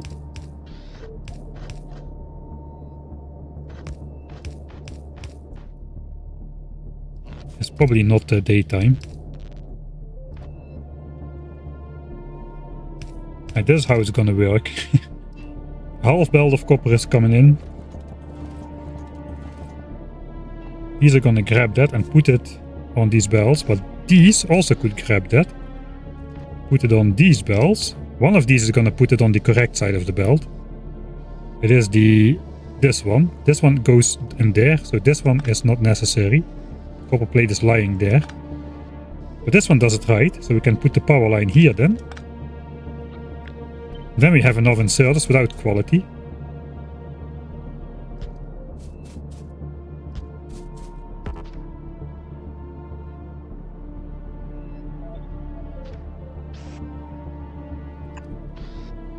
And then we have to make sure we never rotate this build, because then this might not work anymore. I usually try to not, because inserters put stuff on all the different sides of the belt, depending on different things. So it's a little bit, this is not going to be rotatable anymore. Okay, I think that saves the design. I don't think I need to even change anything. That should just fit now.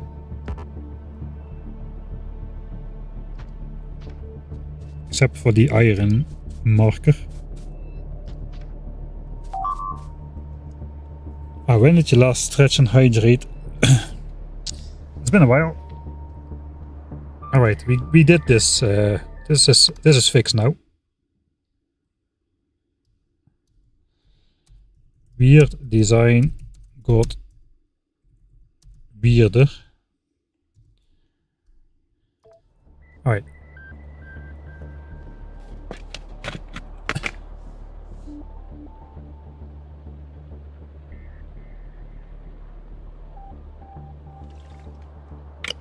Last one grabs plastic, not copper. Alright. Not fixed, not fixed. Alright. Let me just zoom in a bit. Where it is. Over here.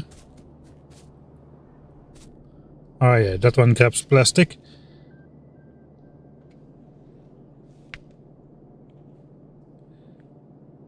Very good, very good. Now we need to build this whole thing 180 degrees rotated, so we can build the inserter on the mirrored side, so that we can have this one. Alright, so we cannot have this one.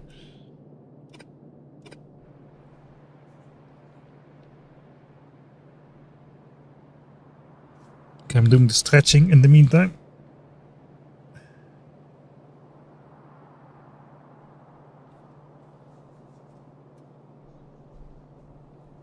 Yeah, I was just gonna count inserters. I think we were just barely short and we've gotten 2 extra, so we should be good. 3, 6, 8. And the 8, we need to do 7.5 items a second, and these do more than 1 a second. So we're gonna be good. Are we gonna grab enough off of the belts is the question then. Yeah, 1, 2, 3 inserters grabbed off the belt, 2 put something back. 3 will grab 2, no, 3 put something back, so these will fill up the belt again.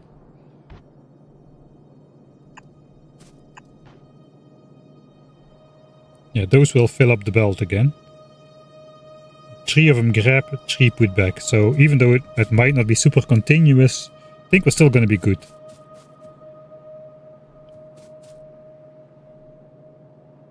I just hope they always grab off the near side of the belt. No, it's not going to work. Because this puts it on the far side of the belt.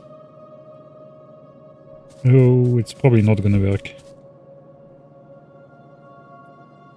Right, if it doesn't work, we'll use some quality inserters then. So be it.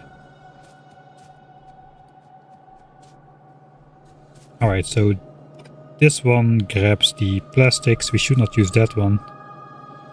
We might as well just fill this up in case one of these inserters wants to grab something, but there happens to be a gap in the belt because the previous one grabbed something. It might grab the far side, so we'll just keep it like this. Where's that map tag? Also applies to extra copper for greens. I hope I will understand that later.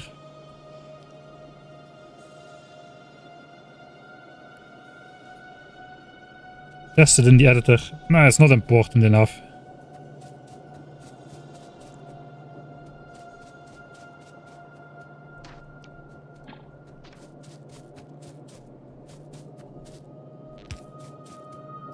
Alright. It's good we caught that though. Just in time.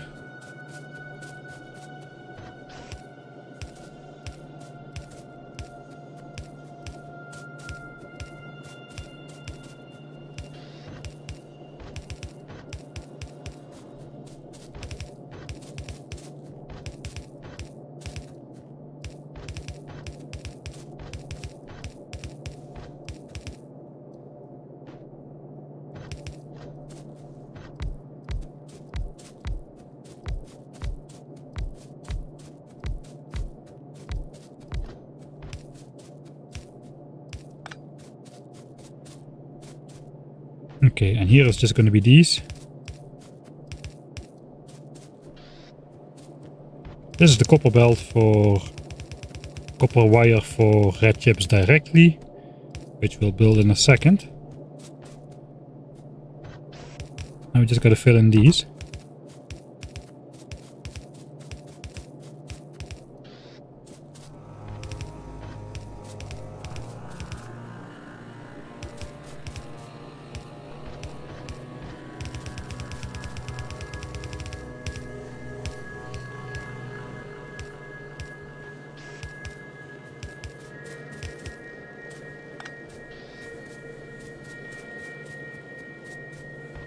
So the other plastic belt goes here.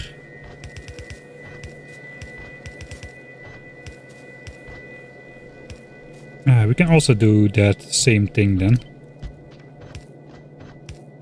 We just gotta make sure it's already side loaded on the correct side then.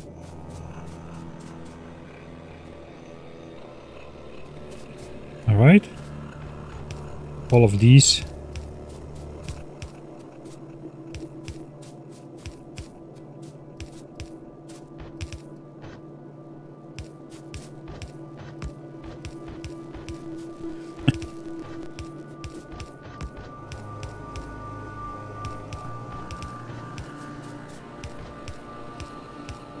Fortunately, I don't need to build this 2 more times by hand after this, right?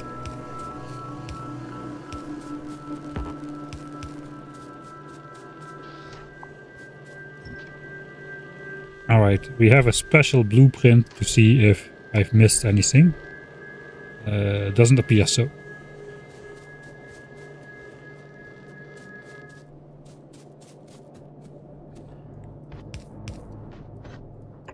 Samplers keep disappearing in mysterious ways. There's already the third one. So this is the copper supply belt. It should be able to feed all of these. And I think the last one is going to be... I don't know, the last... Yeah, I don't know. The last one can be like that.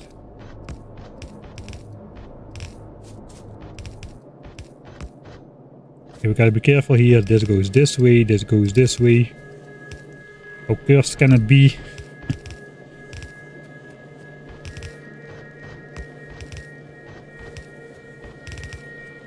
Alright, 1 belt. 2 belts of copper wire. We're gonna stop that right here once we switch it on, just to verify if everything works.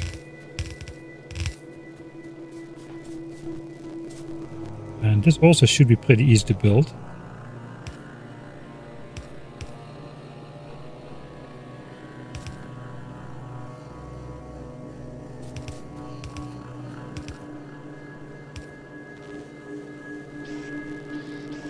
Outputs.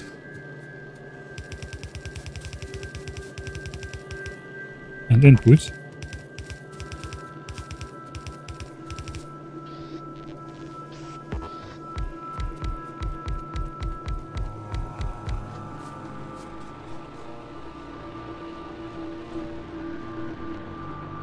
Alright, I suppose we first connect the resources now.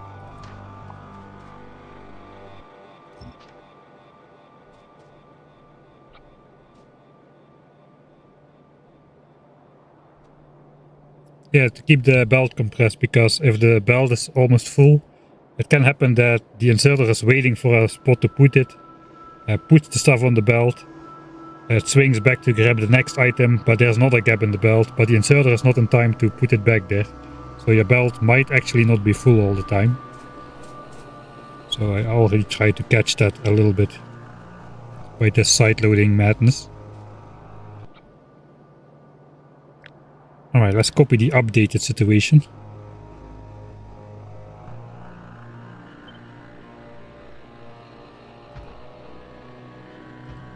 Okay, nicely fits in that space.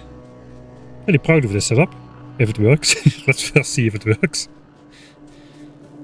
Before I start to be too happy about myself.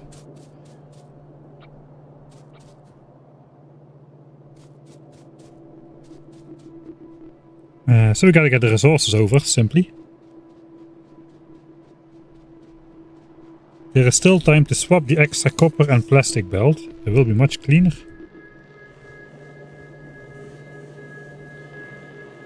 Oh god. And I will be able to bring the copper out further, right?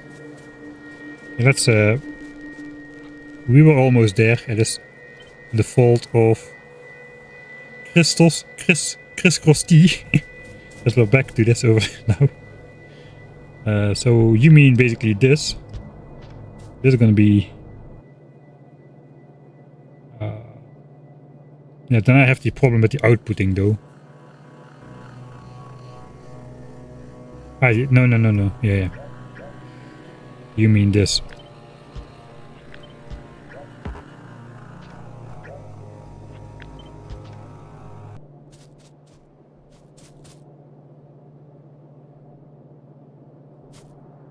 So if this is the extra plastic belt.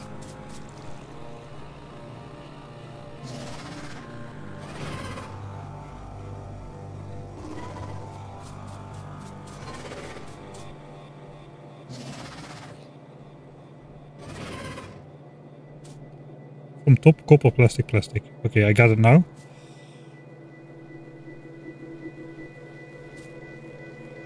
Now it's right? This is how you mean it.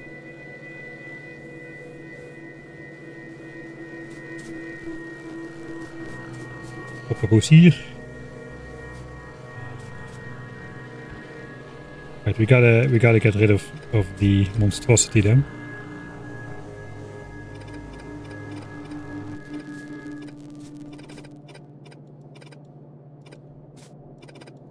Okay, so let's get rid of both of these belts then. So the first plastic belt comes here. Green chips get loaded on the top. Wait, what? Why is this like this?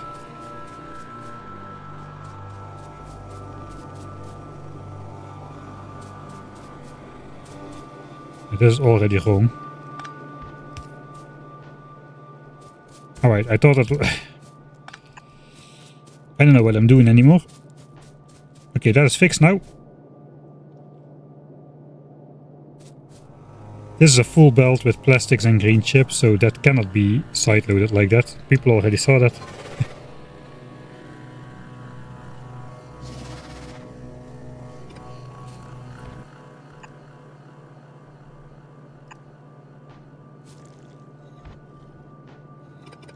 Alright, and then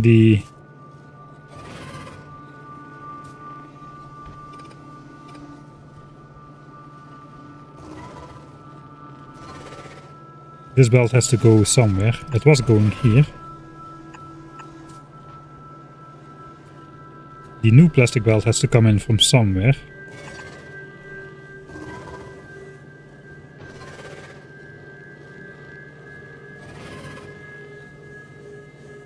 We cannot belt weave under that. That means this will have to go here instead.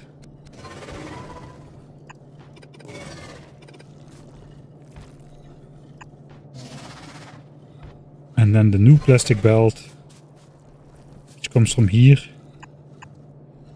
could be side loaded onto this. This one could go like this.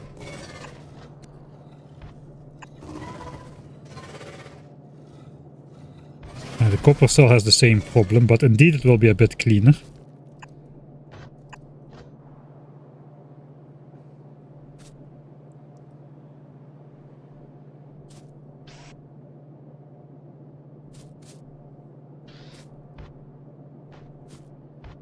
So the copper is here then.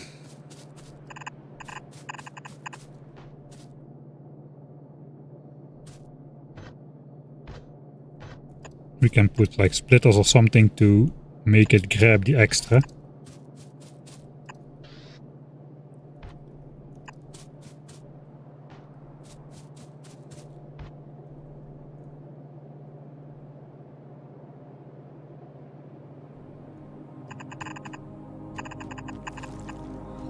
That could work as well then.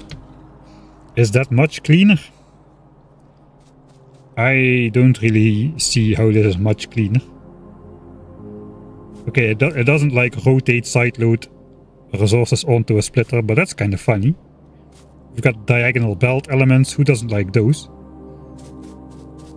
This is more standard. We still cannot get the copper through, I don't think.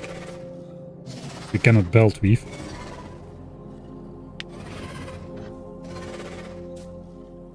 Plastic will side load on top of chips. Ah yeah, side loads on the top of chips. Alright, that's it. That's it. We're keeping this. We're keeping this monstrosity. Let's go grab the resources.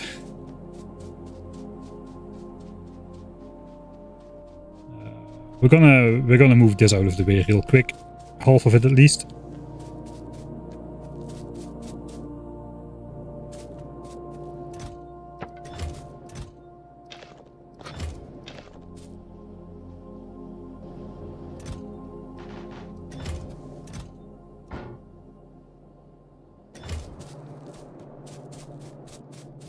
Alright, so no grenades ever got made here. We have to move the walls out of the way. I think we can just replace the chests, to be honest.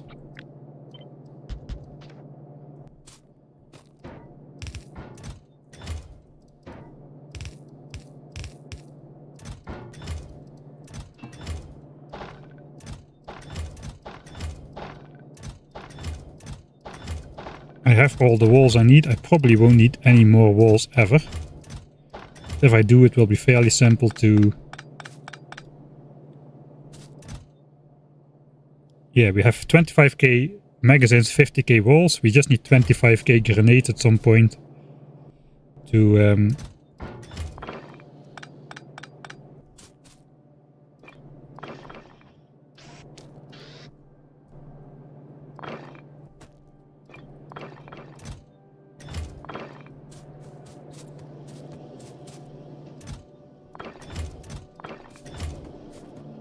to make the military signs for flamethrower.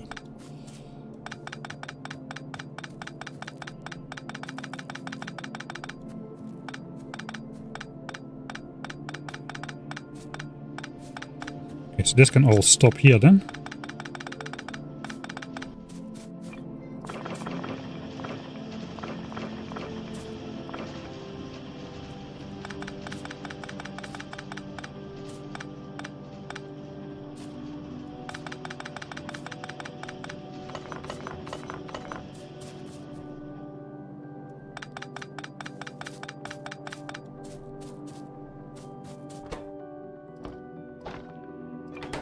Yeah, we pre-crafted the walls and the ammo because we needed to produce those anyway. The only thing that we did not need in massive quantities was grenades.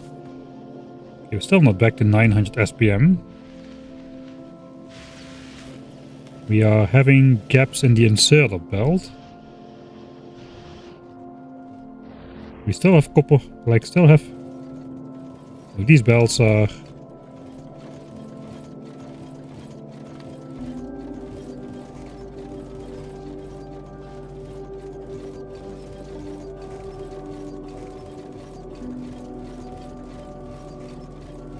Do I have to properly sideload these to get the effect I want? Looks like I do.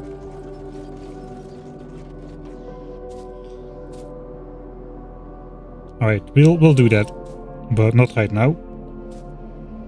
We still need all this stuff for... Oh god, the tree is gonna be in the way. We still need the stuff to build the red chips over there. Right, so we have this coming down for red chips. Suppose this is a decent course. We could fake it and say that this has been the tree all along. This tree looks a bit more sad though, and the marker is almost completely covering that tree. So that's not great. I don't like this tree either though.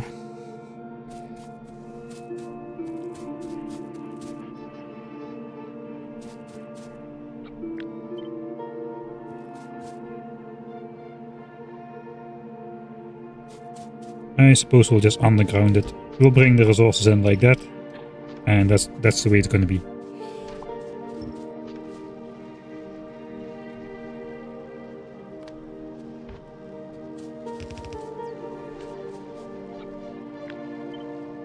Alright. I should have procrastinated long enough that this copper mine is now entirely run out. So there it goes.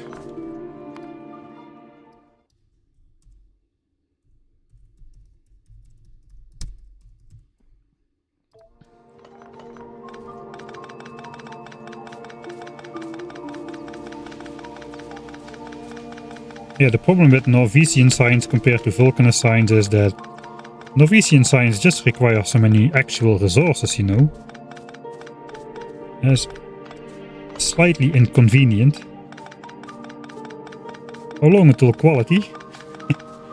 7 and a bit.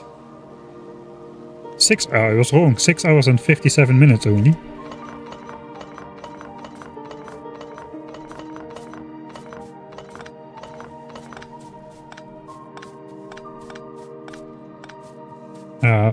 This is my only this is my only power line now connecting the entire base. I forgot about that. So I suppose the tree is gonna get powered.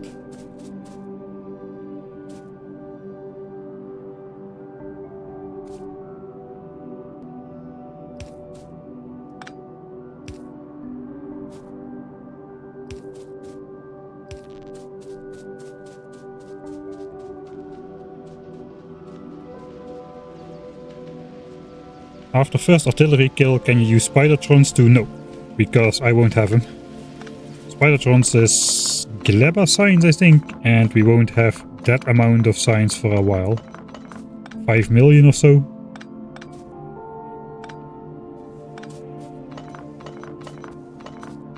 The tree is glorious. The tree is effing in the way. That's what the tree is doing. And before blackout. There's always something precarious about a Factorio base, which can be like killed completely by deconstructing one simple wooden power line. Spidertrons are region locked.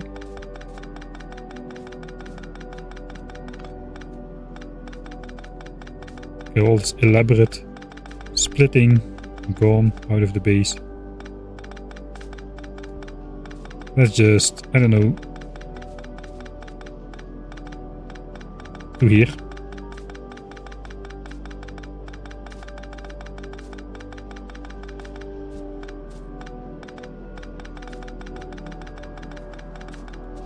Alright.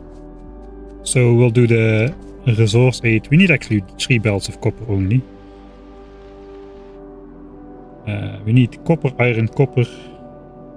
This is half belt of copper. It doesn't really matter what order. Let's keep copper on the left then. So copper is gonna go here. I think it is important that we don't build out of here still. No, it is, the damage is reversible though, but yeah, we gotta stay out of that chunk, so we'll go like this. Still haven't gotten rid of those belt readers. I suppose. Yeah, this one, we don't need this one yet. This is just an extra temporary belt that can just keep going like this. Also do not need iron still, but we do need like 8 belts worth of copper eventually.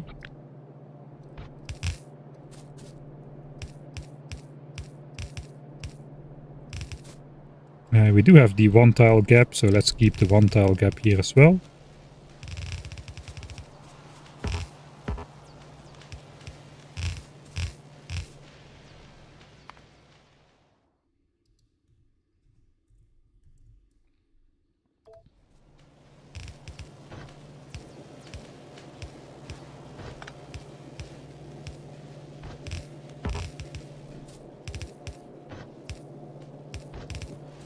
I realized we did not build the plastics yet.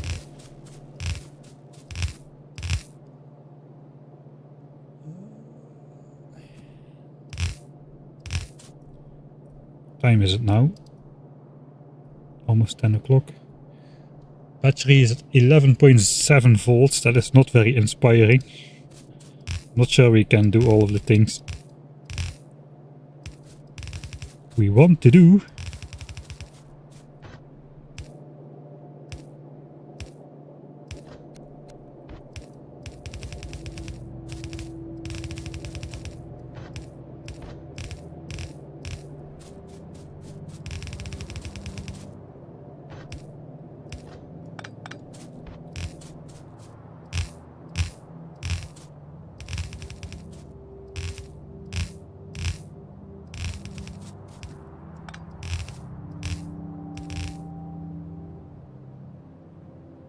We there? Hold up, hold up. We there?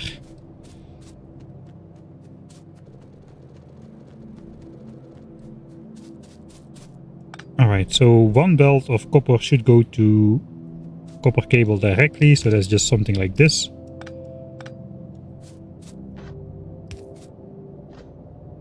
I probably want to copy this configuration.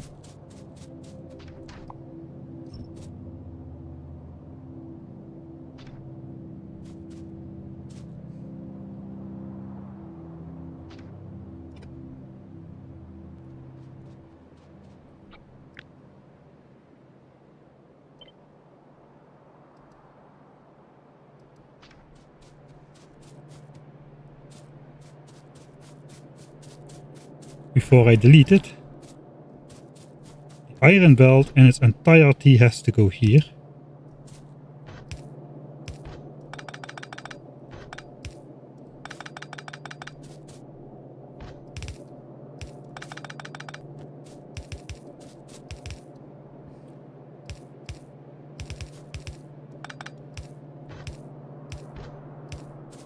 Another half copper belt has to go in here. This one has to be split. And the other half has to go into the other half over here. Eventually. And another entire copper belt needs to go into here. Oh wait, that's the wrong one. Yeah, this is the full copper belt. The half belt has to go into the bottom one.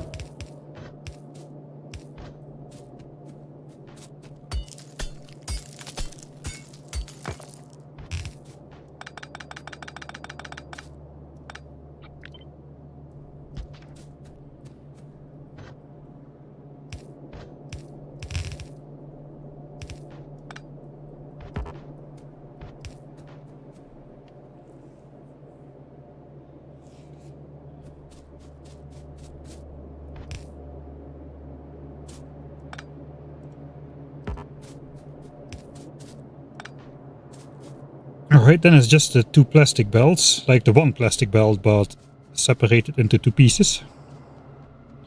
We're gonna need a bunch of pipes to do that.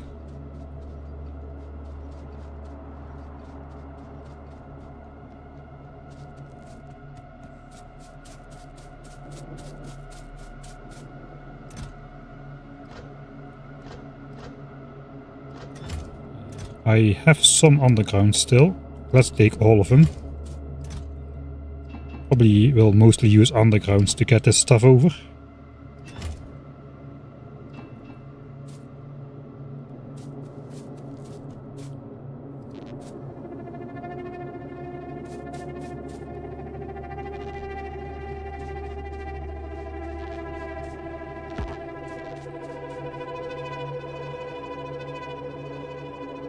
Alright, let's have a quick look. No, we're not gonna get there with belts.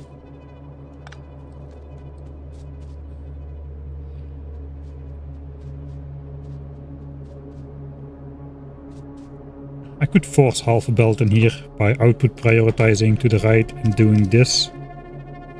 I think we won't though, we just will let it flow naturally. Okay, let's go worry about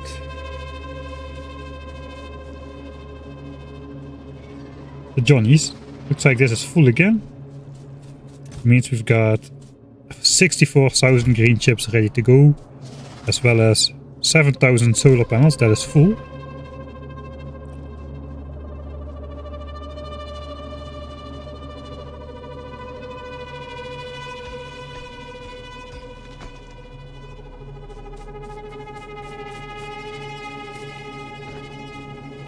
Alright, so I'll probably hook up this coal later. For now, I just care that it goes in.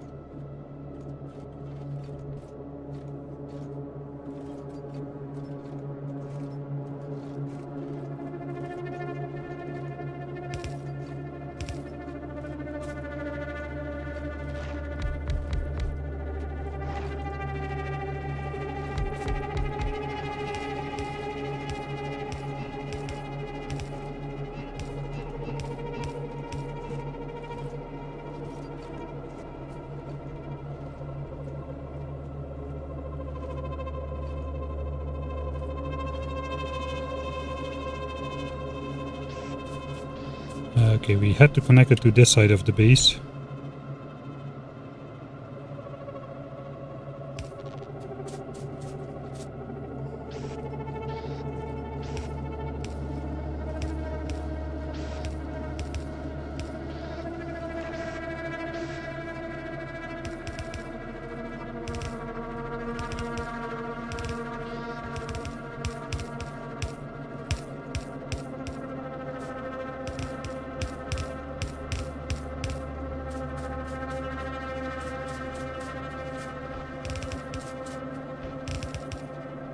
Right, that is one belt of plastics. I suppose we just need the one belt now, so I'll just bring it up here.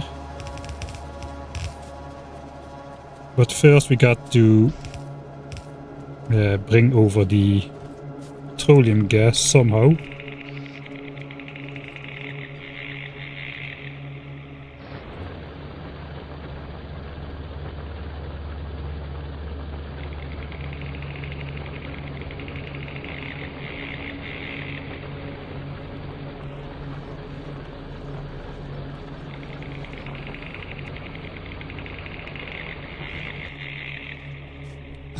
Where to come from. I think we'll just start. I think the stone belts are eventually going to disappear. Plus we can make stone into landfill. So that's a good candidate to cancel out. So we're just going to go on the empty belt here.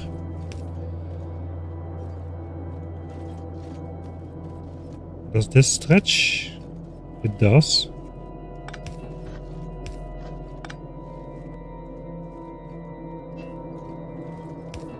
That's probably a horrible choice.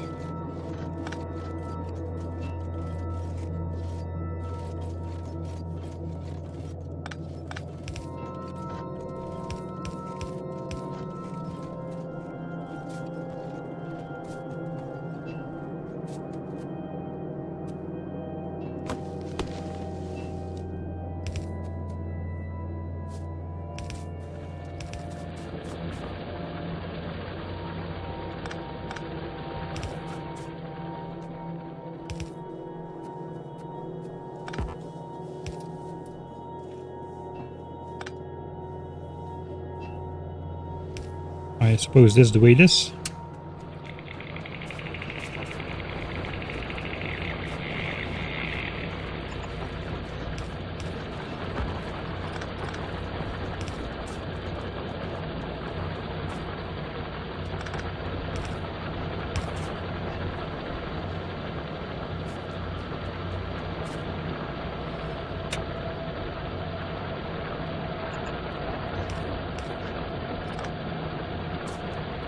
Oh, that was a mistake. I cannot reach it anymore.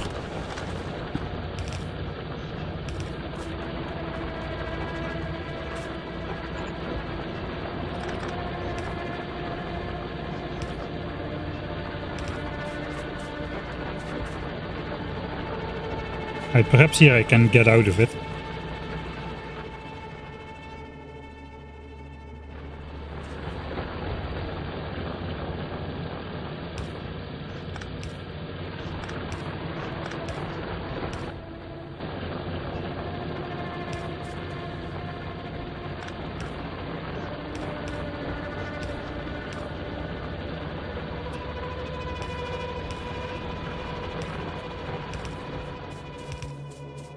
Can you show oil processing plants? I don't have nothing. I just have 10 oil refineries. That's all.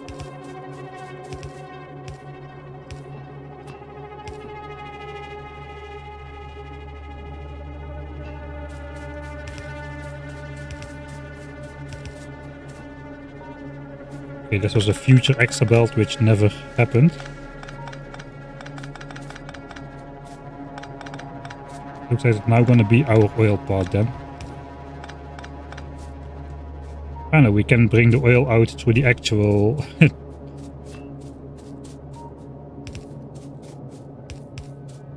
through the biter bases, because why not? We have space.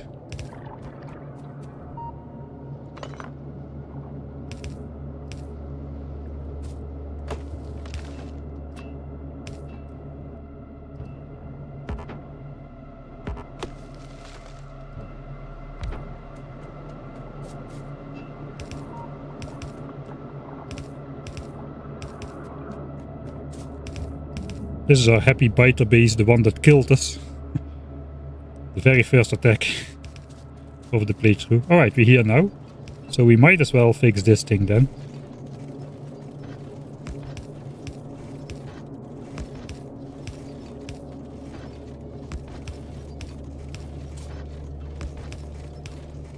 That should allow the full belt of ore to do the work instead of only half the belt.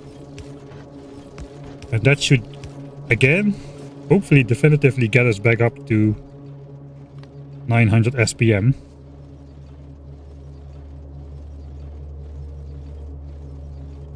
And all the gaps are disappearing again, so that's good. This is all backing up again. So that should do it. Back to 900 SPM after 15 more minutes or so. Now we're getting here.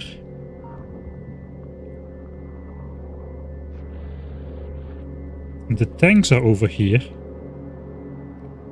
Gotta just pump it out and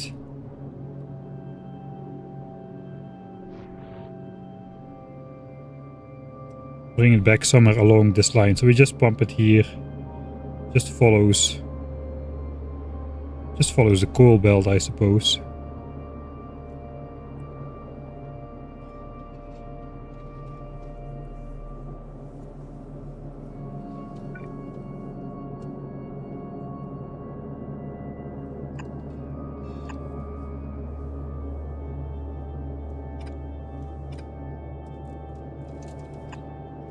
Oh, that stretches. Okay, that's good. And we can do that. Here at the bottom of the coal belt. And we can actually make the biter base part of...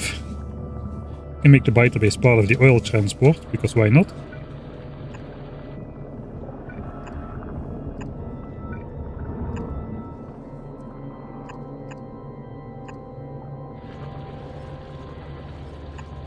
Alright, so at the bottom, here we can go straight. We have to go here then. We can maybe just come from up here instead.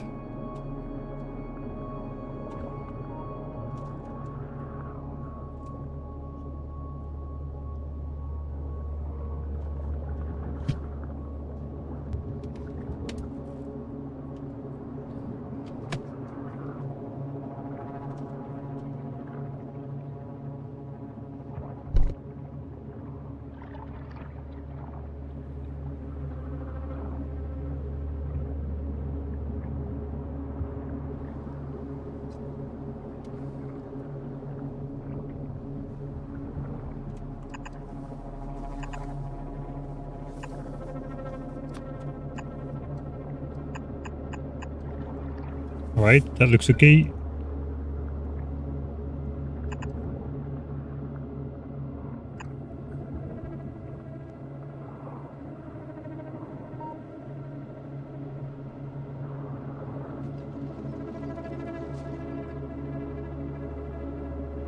We're just gonna come down here now.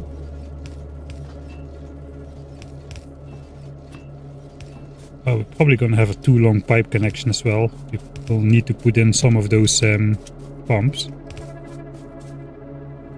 I do have those on me.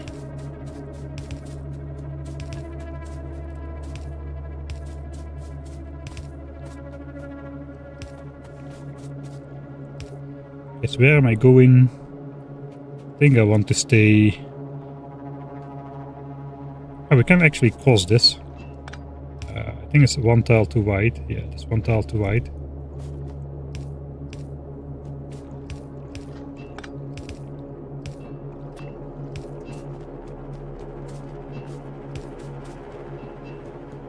We don't need to belt pipe weave because these are longer. And this can just reach to the other side.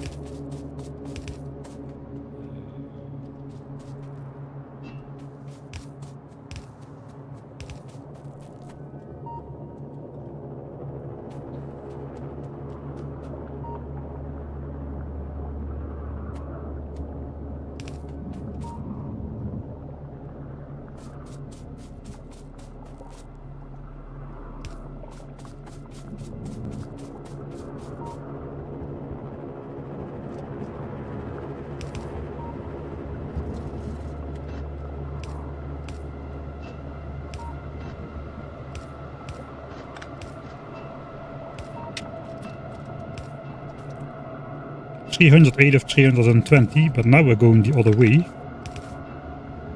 So it should not get longer just because of this. 3.9, alright, so we're gonna need a pump soon. This is my radar pipeline, this is my base. So I can actually put a pump in the biter base then.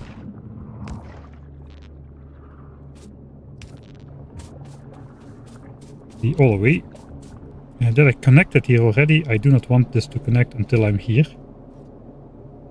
Yeah, alright. This biter base does not get to be part of our oil distribution.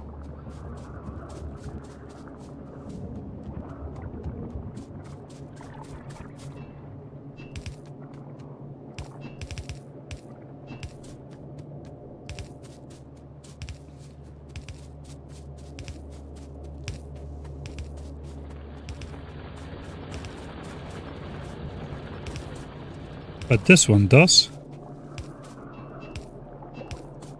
Now it becomes a bit unclear which pipes are part of the anti-biter stuff and which pipes are part of the good stuff. We are up to 159. Not really necessary to place a pump right here. Here's the radar pipe and the radar power network. Okay, then we won't. We just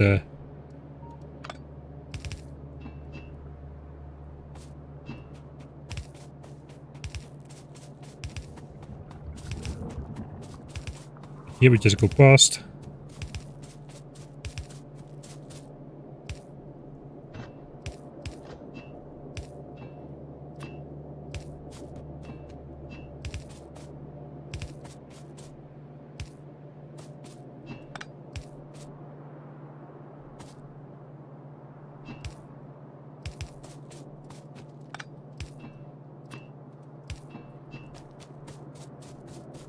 Somehow that fits.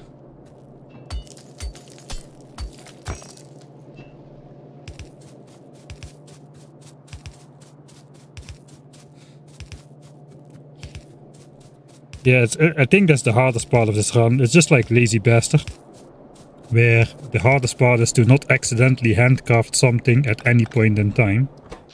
I think for me the hardest part is going to be to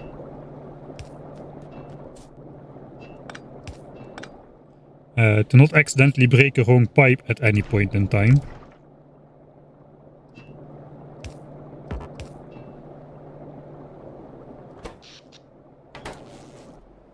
Okay, so this is both the correct radar network.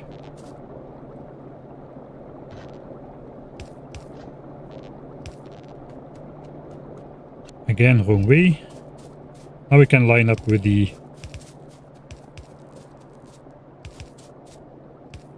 oil pipes.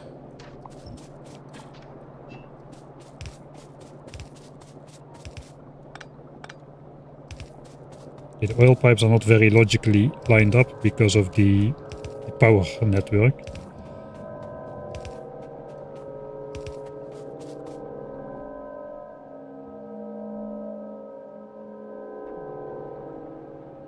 I think we just go straight.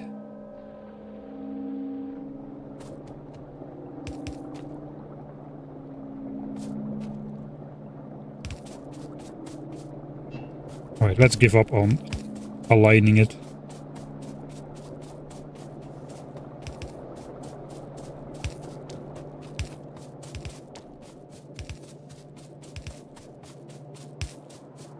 Still not overstretched.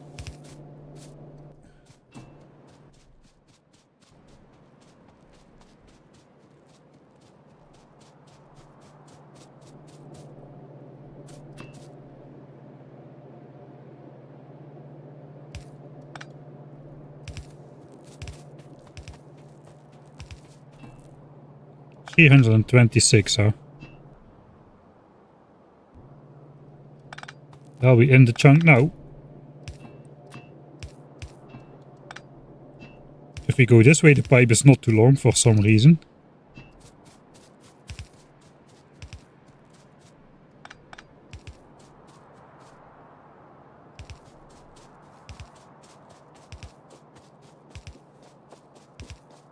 Where's the nearest power line? One of these is bound to be, yeah, my actual base, the second one.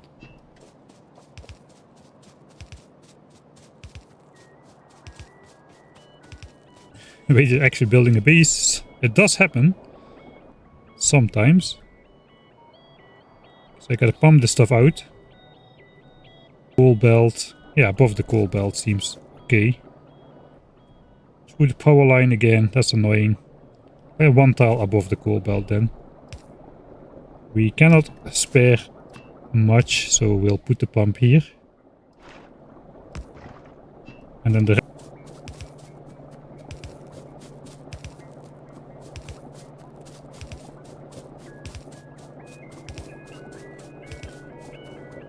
I'm going too far. Alright, so these are idle for now. They have been idle for a while. We do have some space still.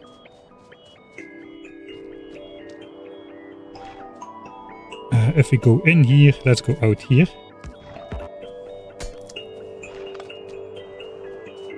Or perhaps I blocked that with power.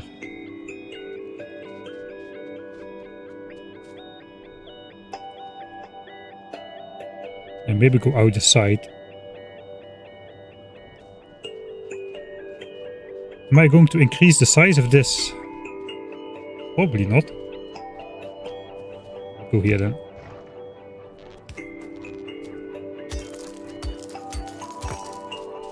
Actually, out of undergrounds.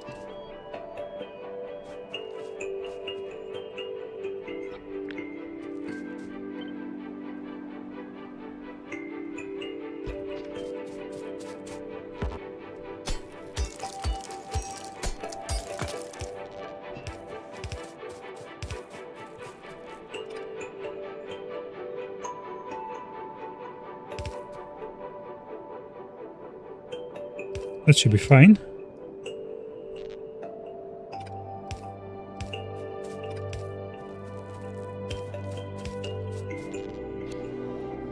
And that will switch on these refineries again. Now we just need to connect this with that, but I'm out of undergrounds. Do I have iron? I do have iron. Thank God.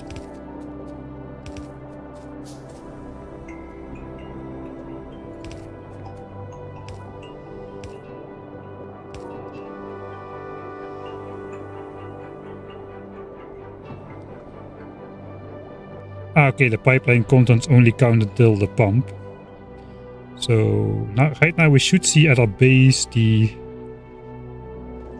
pipe being full. It is full. So once we rotate this, plastics should start.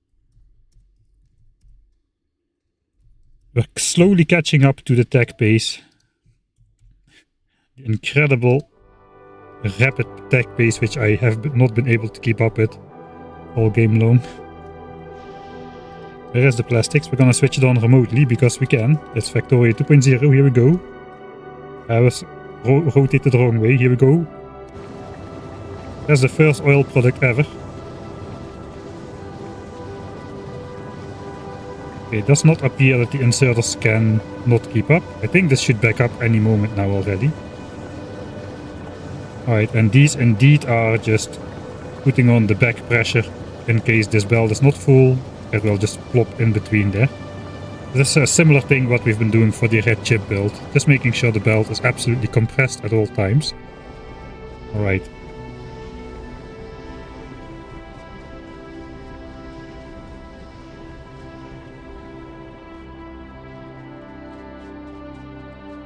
I did buffer enough for advanced oil, but the oil refineries are gonna just take all, or they're gonna replace all the petroleum gas which we're gonna take out. Long before I will be able to research advanced oil processing, that will be full again.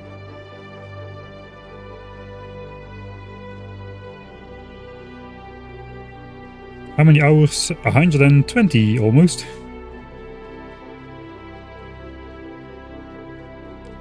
Let's check the evolution factor. Yeah, we are officially down to under 10% time factor now, 9%. Maybe it's gonna go back up to 10 after efficiency modules, who knows? I can no longer speed up the game. Okay, I can, apparently. Beautiful. I so like this area, this green science ingredient area.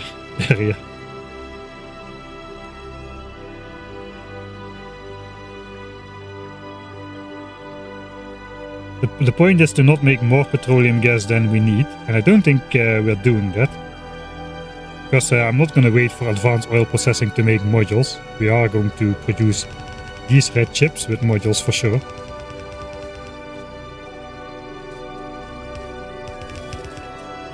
This lane is free, so we can just go.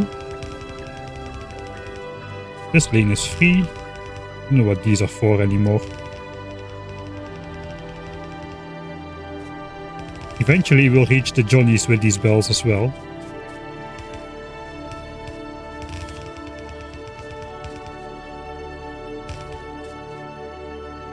Oh yeah, these bells could get deleted. Forgot about that. It's not really necessary though.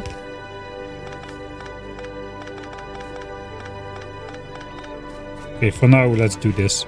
I should not do this right now. We should do red chip stuff. Okay, it did matter on what side of the belt this was on. And this needs to go on the top side of the belt. So the top line needs to be on the top side of the belt. And this one needs to be also on the top side of the belt. So that's easy. Both need to be the top side of the belt.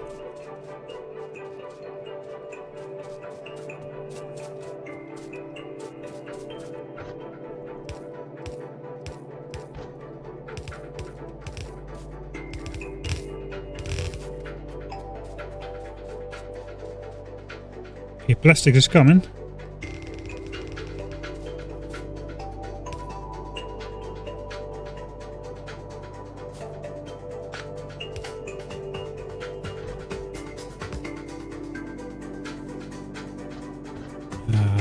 We can do something like this.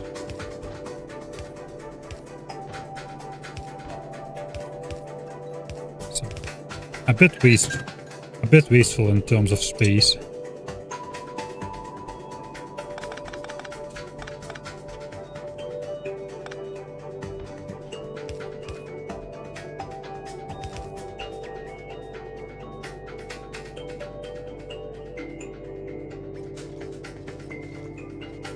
That's the bottom.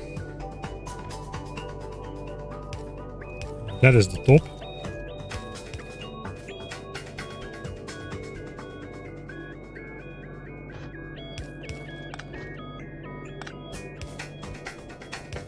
Okay, I could do that. Then we can just do it on this line.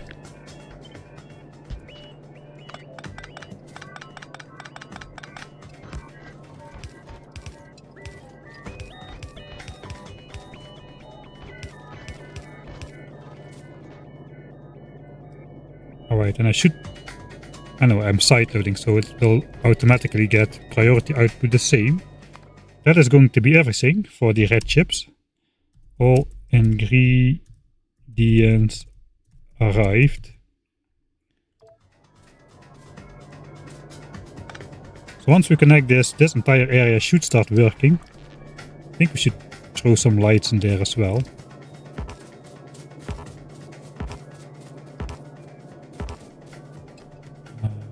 We don't have any space for lights on the copper build. We might be able to not use one of these output inserters and put a light there. Alright, so yeah, we'll see that later. Let's just connect this and see how this goes. And with that is also going to be the end of the stream, unfortunately, because after we switch it on, we first look if it works, but we're out of power. So let's go. Full belt of copper for copper cable for red chips. This and this and this is for the green circuits. And this is the plastics that is gonna get side loaded.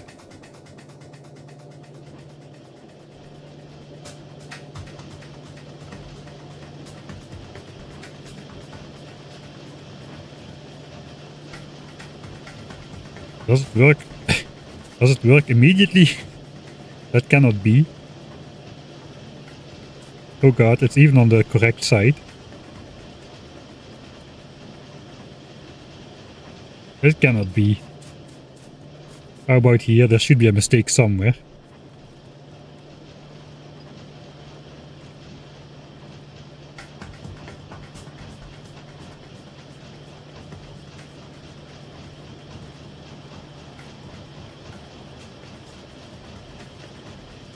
No, it's even backing up already. We probably have space to put a light in here by just doing this. I don't think we need every one of these.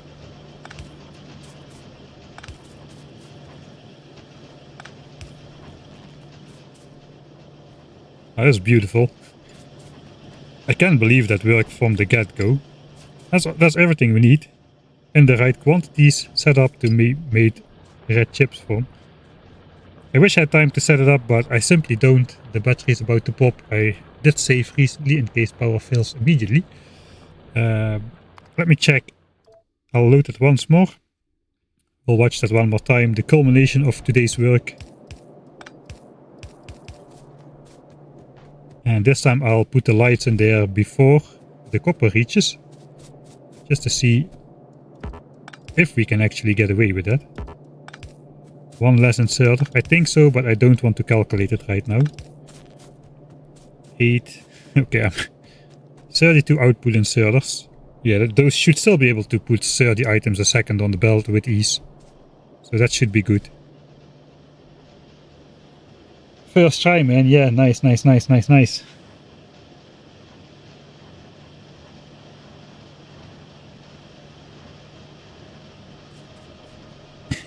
A belt of belts and inserters inserting inserters. That's the green science for you, yeah.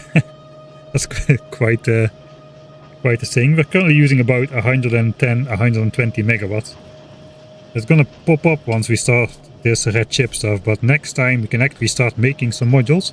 We'll start by making probably like 10,000 efficiency modules or so. Or 5 or something like that, in that order of magnitude. Maybe like 6400. That's like 2 batches of hand crafting in my hand feeding area. And by that time, hopefully quality module will be far done. Actually, I don't know. We need to set up grenades as well. We still have plenty to do, I think. I don't think we'll be running out of tasks anytime soon. But that is going to be the end of the stream save. And yeah, let's do it here. End of stream save. End of stream save. And I can load the previous one to just switch it on again at the start of the next stream, just for fun. Alright.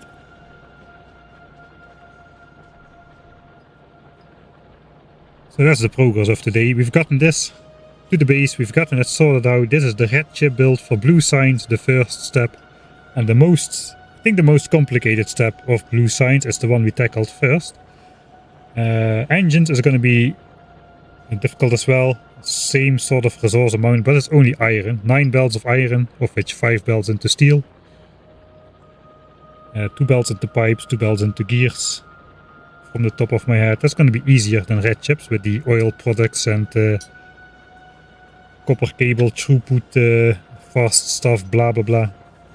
I think engine is going to be easier, and then sulfur is going to be the easiest of all, and we only need half a belt of that for our full belt of blue signs. So once, I would say we're most of the way there then. No, we're not, we're not. We're most of the way there design-wise, but not build-wise. Alright. Let's actually check the power. Yeah, about 120 megawatts. 2/3 of what we built is being used.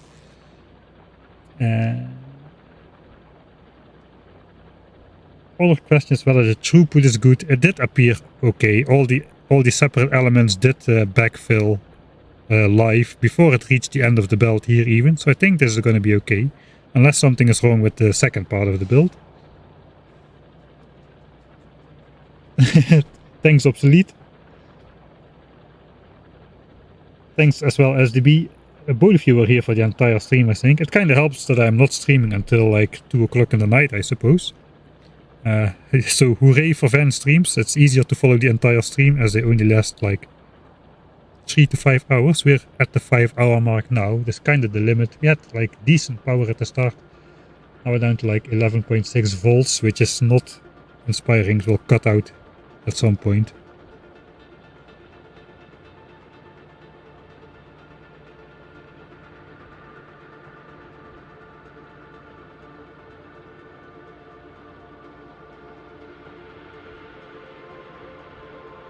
Alright, Odium, thanks for moderating again. I don't think you had much to do today. As per usual. All of you are so nice. The Factorio community is just so nice.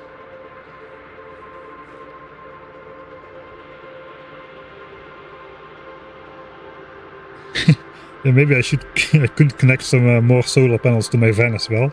Or just some steam power, you know, or just get some coal, throw some coal into the engine and run some steam. Alright, I'm not gonna talk for much longer. Then I might as well have built the red chip area. At least the lights are going on. That's looking nice. Alright, I'm looking forward to the next stream already. It's gonna be probably Friday. There might be a weekday stream, I don't know. Streaming is a bit more irregular now in the on the road times. So we'll see how that goes. I'm mostly gonna try to stream also around the bad weather. We'll see, but most likely Friday and Sundays. And yeah, for now, thanks everybody for watching, and I hope I will see you all next time.